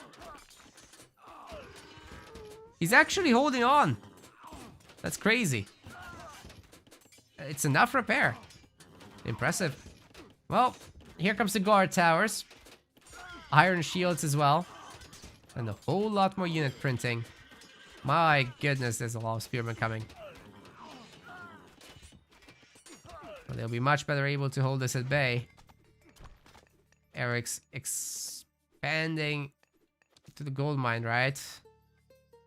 It's the last gold mine. And then I'm not sure what he does. Tartarian gate is being destroyed. It looks like the Egyptians are now high enough in number once again to kind of take this. The Contarians seem to be fast enough to evade the chariot shots even close by, but it's not going to be enough as Zakalo does destroy that town center, or is at least setting himself up for it, and takes this third game down as well. Eric is now out, and Zakalo will be going up against Magic. Winning most of the categories here, of course, except largest army. Eric has definitely put on some resistance, but Zakalo just overall in this series seems to have played so much better. And throughout this entire tournament series as well, the entire Wrath of the Gods event, he's been just absolutely a Giga Chad. Outgathering Eric here by a significant margin and keeping up with the KD, even though he's had some thrown armies, definitely. Overall, well done.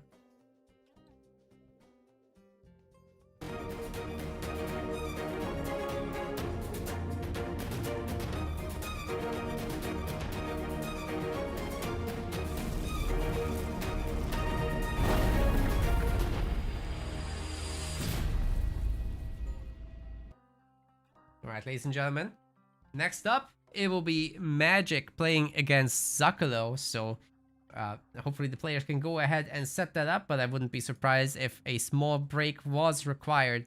So guys, please do go ahead and set up your picks and bans and whole drafting process.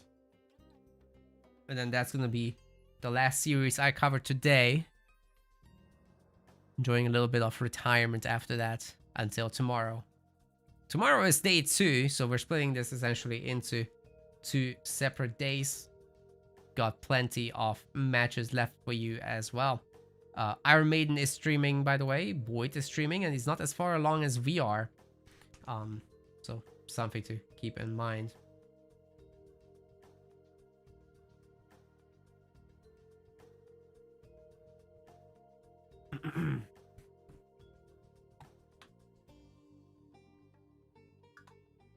Wow, I'm talking a lot today. Getting a dry throat. I'm getting kind of peckish. Speaking of peckish, you know who we've partnered with? We've got a whole sponsorship partnership thing going on with HelloFresh, ladies and gentlemen. We actually do. It's down there. You've got our code, you've got our links, and you can check it out yourself on the website. There will be several offers for you available here, so several benefits. You've got yourself the free meals with extra breakfast added in, especially if you're in the US while your subscription is active. So we're talking about 10 free meals over there. HelloFresh just delivers really high quality food in general. From the farm to your door is the idea. And saving yourself a lot of time with that. Just getting some high quality meals in, whatever your dietary requirements are, whether you're vegan or an omnivore or vegetarian, whatever in between, this is for you, ladies and gentlemen, and you'll be able to support us through that as well by using our link in the code, which I'll be popping in the chat. There will be a discount on top of all of that, of course. So yeah, thanks to HelloFresh for sponsoring us today. And I think there will be a second sponsored day as well for next week.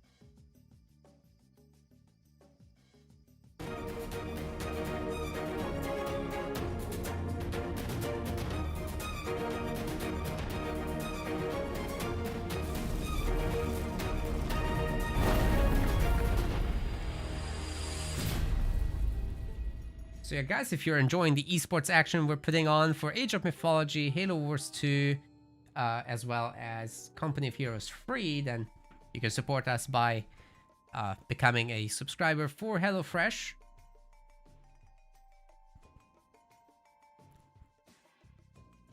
Very helpful indeed if you do. Let me pop that in the chat real quick. There's the command, there's the links. And I'll do it on my YouTube as well. There we go. You can also check the description sections, and we've got a full disclaimer, by the way, on the MetaPlace website itself. Yeah, the first package is very cheap, that's right. And then the different countries have different deals. So whatever the local deal is, I recited what you get in the US, but the different countries have different deals basically available. All right, this is where we're at right now when it comes to the tournament itself, guys. We've got Magic versus Zucolo coming up on this channel, and then Boyd will be covering Shelty versus Garneth, and then the winner against Temista. Iron Maiden's covering Soup versus No Ra, so Soup can get ready. He's chilling in the chat, right, meow. And then we've got Grass and Groom versus B available for casting, which I'm not sure who will cover that, but it's up for grabs. I will be off after this one, though, I think. Unless it's very short. If it's very short, then I can just grab it from replays. That's fine. Can't cover them all. So, right now I'm waiting for the information. I think they are, in fact, ready. So, let's get the map draft for Magic versus Zucolo. It's gonna start on Giza. Land Unknown and Marsh are not going to happen. We've got also Elysium, Midgard, Ghost Lake, Kurlagar, Blue Lagoon, and Mount Olympus in the list. Then, for the God draft, we have got Gaia ban and Isis ban. Then you can see the gods on the screen for yourself. These are pretty standard picks for these guys. Magic wants the Egyptians, and Isis has been denied to him, as it should be. He's very strong with the Egyptians, and Isis is his main, so nobody wants to deal with that.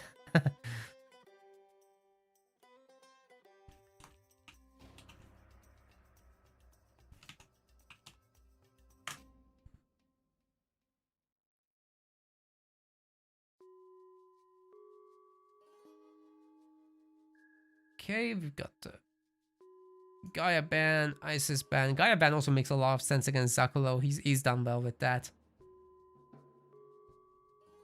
Magic Zeus, I haven't seen a lot of, but I've certainly seen his Freyr. It's very good with that. Like, you wouldn't think of Magic as a Norse player normally, but what he can do with Freyr is absolutely nuts. Like, he just sets himself up for a boomy late game. You can't really touch him. And then he just kind of crushes you. It's brutal.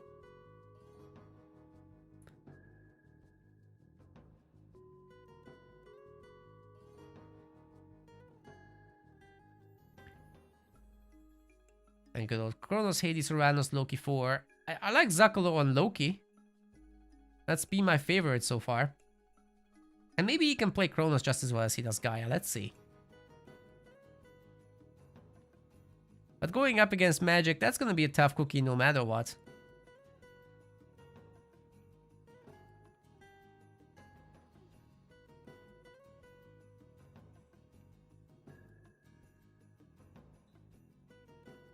And then lastly, the god picking. Okay, I think the draft screen is mostly ready. Very good, very good. They're picking their gods. I gotta put Giza as the first map.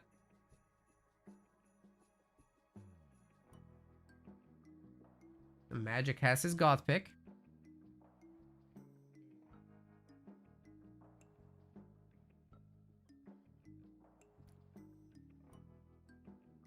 Set versus Oranos is gonna be our first game on Giza. That's as standard as it gets, guys. Think I've analyzed this matchup several times now.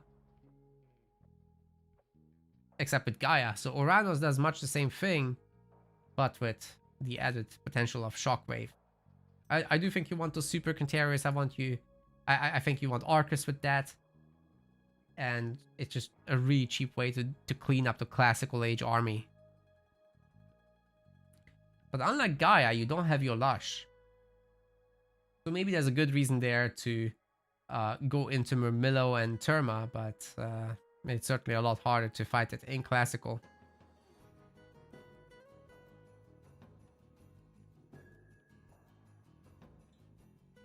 So alright, while these guys are getting started, I'm gonna take a bathroom break. The lobby's still up, and then there's gonna be a 3-minute delay. And I can't do a best of 5 without a break, so I'll see you in a second.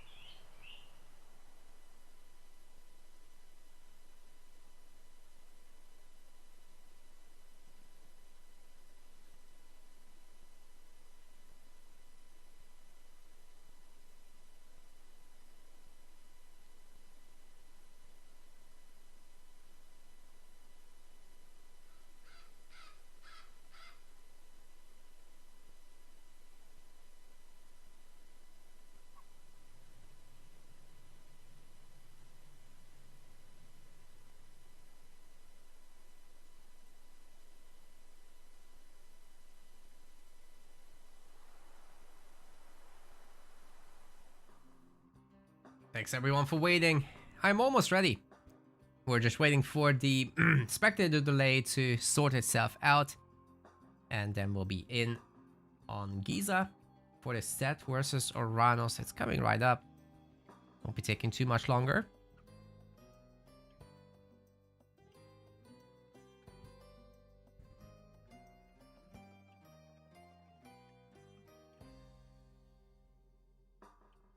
It was good to see some other streamers as well. Today, Mirez was on the DTs of Death channel. That was cool. But guys, this is always free casting, right? Like anyone can jump in. So if you want to start up a YouTube channel and a Twitch channel, always worth doing these commentaries, I think. It's available to all. We've seen so many Set versus Atlanteans today. So many of them. what this side of the bracket does. Eric has pressure to perform. Yeah, that's rough. That's rough. I think as you play more tournaments, that gets a lot easier though. It's really just about the grind of making this the new normal that you play in tournaments.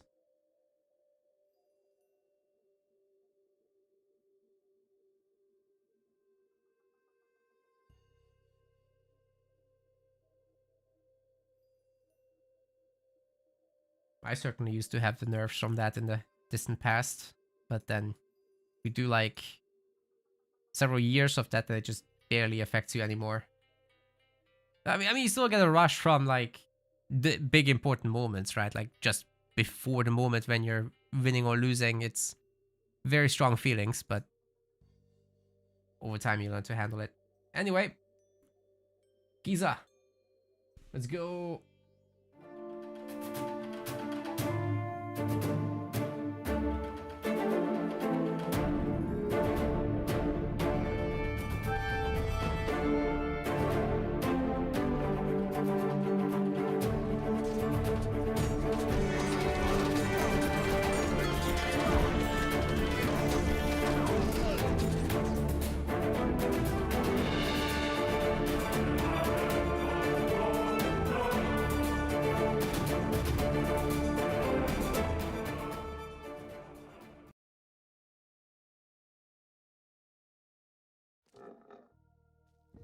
Ladies and gentlemen, welcome to Giza. We are in round 3 of our last qualifier for Wrath of the Gods. In the blue color, this is Magic, playing as Set. His opponent on the other side of the map, this is Zuccolo in the green. Surprising color. He's playing as Oranos. Kind of camouflaged against the grass, but there's plenty of desert, so it's gonna be fine. Hey, did I mess up the scoreboard? I did. Let me swap that around real quick. Quick flip. Put Zuccolo on the left. Then we're Gucci. Very nice. Alright, well, let's talk a little bit about the matchup between Set and Oranos. It is one of those repeating things that has been coming back today again and again.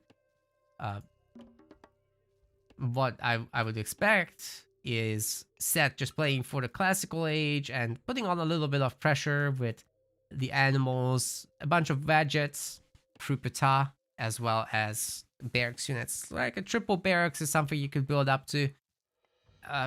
Really the only big advantage for Set early on compared to something like Ra is that you get to convert these animals around the map. So let's say you find some rhinos by the town centers, then you can take those back home and your villagers don't have to move anything. Even better if you steal it from the opponent side of the map, so you make a fast second town center play just completely worthless. I think that is a pretty big moment.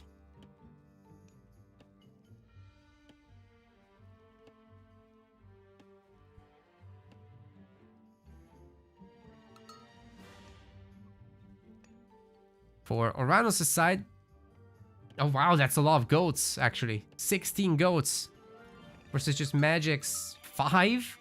He's finding some more now. It's gonna be like 9 goats, 10 goats. It's not too bad, I guess. It's not too bad, but this is a lot at 15, 16. And more will be coming, I'm sure. Let's talk about Oranos. So yeah, he's going up Prometheus now. The mission from here is gonna be turning some villagers into heroes with valor, and then getting the Theft of Fire upgrade for them, improving the Oranos economy a little bit. But I do think you want to stay on 1 TC for this one, otherwise Set will be coming over with the Veget group and just kind of bully your villagers. And you're not Kronos, who has like the boosted speed for construction with the manors.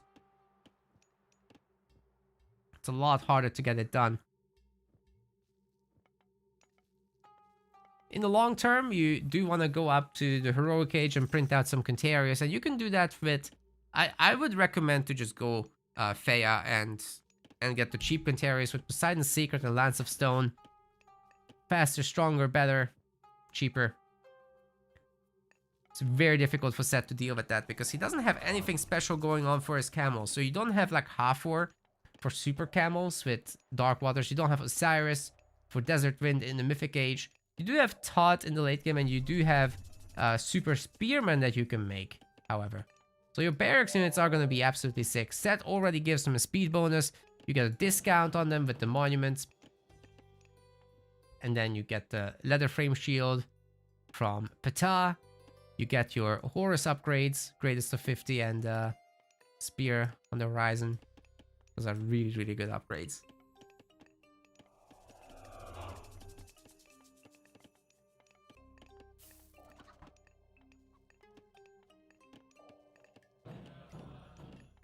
Well, Ptah is about to finish up.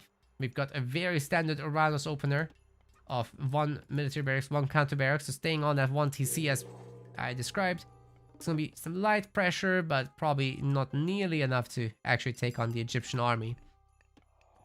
As Magic should be throwing down a double barracks, not a single one. Once he has the eco for it. Can more than supply the income for the units for that. Shouldn't be a big issue. There's the second barracks. Yeah, everything's good. Of course, the towers will be keeping him relatively safe. This barracks might get it. Nice job by the Prometheus breaking through on that. Maybe a more defensive location is required. And not having the Vedget in the fight also wasn't ideal. So he gets slowed down a little bit with that. Not too big of a deal, but something to keep in mind.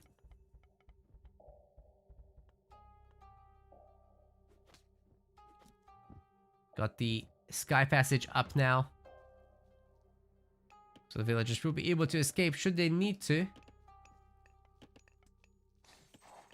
And Magic finally starting his Spearman spam.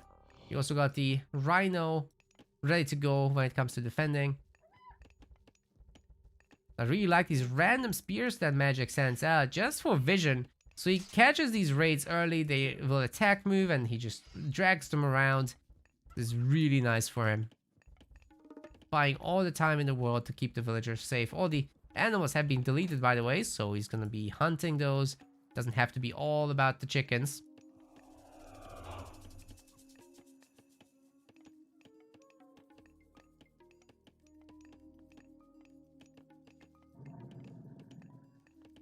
Now the Rhino is dead as well. One thing you could do, by the way, is not kill them immediately because they will be decaying their meat. Instead, you could patrol the animals and just remember to come back, but it does take a little bit of extra effort. A wall of armory and houses will be made. All 3 buildings, mind you. And those monkeys are from relics. These are not from the map. So the 1 relic spawning 6 monkeys. A huge addition to Magic's army. Look how he outnumbers Zuccolo. But of course, Zuccolo has other plans. He's making a town center. He's got a ton of oracles. Some of them, unfortunate for him, are overlapping though. Ideally, you want to spread those out. But we've got a big shockwave coming in. And Magic's army is getting a little bit beaten up at least. The Vedgets are getting the business at the moment. The priests are trying to heal the Vedget, but it's not enough. The Murmillo hero just a little too strong. There are so many more Prometheans coming out as well, but the priest should be showing them who's boss.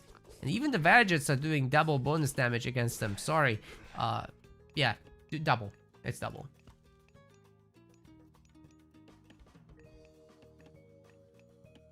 Now the gold miners are gonna get it. Zuccolo doesn't have anywhere easy to run off to. I mean, there's this one. He can be out there with a Sky Passage and just kind of sneak it. Or there's this one. Neither option is terrible. Certainly Zuccolo can defend himself with towers and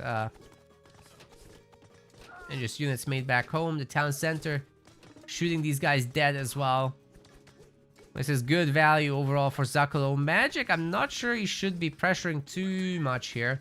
But hey, I mean, if he can stop gold gathering, that's not bad at all. Suddenly Zuccolo can't make units, except Prometheans.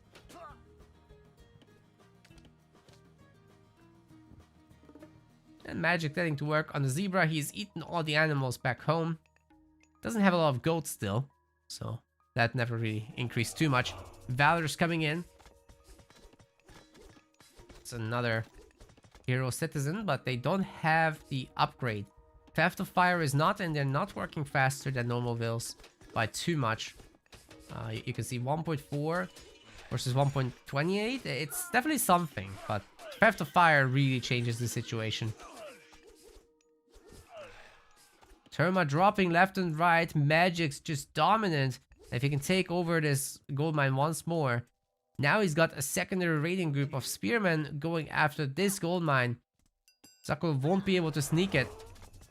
The temple is nearly destroyed as well. Won't be lasting too much longer. Magic just adds a bunch of slingers, honestly. That's all he needs to do at this point. Got everything else. And once he has map control, he can do whatever he wants. Go heroic. Probably not a second TC, I wouldn't recommend that, but just heroic would be fine, I think, for heavy units. 2 citizens got picked off, so Magic's once again equalizing the economy. Not that it matters when he's gold controlling. You can have a villager advantage, but if you can't... Oh, wait. Somebody's sneaking somewhere. Oh, the back gold mine is occupied. Magic doesn't know about that, I think. He does know about it, but he didn't expect that. Brutal. Well, Heroic Age will be coming in now for Zakalo, I'm sure. Just needs a little food. Wait. He finds out about it. Oh my god, the spearman went in. Another pick off on a citizen. This is still not safe. And still no Heroic Age. What is going on for Zakalo, man? Okay, that's exactly what I was hoping to see. Quick Feya getting the free units out of that. Dryads will be helping out a lot. The gold mine is in the main base, safe for the moment while the Sky Passage is under attack. This is the opportunity to make use of that, because all these military barracks are just ambitious to try to make work. The Egyptian villagers also swapping to the sneaky gold mine. There's another one that's already being worked on here. A more obvious pick. Magic is a little low on resources, I'll say. Food-wise especially, I just don't see him getting to 800 anytime soon. He'll be in the classical age for a lot longer.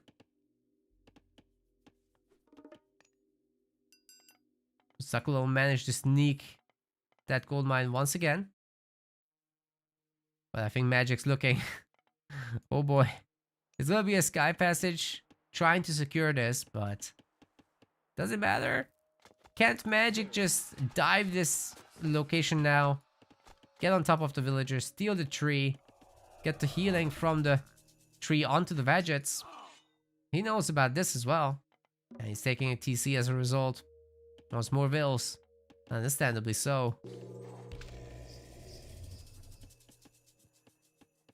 Zakalo just really holding on to dear life here. Magic's big bully.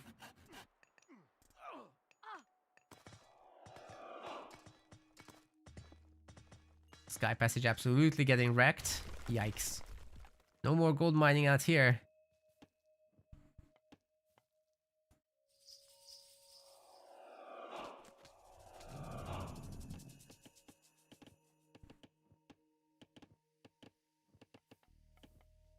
Well, I guess there's a little bit of gold mining going on in the main again.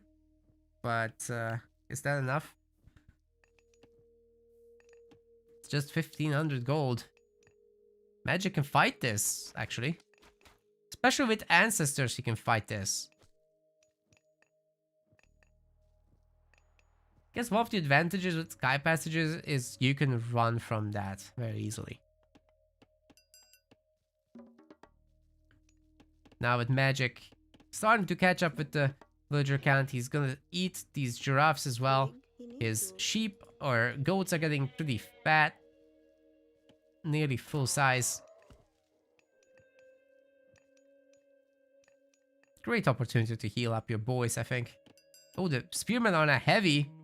Wow, they're looking for some damage. They are very, very upgraded.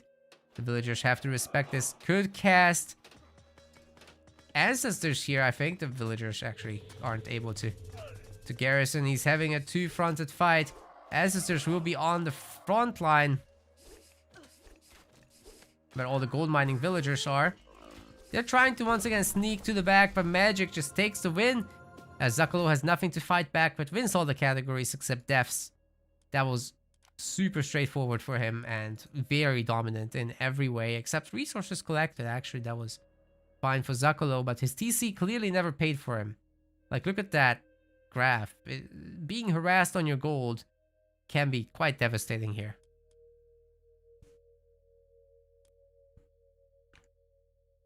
Alright, so that's one for Magic already. Need to flip him, because I flipped in the game and it impacts this screen as well.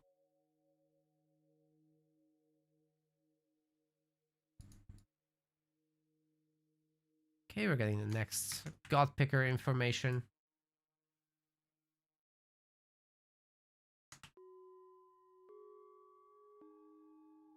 Wait, the draft doesn't exist?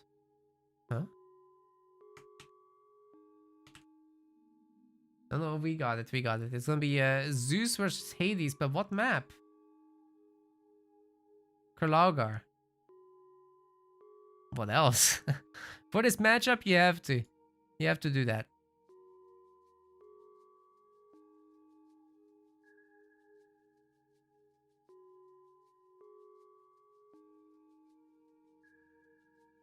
Alright, there's our up-to-date information, ladies and gentlemen. This one's all about the hoplites and the Toxotes. Hades, I like Hades' situation there, just because he gets, first off, he gets Sentinels back home, right? That's great. And continuously getting the Shades as well. Getting Curse in Heroic is fantastic. And to deal with the Scylla, you get your Argo. That's through Aphrodite, so Zeus doesn't have access to that at all. But there's a lot of great things going on for Zeus as well. However, one more thing for Hades is the Toxotes instantly getting ballistics as you reach the heroic age. That's a huge, huge moment. But Zeus, he gets a little bit of free favor, so you never have to pray in the early game, and then only once you want to get like Sarissa and your other upgrades. You can also opt for adding in a Minotaur or something, because you have bolt available, right? You bolt the Achilles and you have a substantial lead on land. Then you use these Minotaurs to beat the ships up, because on Kurlaugar the water is shallow and you could enter that without any issues with your land units, so you get land versus navy very rapidly developing there. I think these guys are already in the match, I just can't see it yet. There it is. 2 minutes of spectator delay. But yeah, man, Magic's playing just super solid.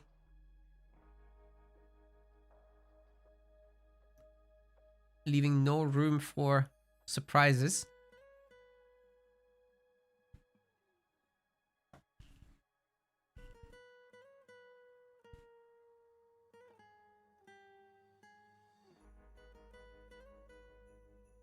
What else is there to say? I highlighted the hoplites earlier. The Sarissa hoplites have super high stats, especially once you get all the armory upgrades for them, as well as the Aegis shield. Just don't try to go Hippospis, because the Toxotes will be picking them off super easily. So something like Hippospis and Peltas just doesn't work in practice, because the Hippospis don't get to beat the hoplites due to the presence of the mass Toxotes. Something to keep in mind there. Could we have another matchup on this map once? No. Evidently not. That's it is what it is, guys. It is what it is.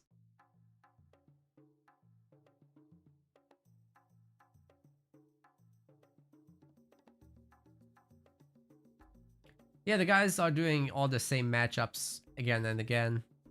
That's true.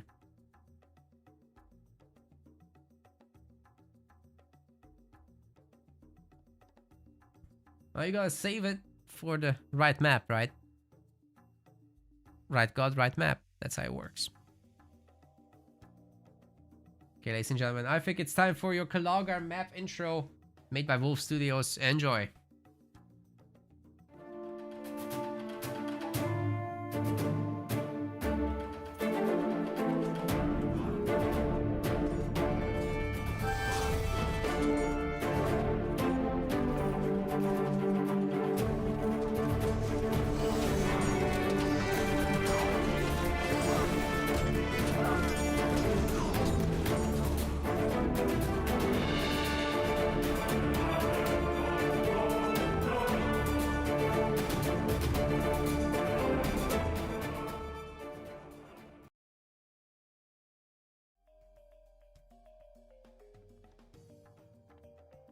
Ladies and gentlemen, welcome to Kalagar.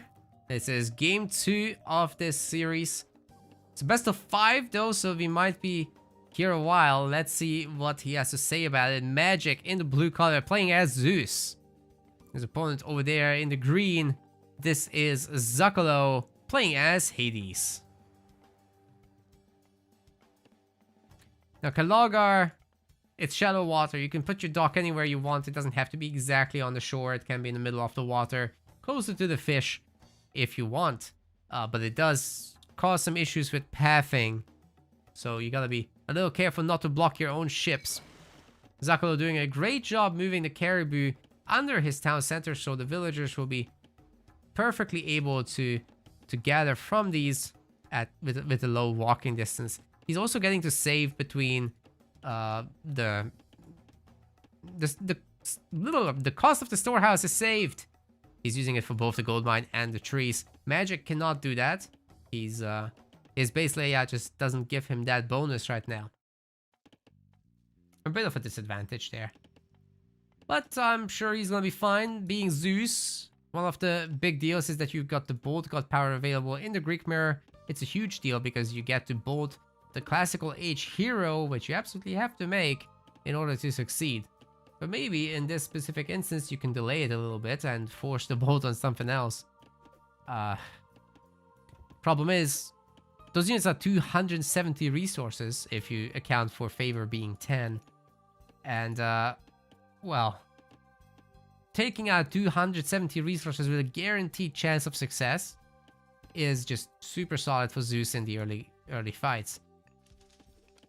Then both of these I expect to go up with Athena on this map and just getting those Athena hoplites going. While Zeus have some extra favor, so he doesn't need to pray at the very beginning, whereas Hades would do if you want to get access to Sarissa or extra Minotaurs. Well, Zeus can just do a little bit of praying with like 2 villagers, not like 3 or 4.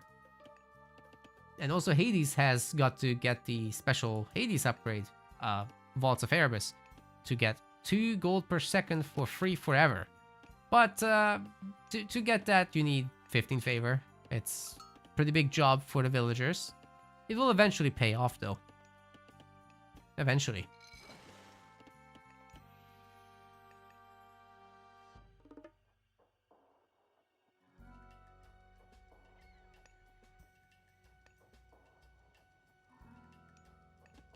Magic already with his second dock. We don't see that for Zakolo. He's got a faster temple. Whereas Magic is just happy to gather away a little longer. Zakolo has way too much food right now. What is going on? He's finally going up Athena. Magic still only on under 300 food. But he'll have a lot more fishing ships at the end of all this, right? In theory. Zakolo's going up to 9 already. Magic actually has less. He just now got 9. Zakolo just puts a second dock here, focusing on this area. Another advantage Zeus has is the hoplites doing bonus damage against buildings. It's an extra 50%. So if you have overwhelming numbers, you can take down the docks rather easily as Zeus compared to Hades. And then, you know, they are also faster than those of Hades. Lots of things to deal with, but Hades does have the better archers. Especially once you're in the heroic age, they get automatically upgraded with ballistics for free. So that's very nice.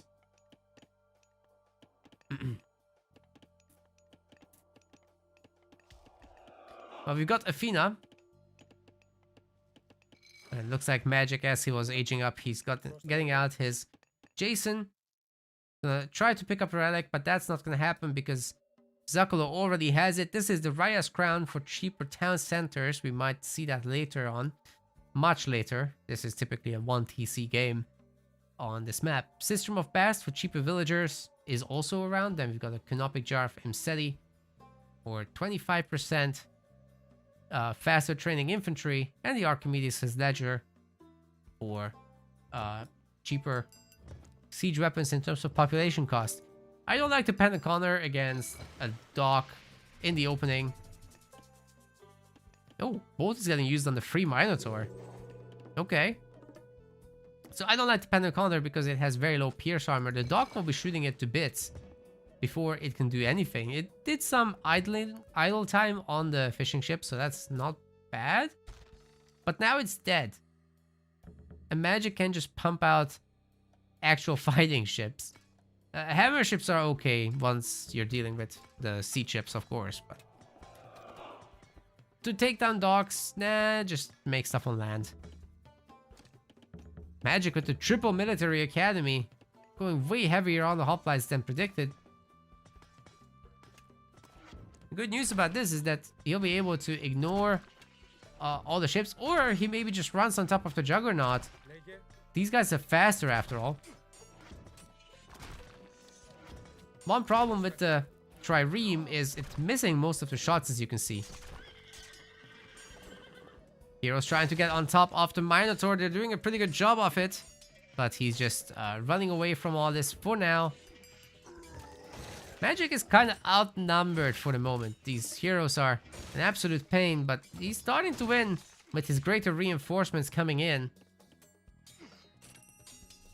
Restoration should be used by both players here. And that is now happening. Got a hoplite lead for Magic for the first time. He's actually got 2 euros. Sarissa is now being researched. That will give these guys some extra damage, as well as an extra range on the enemy hoplites. So even as they're running away, you can get that one last poke in, slow them down, and then keep that chained.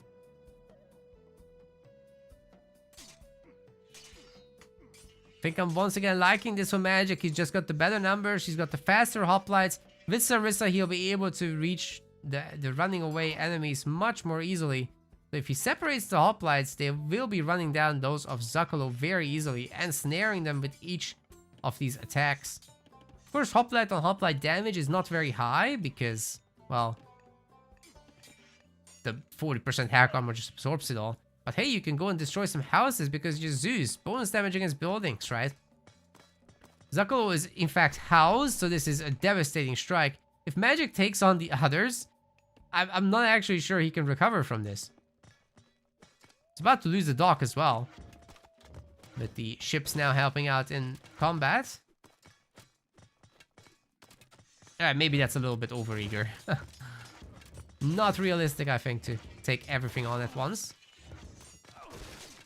Ooh, Magic's kind of splitting his damage, but he's got the 2 heroes to help tank. And his hoplites are better doing more... Oh no, they're not doing more damage. They both have... No, this is not Sarissa. This is bronze weapons. What's going on? Or copper weapons, excuse me. Sarissa does give them the 1.75 attack range. Now Magic's getting the hoplite upgrade, which will combine with the bonus damage against buildings do even more work. All the fishing ships are getting shut down, and Magic with his second dock now able to put on some more fishing. Wow, that's a huge swing. And I just think Magic's running away with this game. That might actually be over. Not sure if he needs to even bother killing these fishing ships. Yeah, just ignore it and go for the miners. Wait. He's attacking the TC? My god. No. The Zom. The Zom is too strong. Don't do it. Yeah, gotta run from the Zom. It's too powerful. He can win the fight out here, though.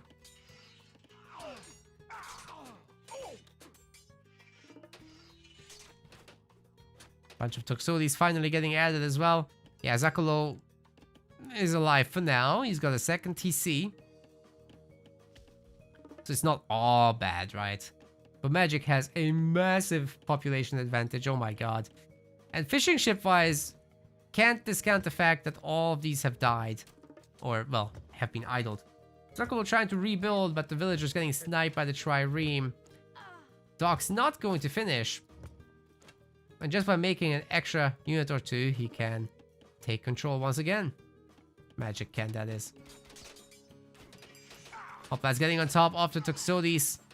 We'll be cutting them down in no time, even though they're technically countered. The number game is just that much in favor of Magic. And he's killing villagers left and right, helping him equalize the situation. But he really does need the heroic age from here. If he wants to do damage, he is going up Dionysus, which will give him bronze, which will give him a Hydra and heavy hoplites. This is gonna be nuts. Bronze alone could win the game, I think, with some extra units. Triremes will be picking off the remaining fishing ships. There's really not that many left.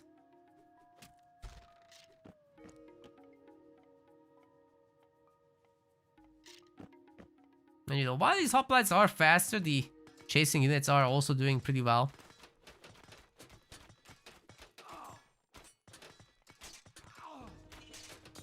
Doc might actually go down. And then Magic has to run. There's too many Toxotes here. He can't take this.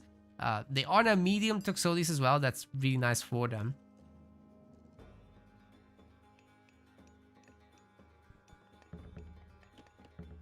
Well, as usual, guys, make more buildings.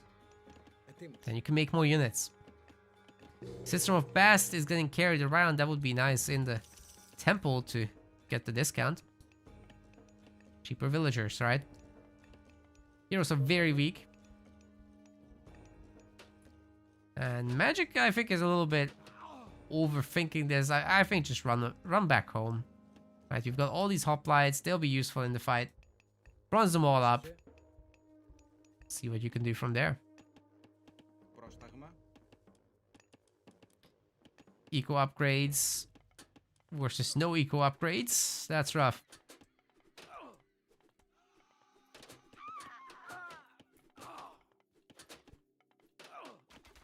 I think he's donating too many of the hoplites here, but he's got a really good frontal army going after the villagers once again. And these hoplites are plenty tanky. They're heavy hoplites now, taking down the Toxotes without too much issue. Magic on 140 population to not even 100. Only 5 villagers behind. That's more than made up by the fishing ships, who by the way have per scene already done. So that's pretty good. This hoplite group is still running around as well. And we should be seeing a bronze in no time. Maybe merge up the armies. Hydra getting blasted pretty badly. 47 health on this thing, oh my. Maybe he can squeeze out a restoration, but it's not going to be needed as Zakolo resigns, giving Magic his second win in this series. Absolutely sick.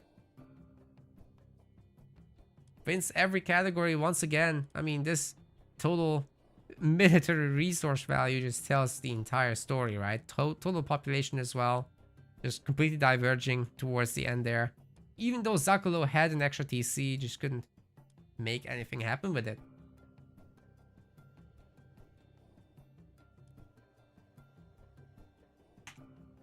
Brutal gamer, this Magic. Brutal gamer indeed. Now we're getting the information for the next map, which is going to be Mount Olympus.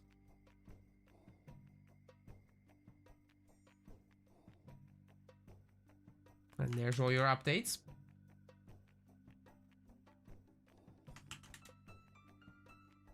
And we're getting the god picks now. Magic already has his. Zakolo has just a few seconds to do his. I hope he doesn't mess up.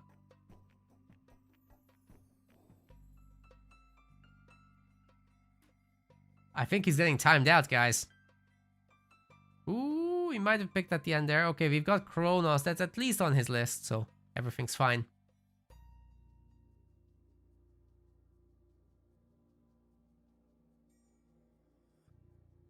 Mount Olympus. Might be our last match for the day on this stream, at least. Below the Ra versus Kronos. More Egypt versus Atlantean. We've seen a lot of that today.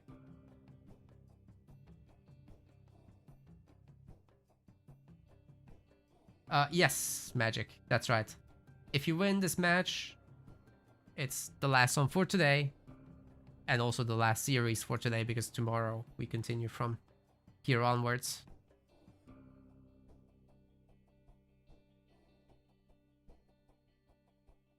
So, if you win, you may go.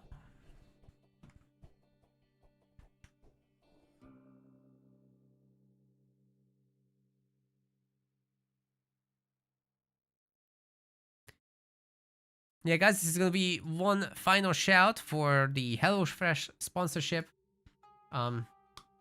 Check out our link in the about section, description section, whatever it is. Exclamation mark HelloFresh for the chat. Even on the MetaPlace website, it's pinned. If you're a user on MetaPlace, you will have gotten an email about it as well. Anyone ordering a HelloFresh subscription will be supporting our project directly while getting dinner, and breakfasts are included for free as well. So pretty good deal, I would say, if you're looking to support what we're doing here with all the esports business. There's more of that coming in the new year, so really looking forward to that. We'll also do something for the lower levels, not just the top boys. I know it's frustrating to have to fight against Magic in the early rounds and whatnot, but we'll put on a different format where the pros fight the pros and the rising stars, as we like to call them, fight each other. So that's coming in the new year. There will also be a deathmatch event. So really hope you guys are looking forward to that. It will be all on the MetaPlace channel. So please check out the MetaPlace channel as well if you're on my personal one. I'll drop another shout out there. Make sure to follow it because I will be streaming them all on the MetaPlace channel, not my personal one.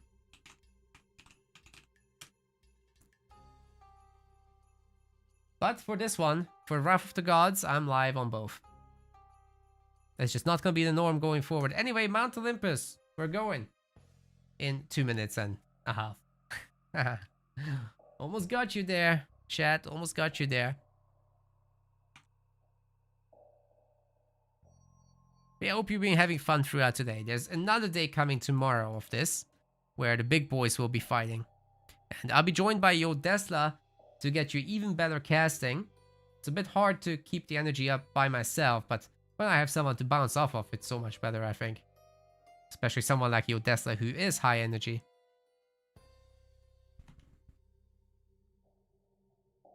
So really looking forward to that.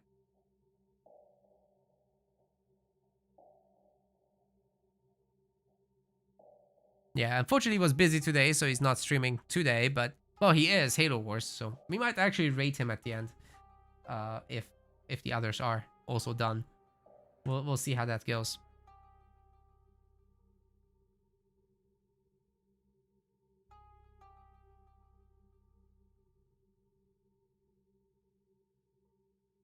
Yeah, I think he could use the support, right?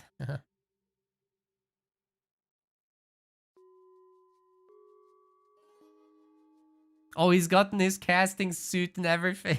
Alright, we'll definitely rate him then. Once this is over. It's gonna be sick.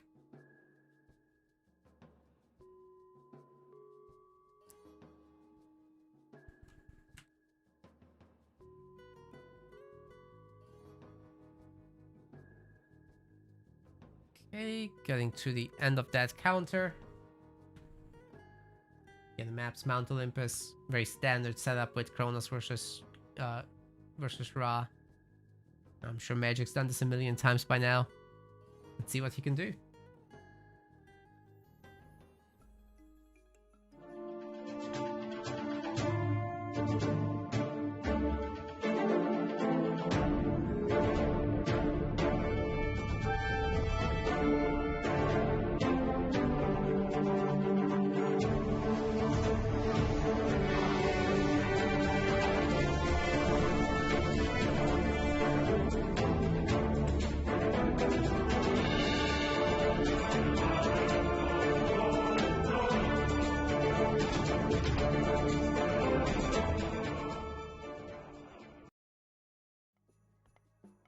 Welcome to Mount Olympus, guys. This might be the very last game in this series as Magic's up 2-0. This time he's playing in the blue color as Ra.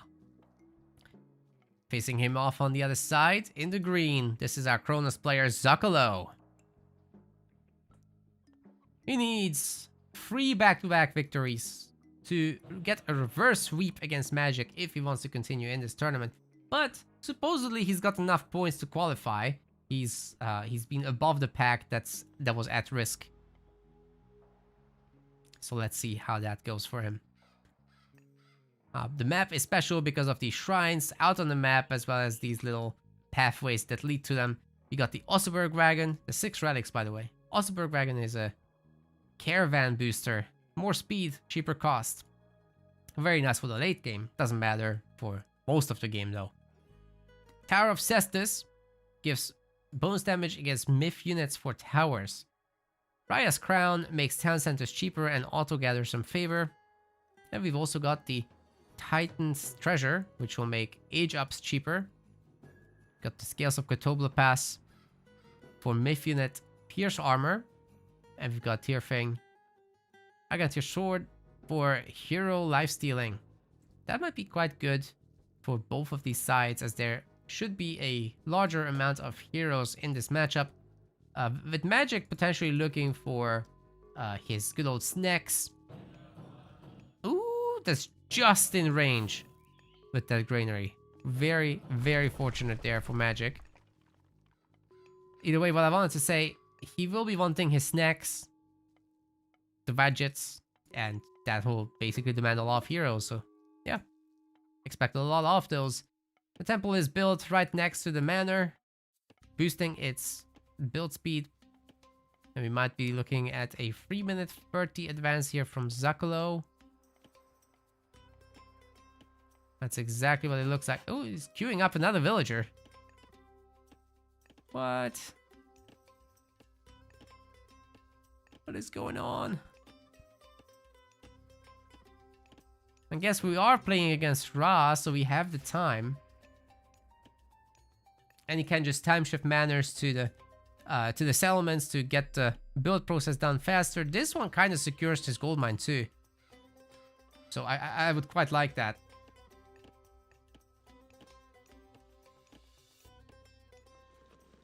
Especially off of a time shift, right?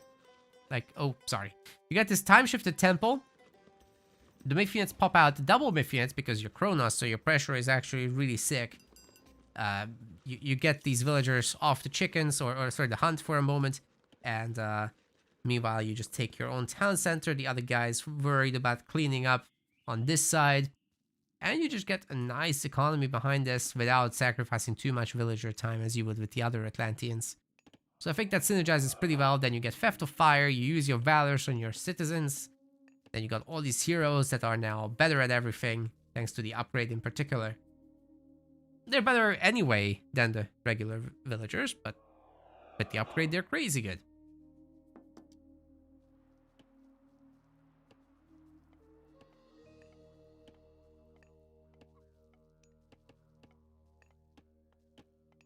Well, there's already 3 priests and magics pre-positioning them to deal with the Prometheans. We've got the obelisks as well getting made. He wants to see what's coming his way before it happens, basically. The villager does get to garrison into the tower, and Magic will be getting his classical age in time, giving these priests extra range and firepower, as well as the budget is out now, pushing all of this away. But behind this, Zuccolo has not been doing too much of chilling, right? Like he's time shifting his manners, he's working on the settlement. This is a hero that's about to be a hero once he remembers to use his valor. I think you should use them immediately once it's available because of the cooldown. Like you do have to wait 30 seconds for the next one. And having had Theft of Fire already, well, not yet, I guess. But if you get Theft of Fire at this point, then they'll be building the settlement even faster. It's already really good though with 2 manors. Counter barracks is coming up.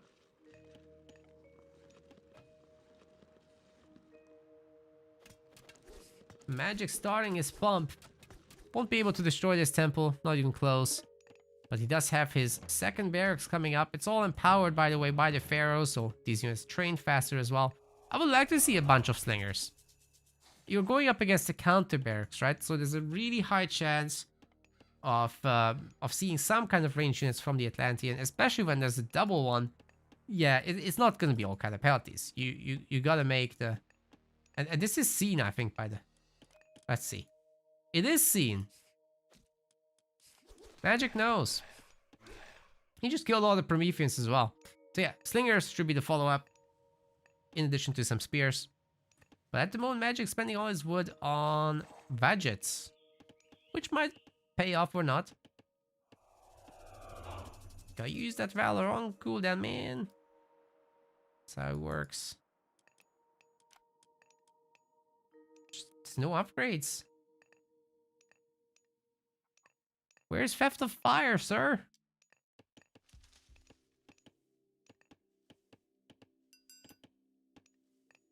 Magic has his usual opportunity. The gold mine is a little bit exposed.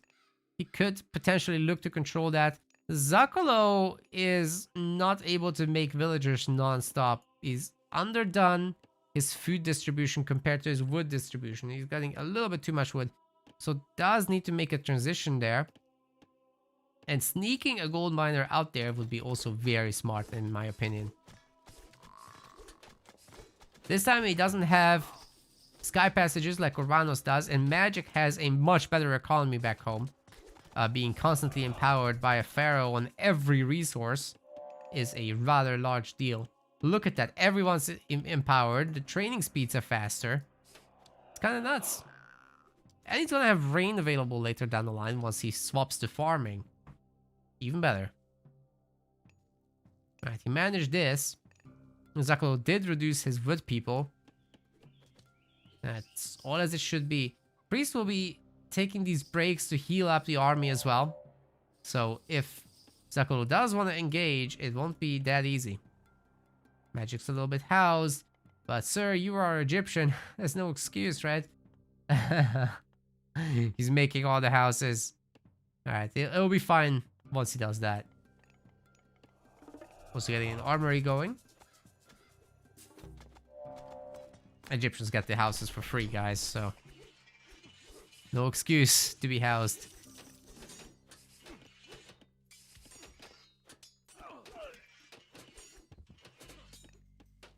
Plenty of X-Men are out. They will be taking down those Murmillo like they're nothing.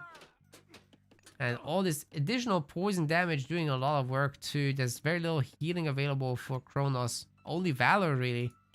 And then later in the game, you can get the regenerating heroes from Hyperion. But we're pretty far away from that. Theft of Fire is only now coming in.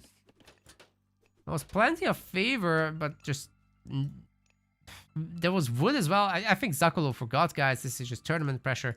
The gold miners started having to run away from this, of course. It was a risky position they took, but hey, there's another gold mine out there. Could try to sneak that, but he needs to be an absolute ninja to pull this off. Magic behind this is grabbing another town center, and the triple barracks can just get back to work anytime.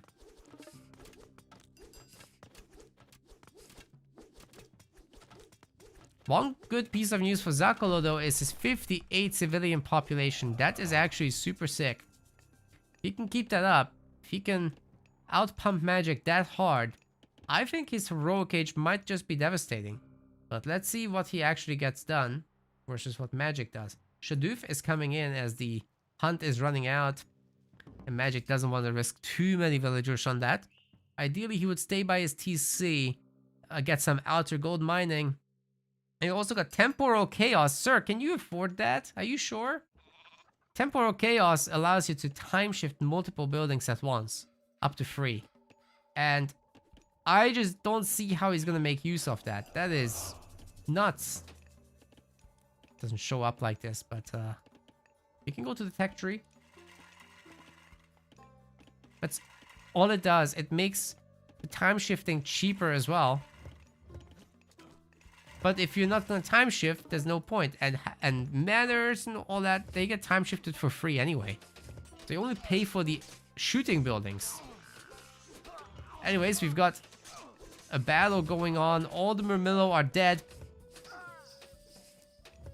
And overall, the Vagets are doing a lot of damage from the backline. Very little of focus firing going on with those Turbo Heroes. They're fast and everything, but can they actually get anything done? I don't think so. 3 of them left. The priests are helping as well. Looks like 2 of the Vagets will be going down to the... Oh. With all the Spearmen dead, makes sense to save your units. But unfortunate that Magic just didn't make any Slingers. That would have been so helpful. I'm not sure there's a big reason to make this many Vagets. I don't understand. You know, but like when you scout double counter barracks, wouldn't it be best to just add some slings? Deal with all these Cairo Ballista very easily. Don't risk your economy into Vagets. I just don't see what can go wrong with that. Either way, Magic's gearing up for a nice heroic age. Got a lot of farms down. And if he casts Rain, these are gonna go absolutely insane in terms of gather rates. Better than hunting. Anytime now, Magic. Oh, he's waiting for Plow, of course. That makes sense. The sneaky gold mining has begun once more. I don't think these spearmen though can engage the Cairo Ballista. That's too many of them. Magic will need his slingers. And there's the rain. Make it rain, baby. 1.64 versus 0.9 is the gather rate difference. So yeah, rain is definitely worth it. It does cost the gold. So if you're really tight on gold, maybe not. But otherwise, yeah, just go for it. Cairo Ballista barely getting any snipes off. Most of the shots get dodged. Got a forward tower by Magic. Didn't expect that. He's also going heroic through Sekhmet. Sekhmet? Alright, I guess we're gonna get Bone Bow Chariots. And Hyperion coming out from Zakalo is getting economic upgrades, he's getting armory upgrades, he's getting line upgrades, getting everything.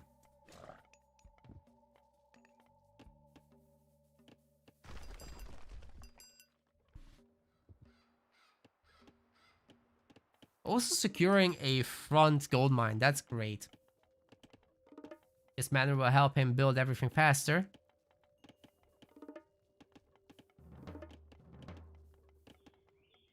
Of course, adding in a palace in this frontal location would be very helpful too. Gotta be careful though with the Cairo Ballista. If Magic makes too many slingers, they'll be evaporating very, very quickly. Gotta be really careful with that. Also, as far as the economy goes, Zakalo is almost maxed out. Oh my god, he can just go Mythic. That's crazy. He could just throw down the palace and go Mythic immediately. So he could get in a very big implode. Whereas Magic will probably just need to sell his food in order to make the Mythic jump. He's got a lot of it. Nothing stopping a second rain. Gotta do the second rain. Maybe he waits for irrigation, but I'm not sure it's needed. Just use it. It's 30 favor. They could do a third one after that. It's crazy. Cooldown is so short on that thing. You can just pretty much constantly rain. Atlas is coming in with the double boost from the manners they stack after all. So you can build that palace really quickly. Slings of the Sun is coming in for any infantry. The slingers are going to be crazy good. They also have electrum bullets for the divine damage.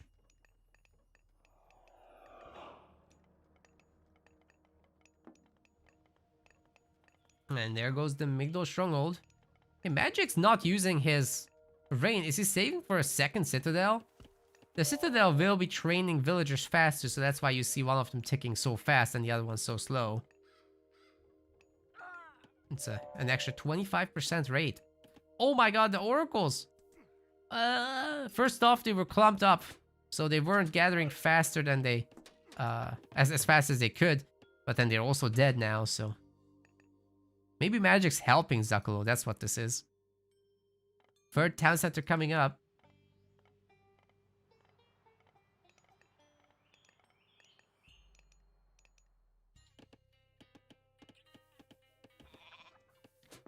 Got heavy infantry and Osiris.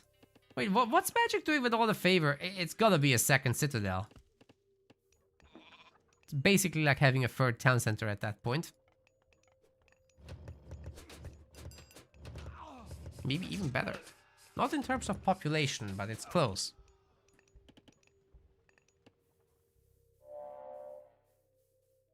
Adding elephants now. Yeah, what's the Atlantean army gonna do? Like, without a ton of Contarius, Son of Osiris is just absolutely spooky.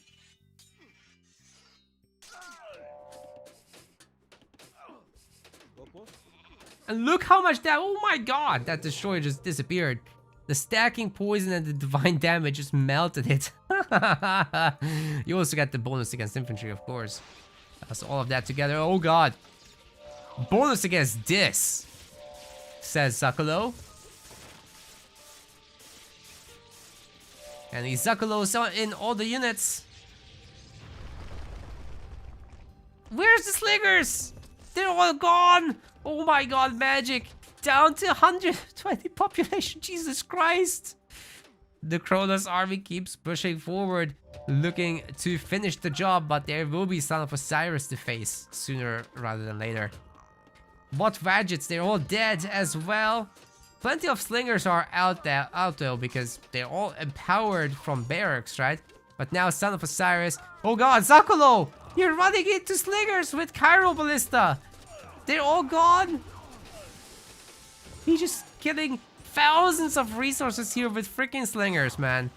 Son of Osiris is in as well. He'll be finishing the job.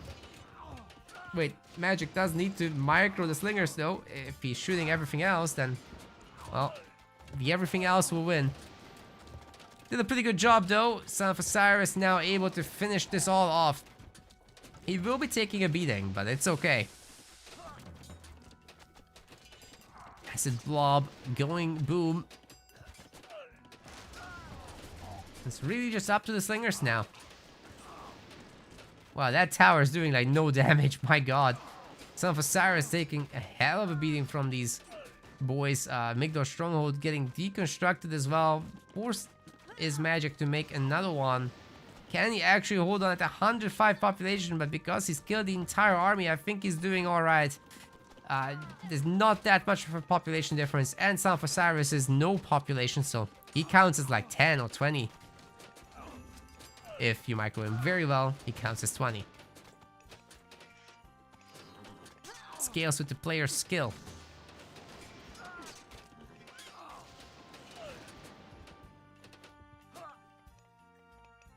Okay, what about second implode?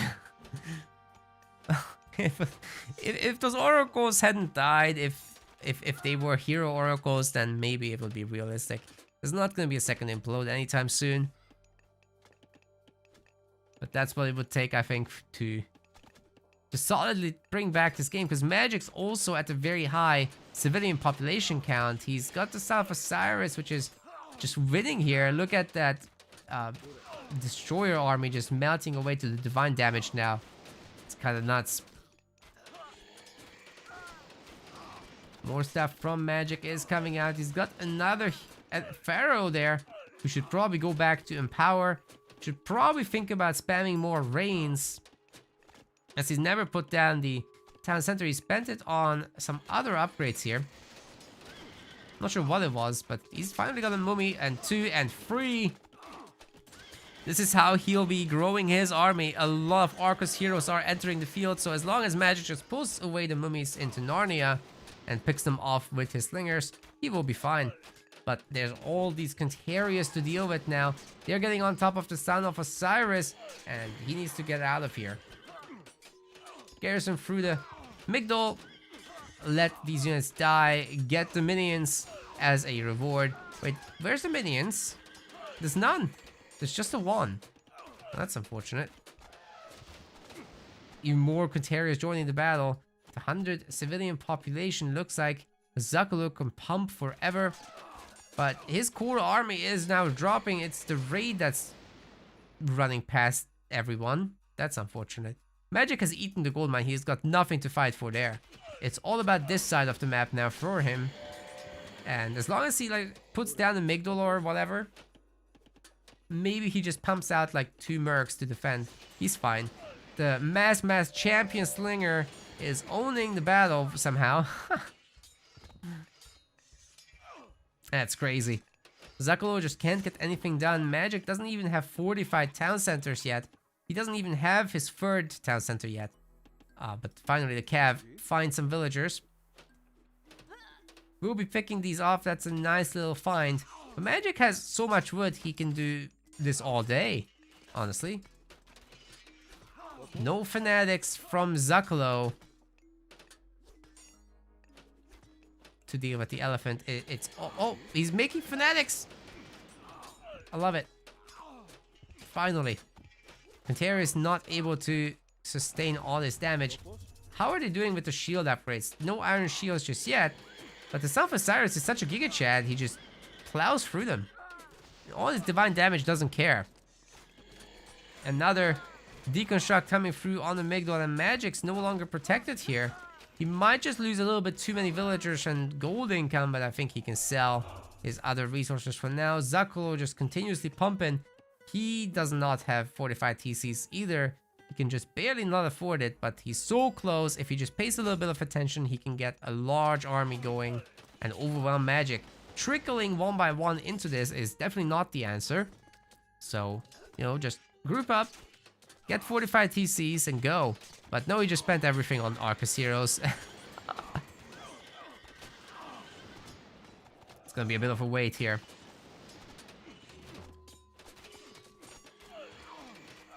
And Magic once again pulling forward. He's out of gold. He will have to sell all the wood he's got.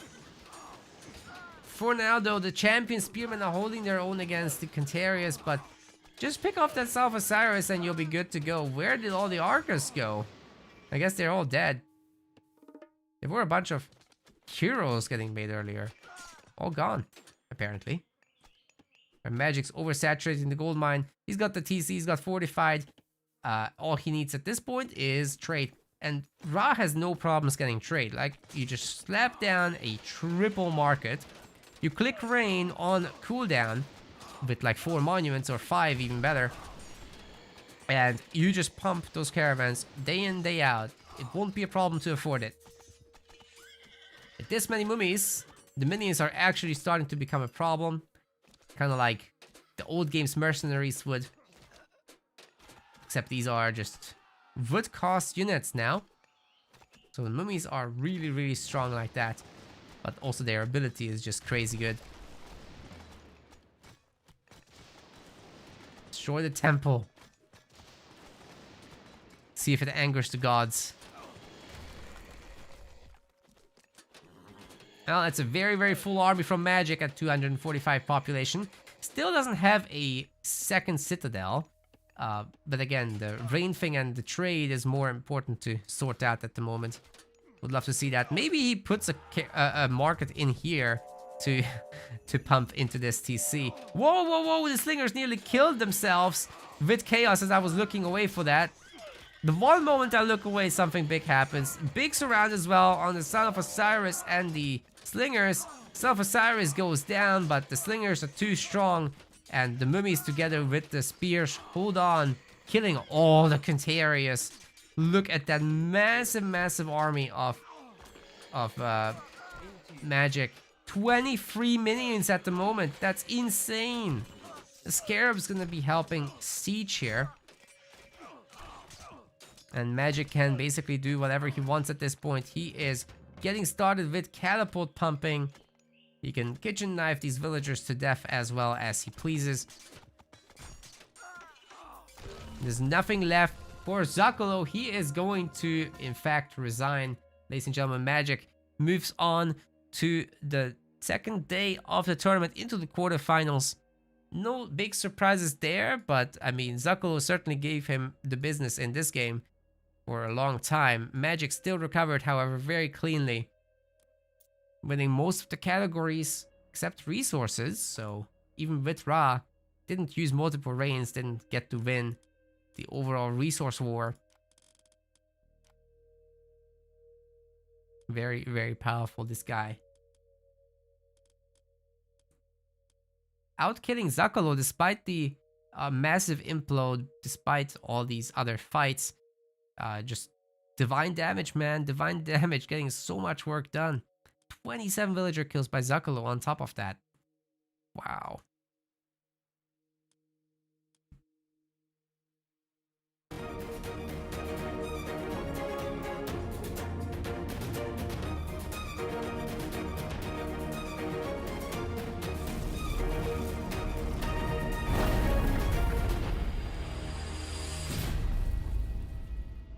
Alright, ladies and gentlemen, I think this is where I'll be stopping for today. That was plenty. There will be more tomorrow. So, I really hope you had fun. Make sure to hit the follow buttons, especially on the MetaPlays channel. And I'll be seeing you again tomorrow. Check out our sponsor HelloFresh one last time. Links are in the description for a really good discount on their offer. You get a free breakfast as well. 1 per box. Should be pretty sick. And you'll be supporting us in the process with this whole esports business. So, gamers, I'll be seeing you tomorrow. And you go and watch some of the remainder of the games. I think Boyd still has something going. Maybe Iron Maiden does. Let's see where they are exactly. Iron Maiden is still in the early stages of his set, and he could really use the viewers, I think. We'll be sending you guys there. Thank you very much, and I'll see ya tomorrow. Bye-bye.